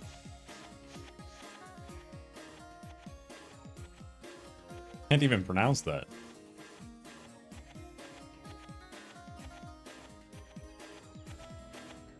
It's gotta be some Asian language.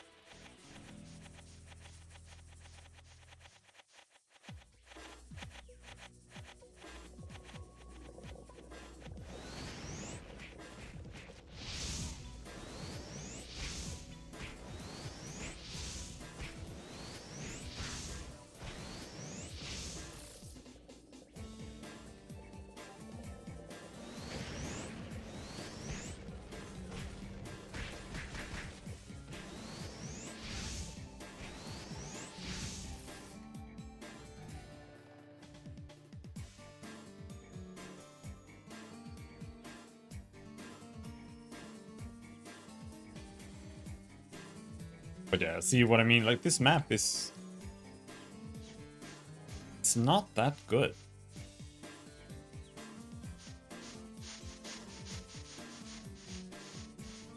Annoying to pull the mobs.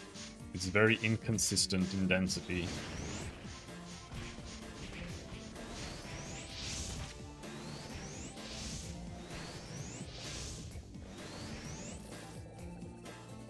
Never look it up.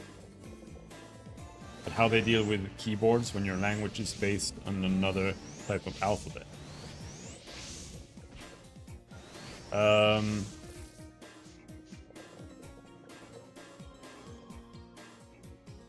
Do you mean just for typing or for the game itself? Because when you go into settings, they do have... you can switch the game over to use like a different set of characters or like whatever. So you can use like Cyrillic or whatever in the game, I think.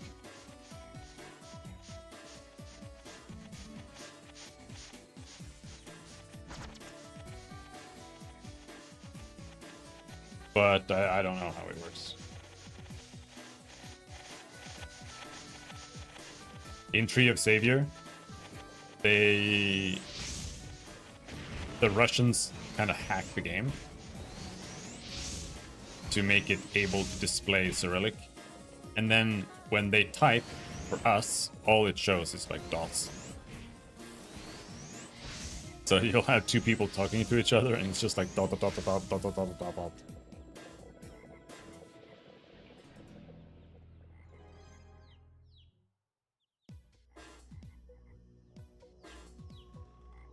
But yeah, no, actually a difficult problem to solve for a lot of games.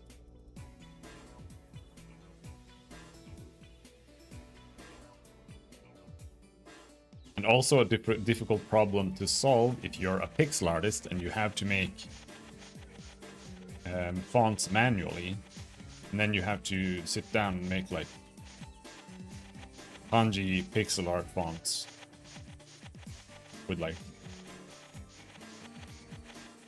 3,000 characters in it. That's great.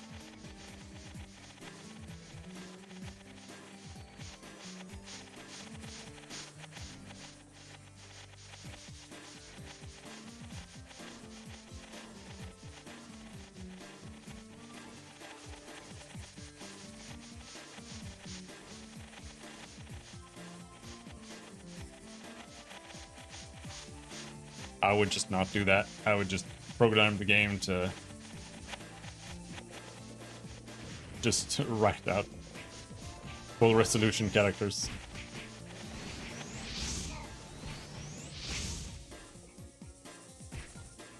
And then just use official font.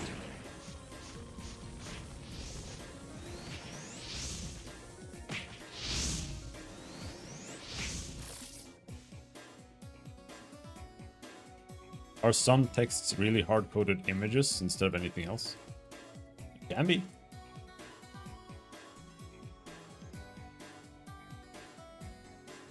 When you're making a video game, that's the easiest way to do it. Unless you use like some pre-made library that can print text using font files. Or like use Windows to print text or something. For me, I'm gonna make my own system that just prints different images. So like A, B, C, D, E, F, G is just gonna be an image each, and then the game will print it.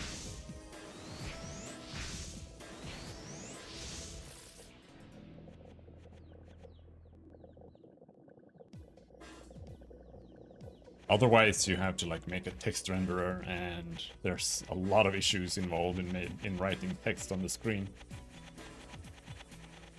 You have to handle like kerning and all the type fonts, and a lot of it is anti-aliased as well.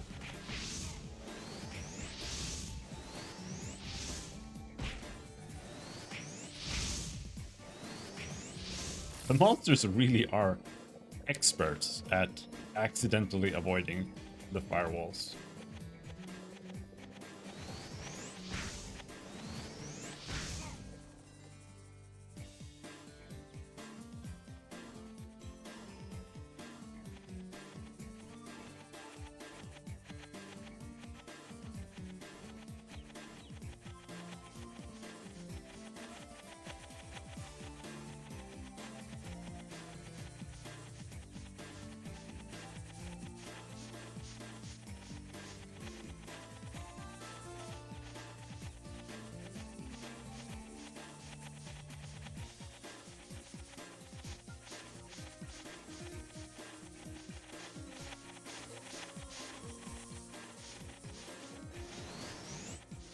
Of course I missed one.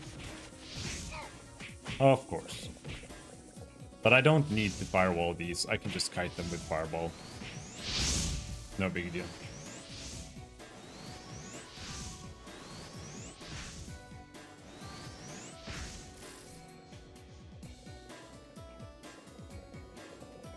But yeah, no, a lot of like the basic stuff is like the hardest stuff. Like making an input box where you can click it and then you can type in it and it'll show text and it'll input, you know. Pain in the ass.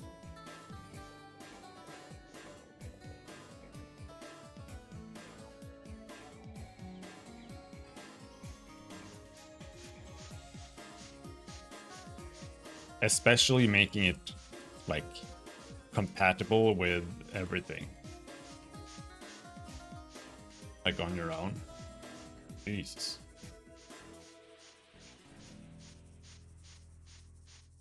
That's one of the things that I used Unity for. Like its built-in stuff, because it was just too much fucking work.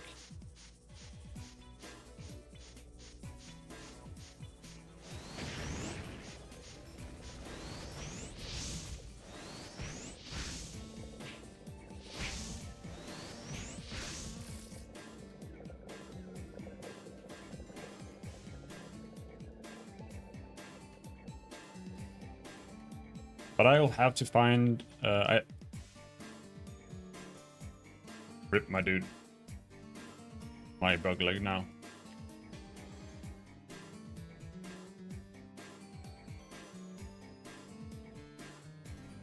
Bug leg.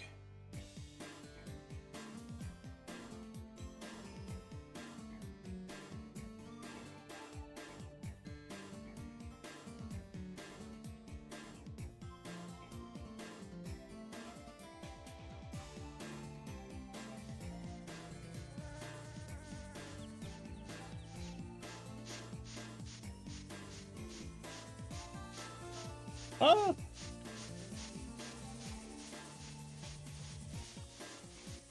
This area is rough, because it's just randomly you can't walk somewhere.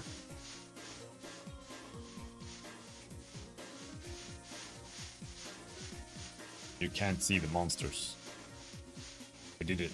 We got them.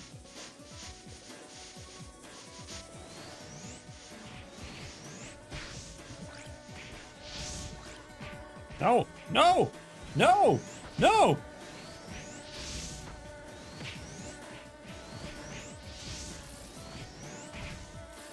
Ooh, we survived. I got webbed. I didn't want to teleport. Like spiders.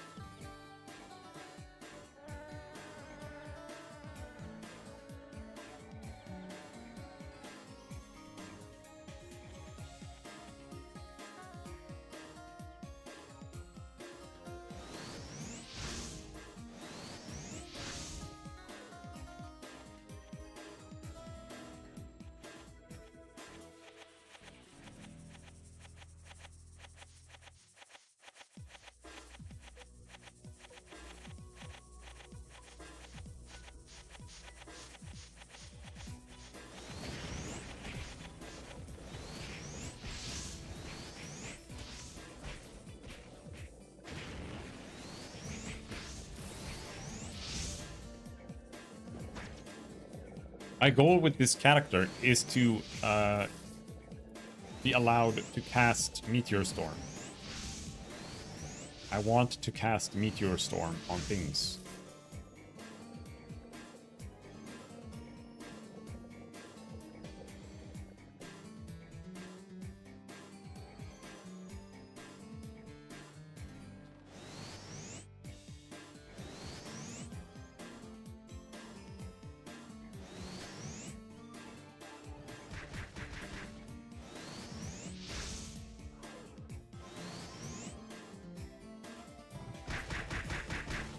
They're not. There's not worth killing, man. Can't you at least cast Meteor Storm level 1? No. It has the same cast time on all levels. So the only one worth casting is level 10.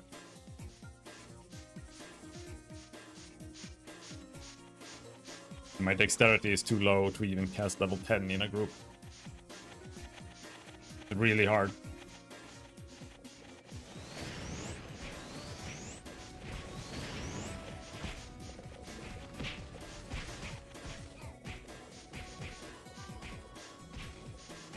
Like the firewall kills them before I finish casting.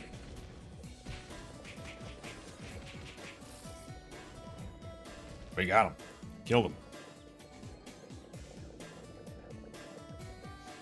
Remember it being different and you would just fire a single meteor? I think you've been playing Tree of Savior in that game.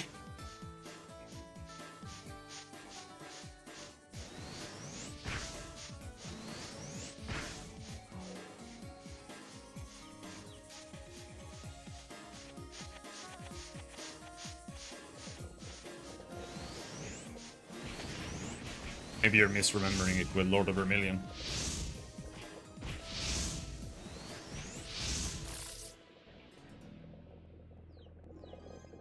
Because that's just a big nuke.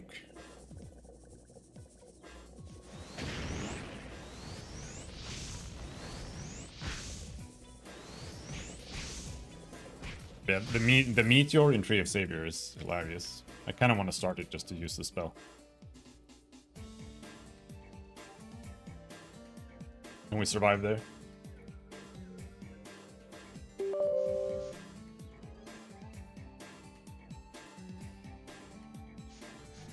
It sucks, but it's hilarious. Hello, Rapier. It's going alright. We're farming some worms.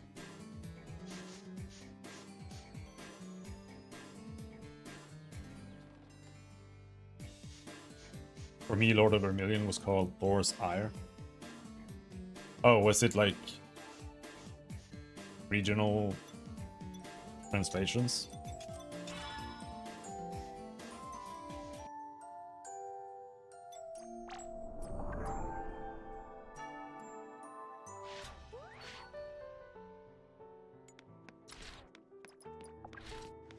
Translated back to English. All right. Okay, so RO meteor. It's like, wow, that's huge. Wow, boy, oh boy.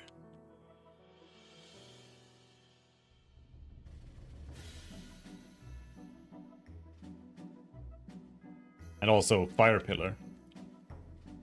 Wow, fire pillar.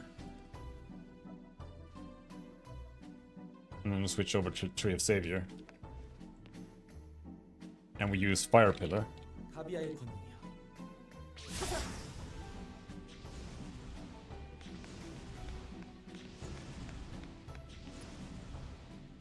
Oh no! Okay, I don't have meteor. I wonder if any of my other characters has meteor.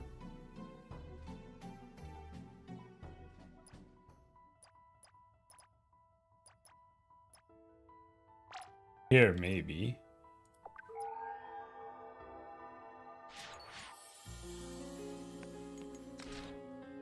Nope. Might not have meteor on any character.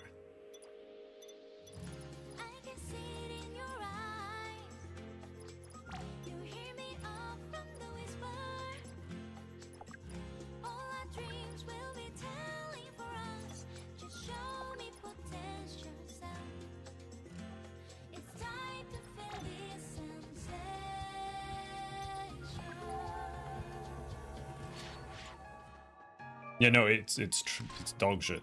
But let's see.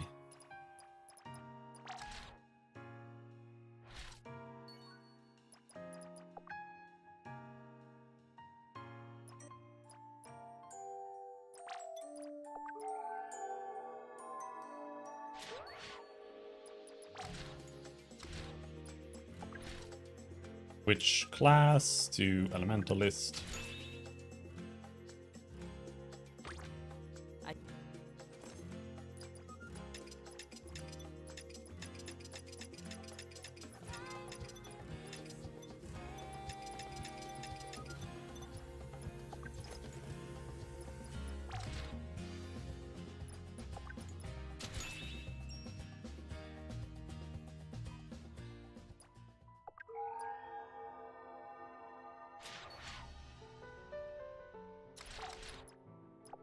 There.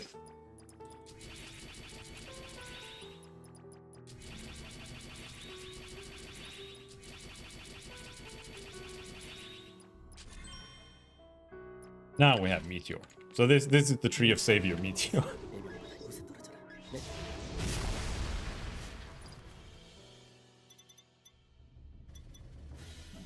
But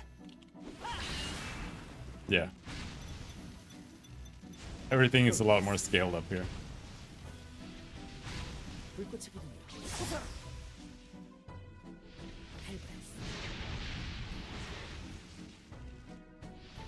But the problem with it is that it has a huge AoE,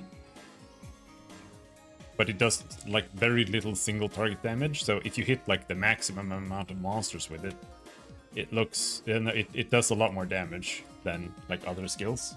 But that's like never the case, and it's never useful. So it just feels like you hit the whole screen for like 5% of its health, and then you like use the real skills and kill him instead. But it's even more of a problem.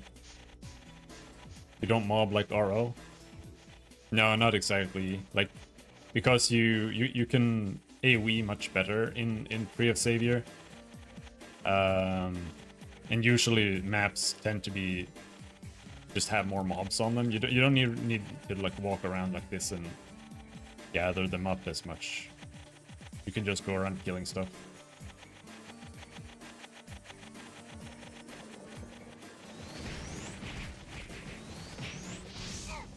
But like it's just not.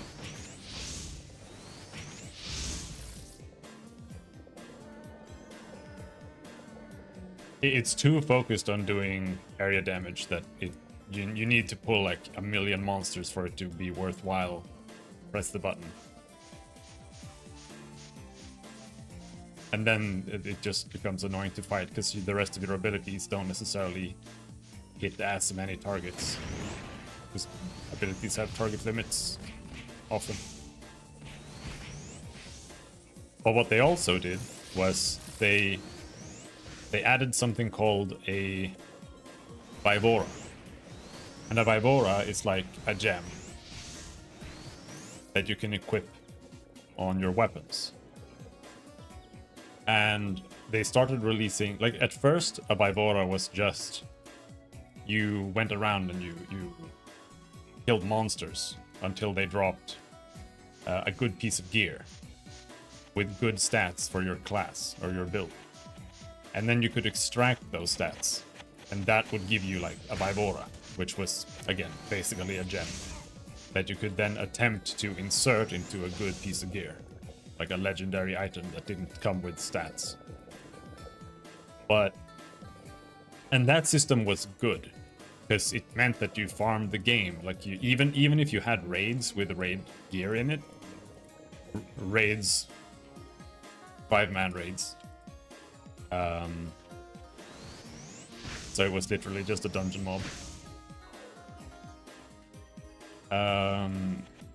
Even if you had that, you still needed to farm monsters to like collect gear and find good stats to put into it, right? But then they introduced special Vivoras that were like global drops from everywhere, that were specially designed for each class. And what that did, for example, I'm playing a Pyromancer. It made the Fire Pillar spell launch meteors on targets nearby every second. And it also made Fire Pillar do twice as much damage. So that meant that instead of doing 1 hit per second, it did 2 hits per second and did twice as much damage. So it quadrupled the damage of Fire Pillar. And what this does is that now Meteor does a quarter as much damage in relation to Fire Pillar. So it became like, it was an okay spell before, but after that, unless there was like a Vivora that made Meteor do twice as much damage, it was an unusable ability. And yes, it is Diablo 3.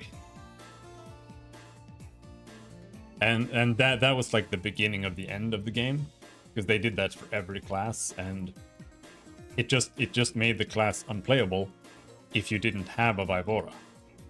And furthermore, you can have 3 classes in Tree of Savior, right? That's the whole concept. Like you equip 3 classes, you can make like a cool combo with that. And they only allowed you to equip 2 class Vivoras, which meant that you could only buff 2 of your 3 classes. So the 3rd class could never be something with like skills. You always had to choose a passive focused class for your third one. So instead of people playing, 3 picks, it was 2 pick plus that 1 pick that everyone plays, like a chronomancer, to just reset your skills. And it just completely destroyed the meta. And the game just became 10 times worse. And that wasn't even the final straw. Does vertical firewall work here? It does, but it's not always worth vertical firewalling. It's just...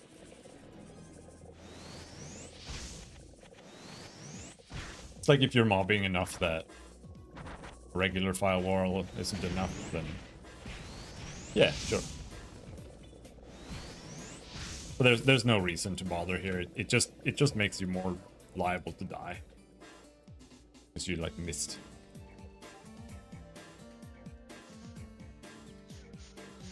Donkey!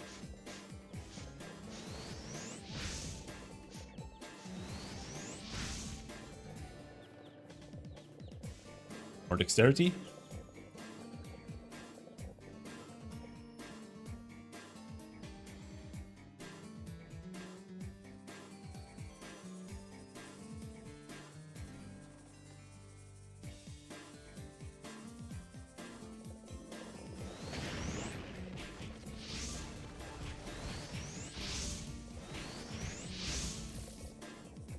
Ah, don't melee!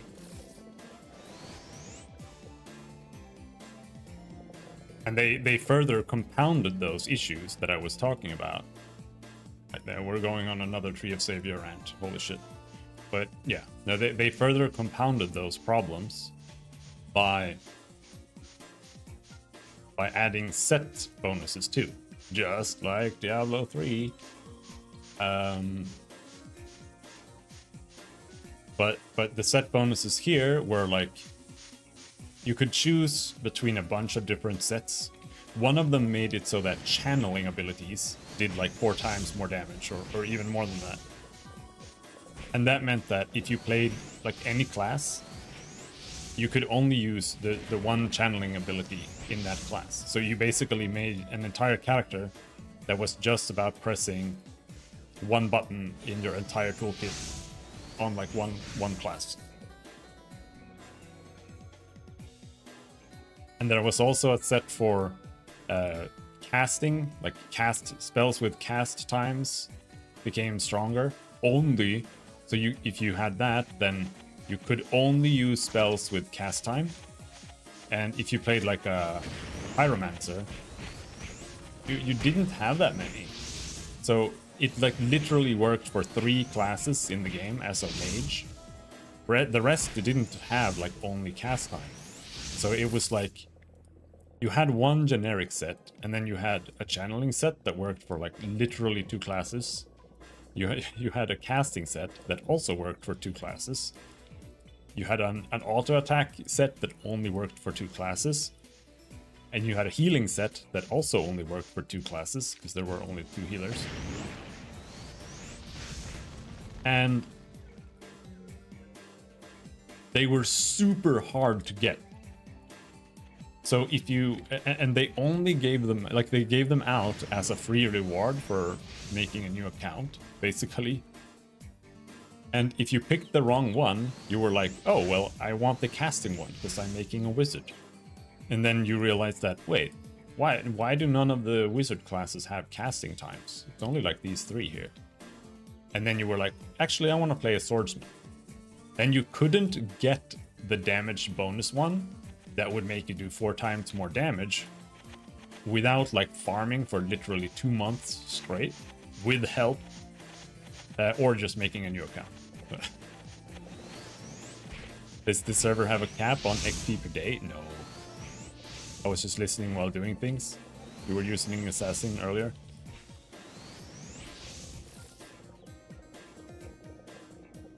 XP limit? That sounds like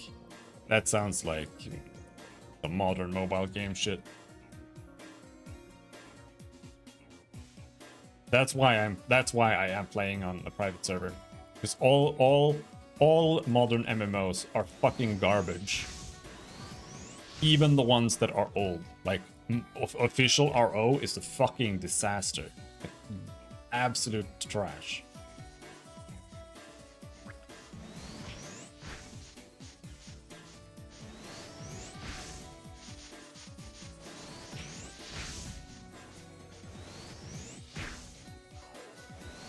They've all just ruined the games on purpose. It's insane.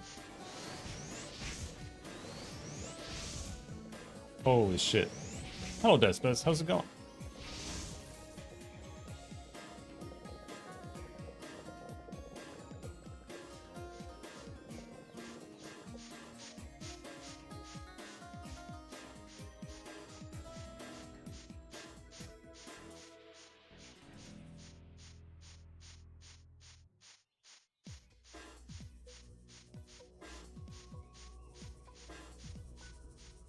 Oh, I remember the time period when games started doing like daily limits.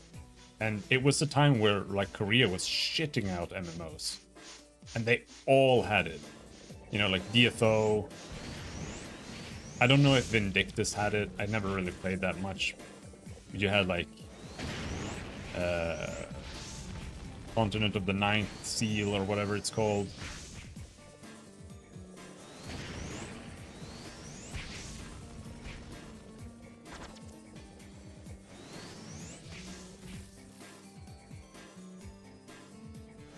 Yeah, there was a lot for a while, and then they all did that shit. Play Ragnarok Origin? I don't wanna.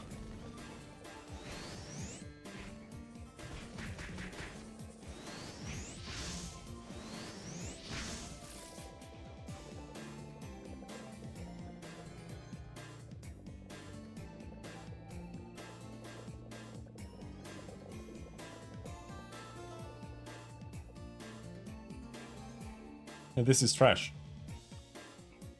What is this?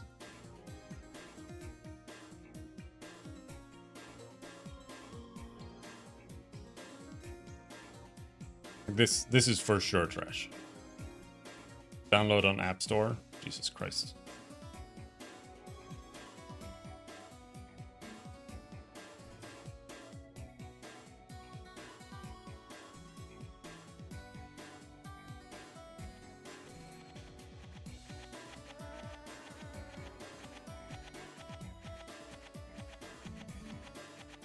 And someone the other day came in and recommended like some paid to earn Ragnarok version that they're officially releasing with Gravity. I'm like, Jesus fucking Christ, man. It's so depressing. It's so depressing.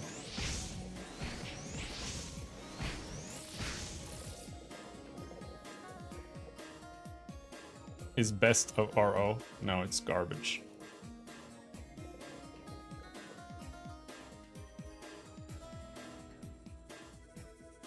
Worst art style, mobile gaming, probably has like the worst monetization in the entire world. Probably gacha mechanics. Am I right? Entire game is quest based.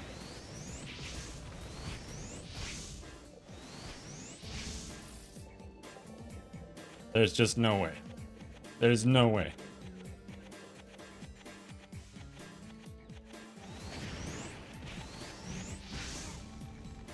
Game even looks worse than normal RO.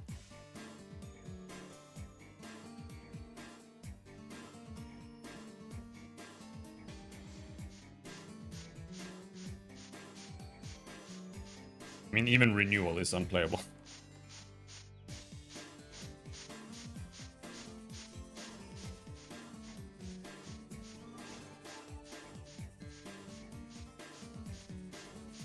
Free to play friendly? I don't care about that at all.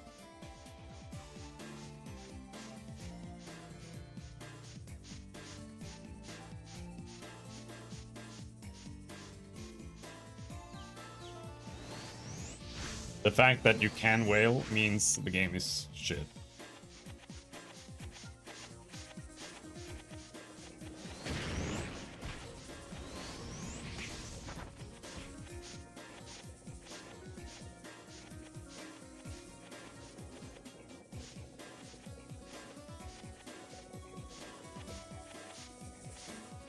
And yes, that means that all modern MMOs are bad, which is true.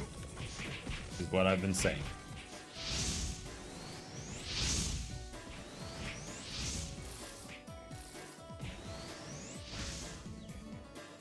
There are still people looking forward to Arcade 2, which is insane to me. They literally re-released the game like 3 times, and every single time was a scam. And it's like the most whale-heavy game, and people are still like, oh man, so excited for Arcade 2. Maybe it'll be good this time. So sad. MMOs are so bad now. Log in for your daily bonus. Log in and do your daily quests. Oh, there's an event going on now. Here's your free +10 turbo sword and like free flaming horse. Every month. Here are your free 6,000 upgrade materials for logging in. Good job.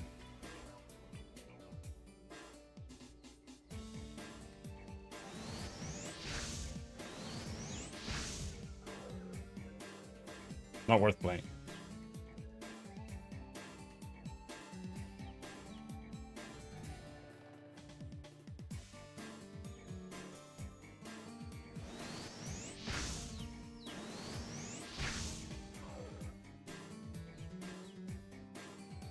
Which is why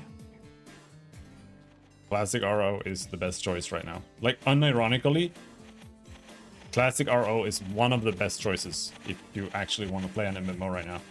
It's like that, or like P99 EverQuest, or like doing some hardcore Classic WoW memes.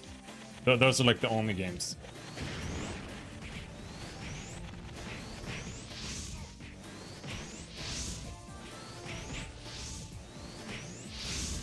I even bought the last Guild Wars expansion, but there's nothing to do in it. How is Tibia fared? Tibia is like top 5 most watched MMO.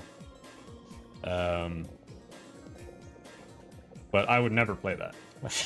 I'm sorry. It doesn't have any charm. Like, it doesn't have the RO charm or anything. Like, I don't. It has no appeal to me. I would rather play RuneScape, and that has absolutely zero appeal either.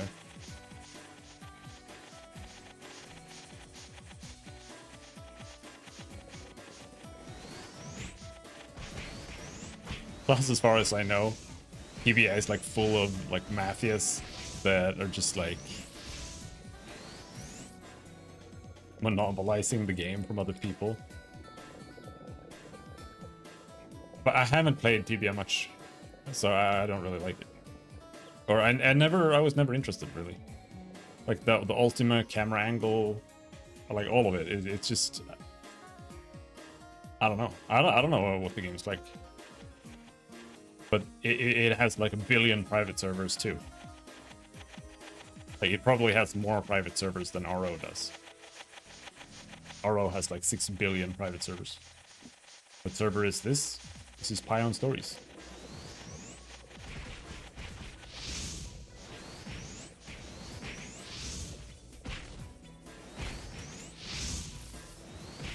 You know, TBI is way, like, in South America, TBI is way more popular than RO is, and RO is extremely popular there.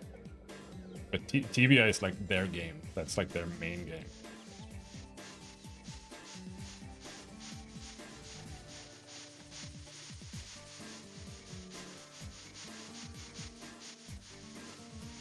More or less.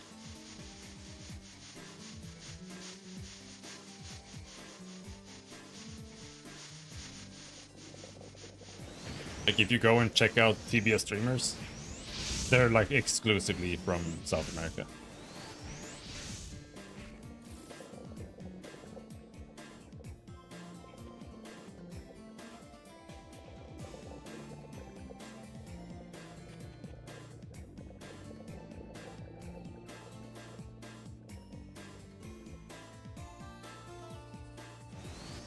No, he's gonna hit me!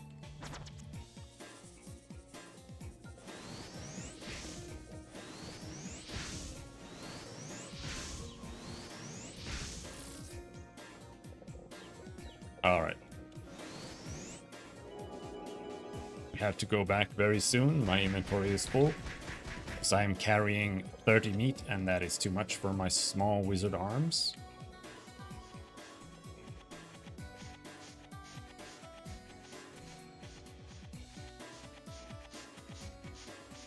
Got any boots? Nah, we didn't get anything here.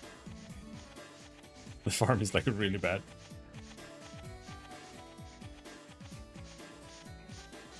The kill rate is super slow here. Because you like don't find any monsters half the time. I think the map, there's a map earlier that has Argos, and they also have the, I don't know what they're called. It's the Wormtail, but they're like white. That map has a lot more mobs, but they don't have any mantises, I think, and they have way less Argiopes than this map. This is the Argiope map. I don't think there's a better one. But as you can see, the density is very sporadic. Sometimes it's good, sometimes it's just there's just nothing.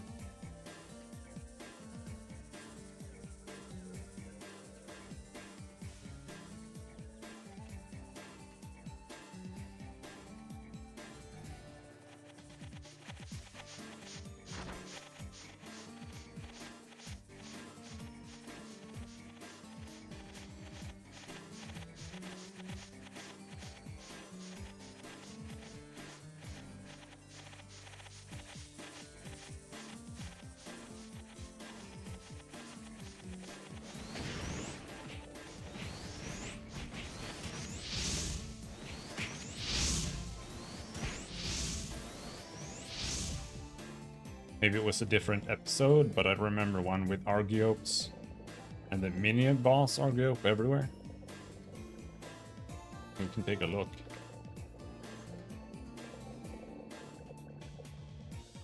No. It's this map, the previous map, and Frontier Maze.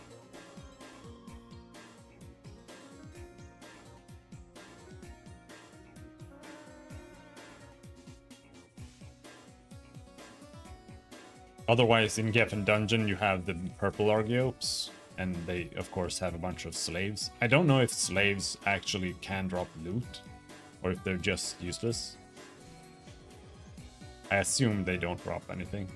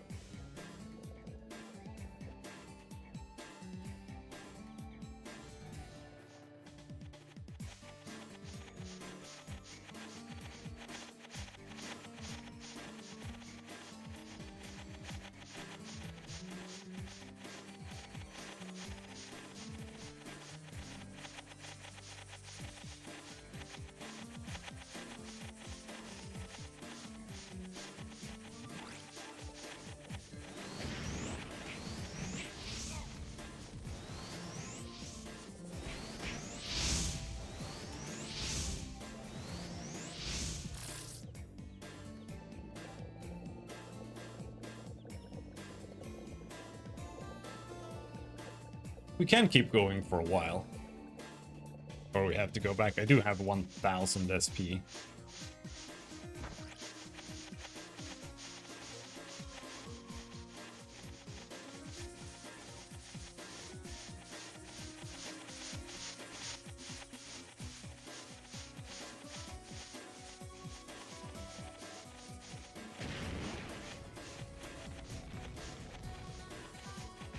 I don't think we will reach 90%. Well, maybe 90% carry capacity, if that's what you meant. That's entirely possible.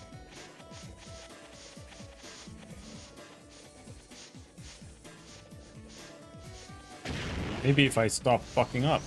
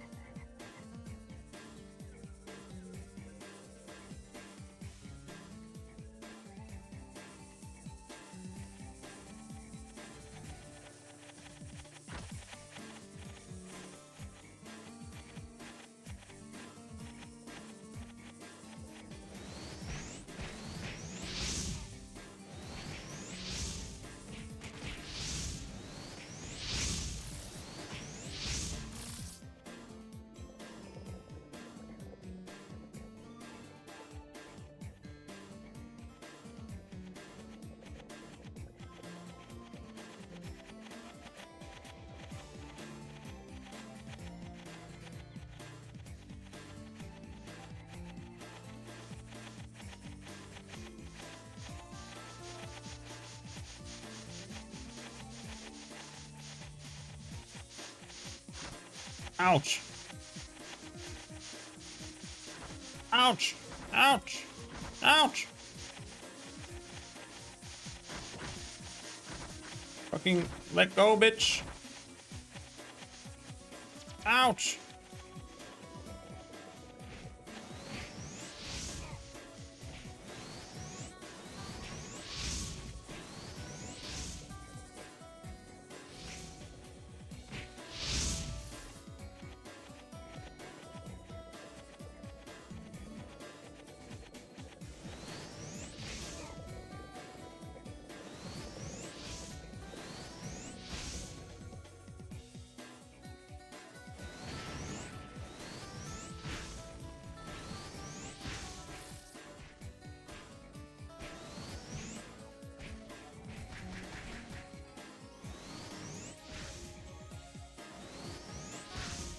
Alright, now let me loot. That's it. We cannot do any more.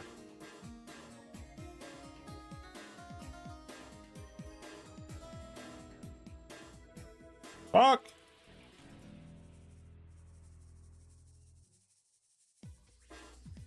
Alright, goodbye.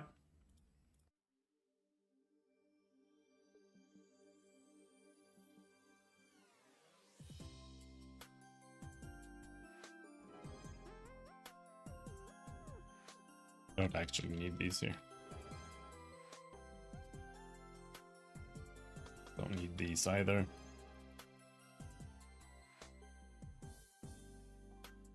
That item pickup must be terrible for their backs. They don't bend their knees at all.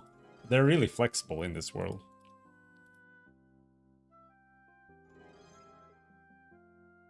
Oh. Oh.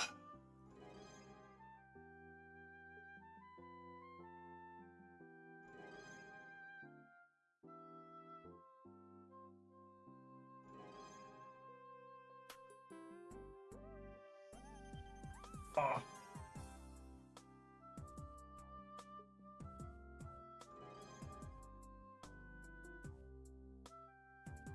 Um,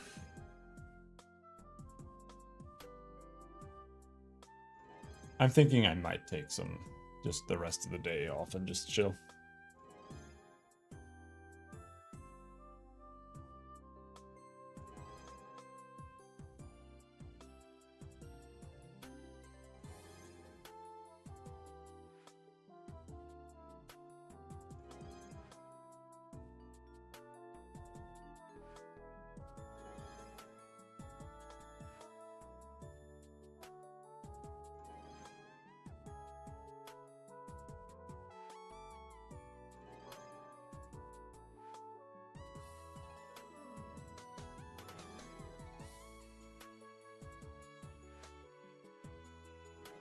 Just make some tacos and watch some TV.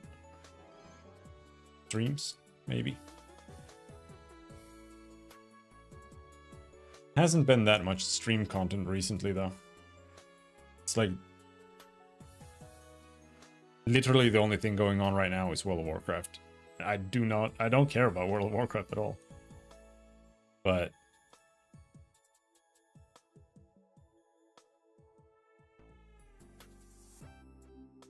it's been kind of fun watching the hardcore rating a little bit. Just because of all the drama, both real and fake.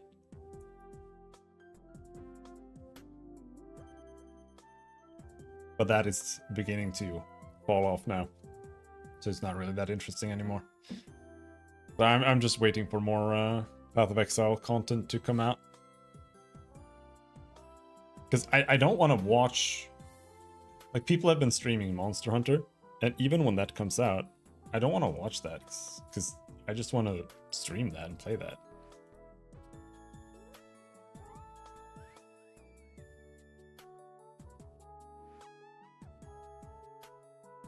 Might be time to watch Dragon Ball again for the 10th time, probably. Like, literally the 10th time. We'll see. Or more Chinese TV. I've been watching a lot of Chinese TV. Anyway. I think we'll do, that's a short RO stream today. With some shitty farm. Yeah, Chinese TV. Three Kingdoms. Advisors Alliance, which is also Three Kingdoms. And I've been watching a bunch of those kind of like court drama, like historical court drama. Some are good, but like 95% are for housewives, and they're just all about like some random pop star falling in love because some random idol that they casted. It's either Three Kingdoms or Monkey King. Yeah, pretty much. But I actually like historically based TV shows.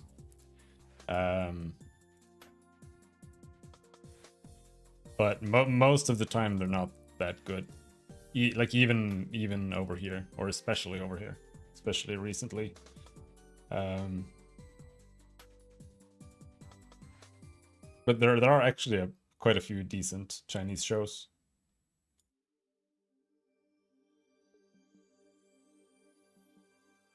But they also speak Chinese, so there's that. Anyway, that'll be it for today. I'm just gonna take it easy today, not super stream. I'll see you guys around. Thanks for hanging. Have a good night. Bye bye.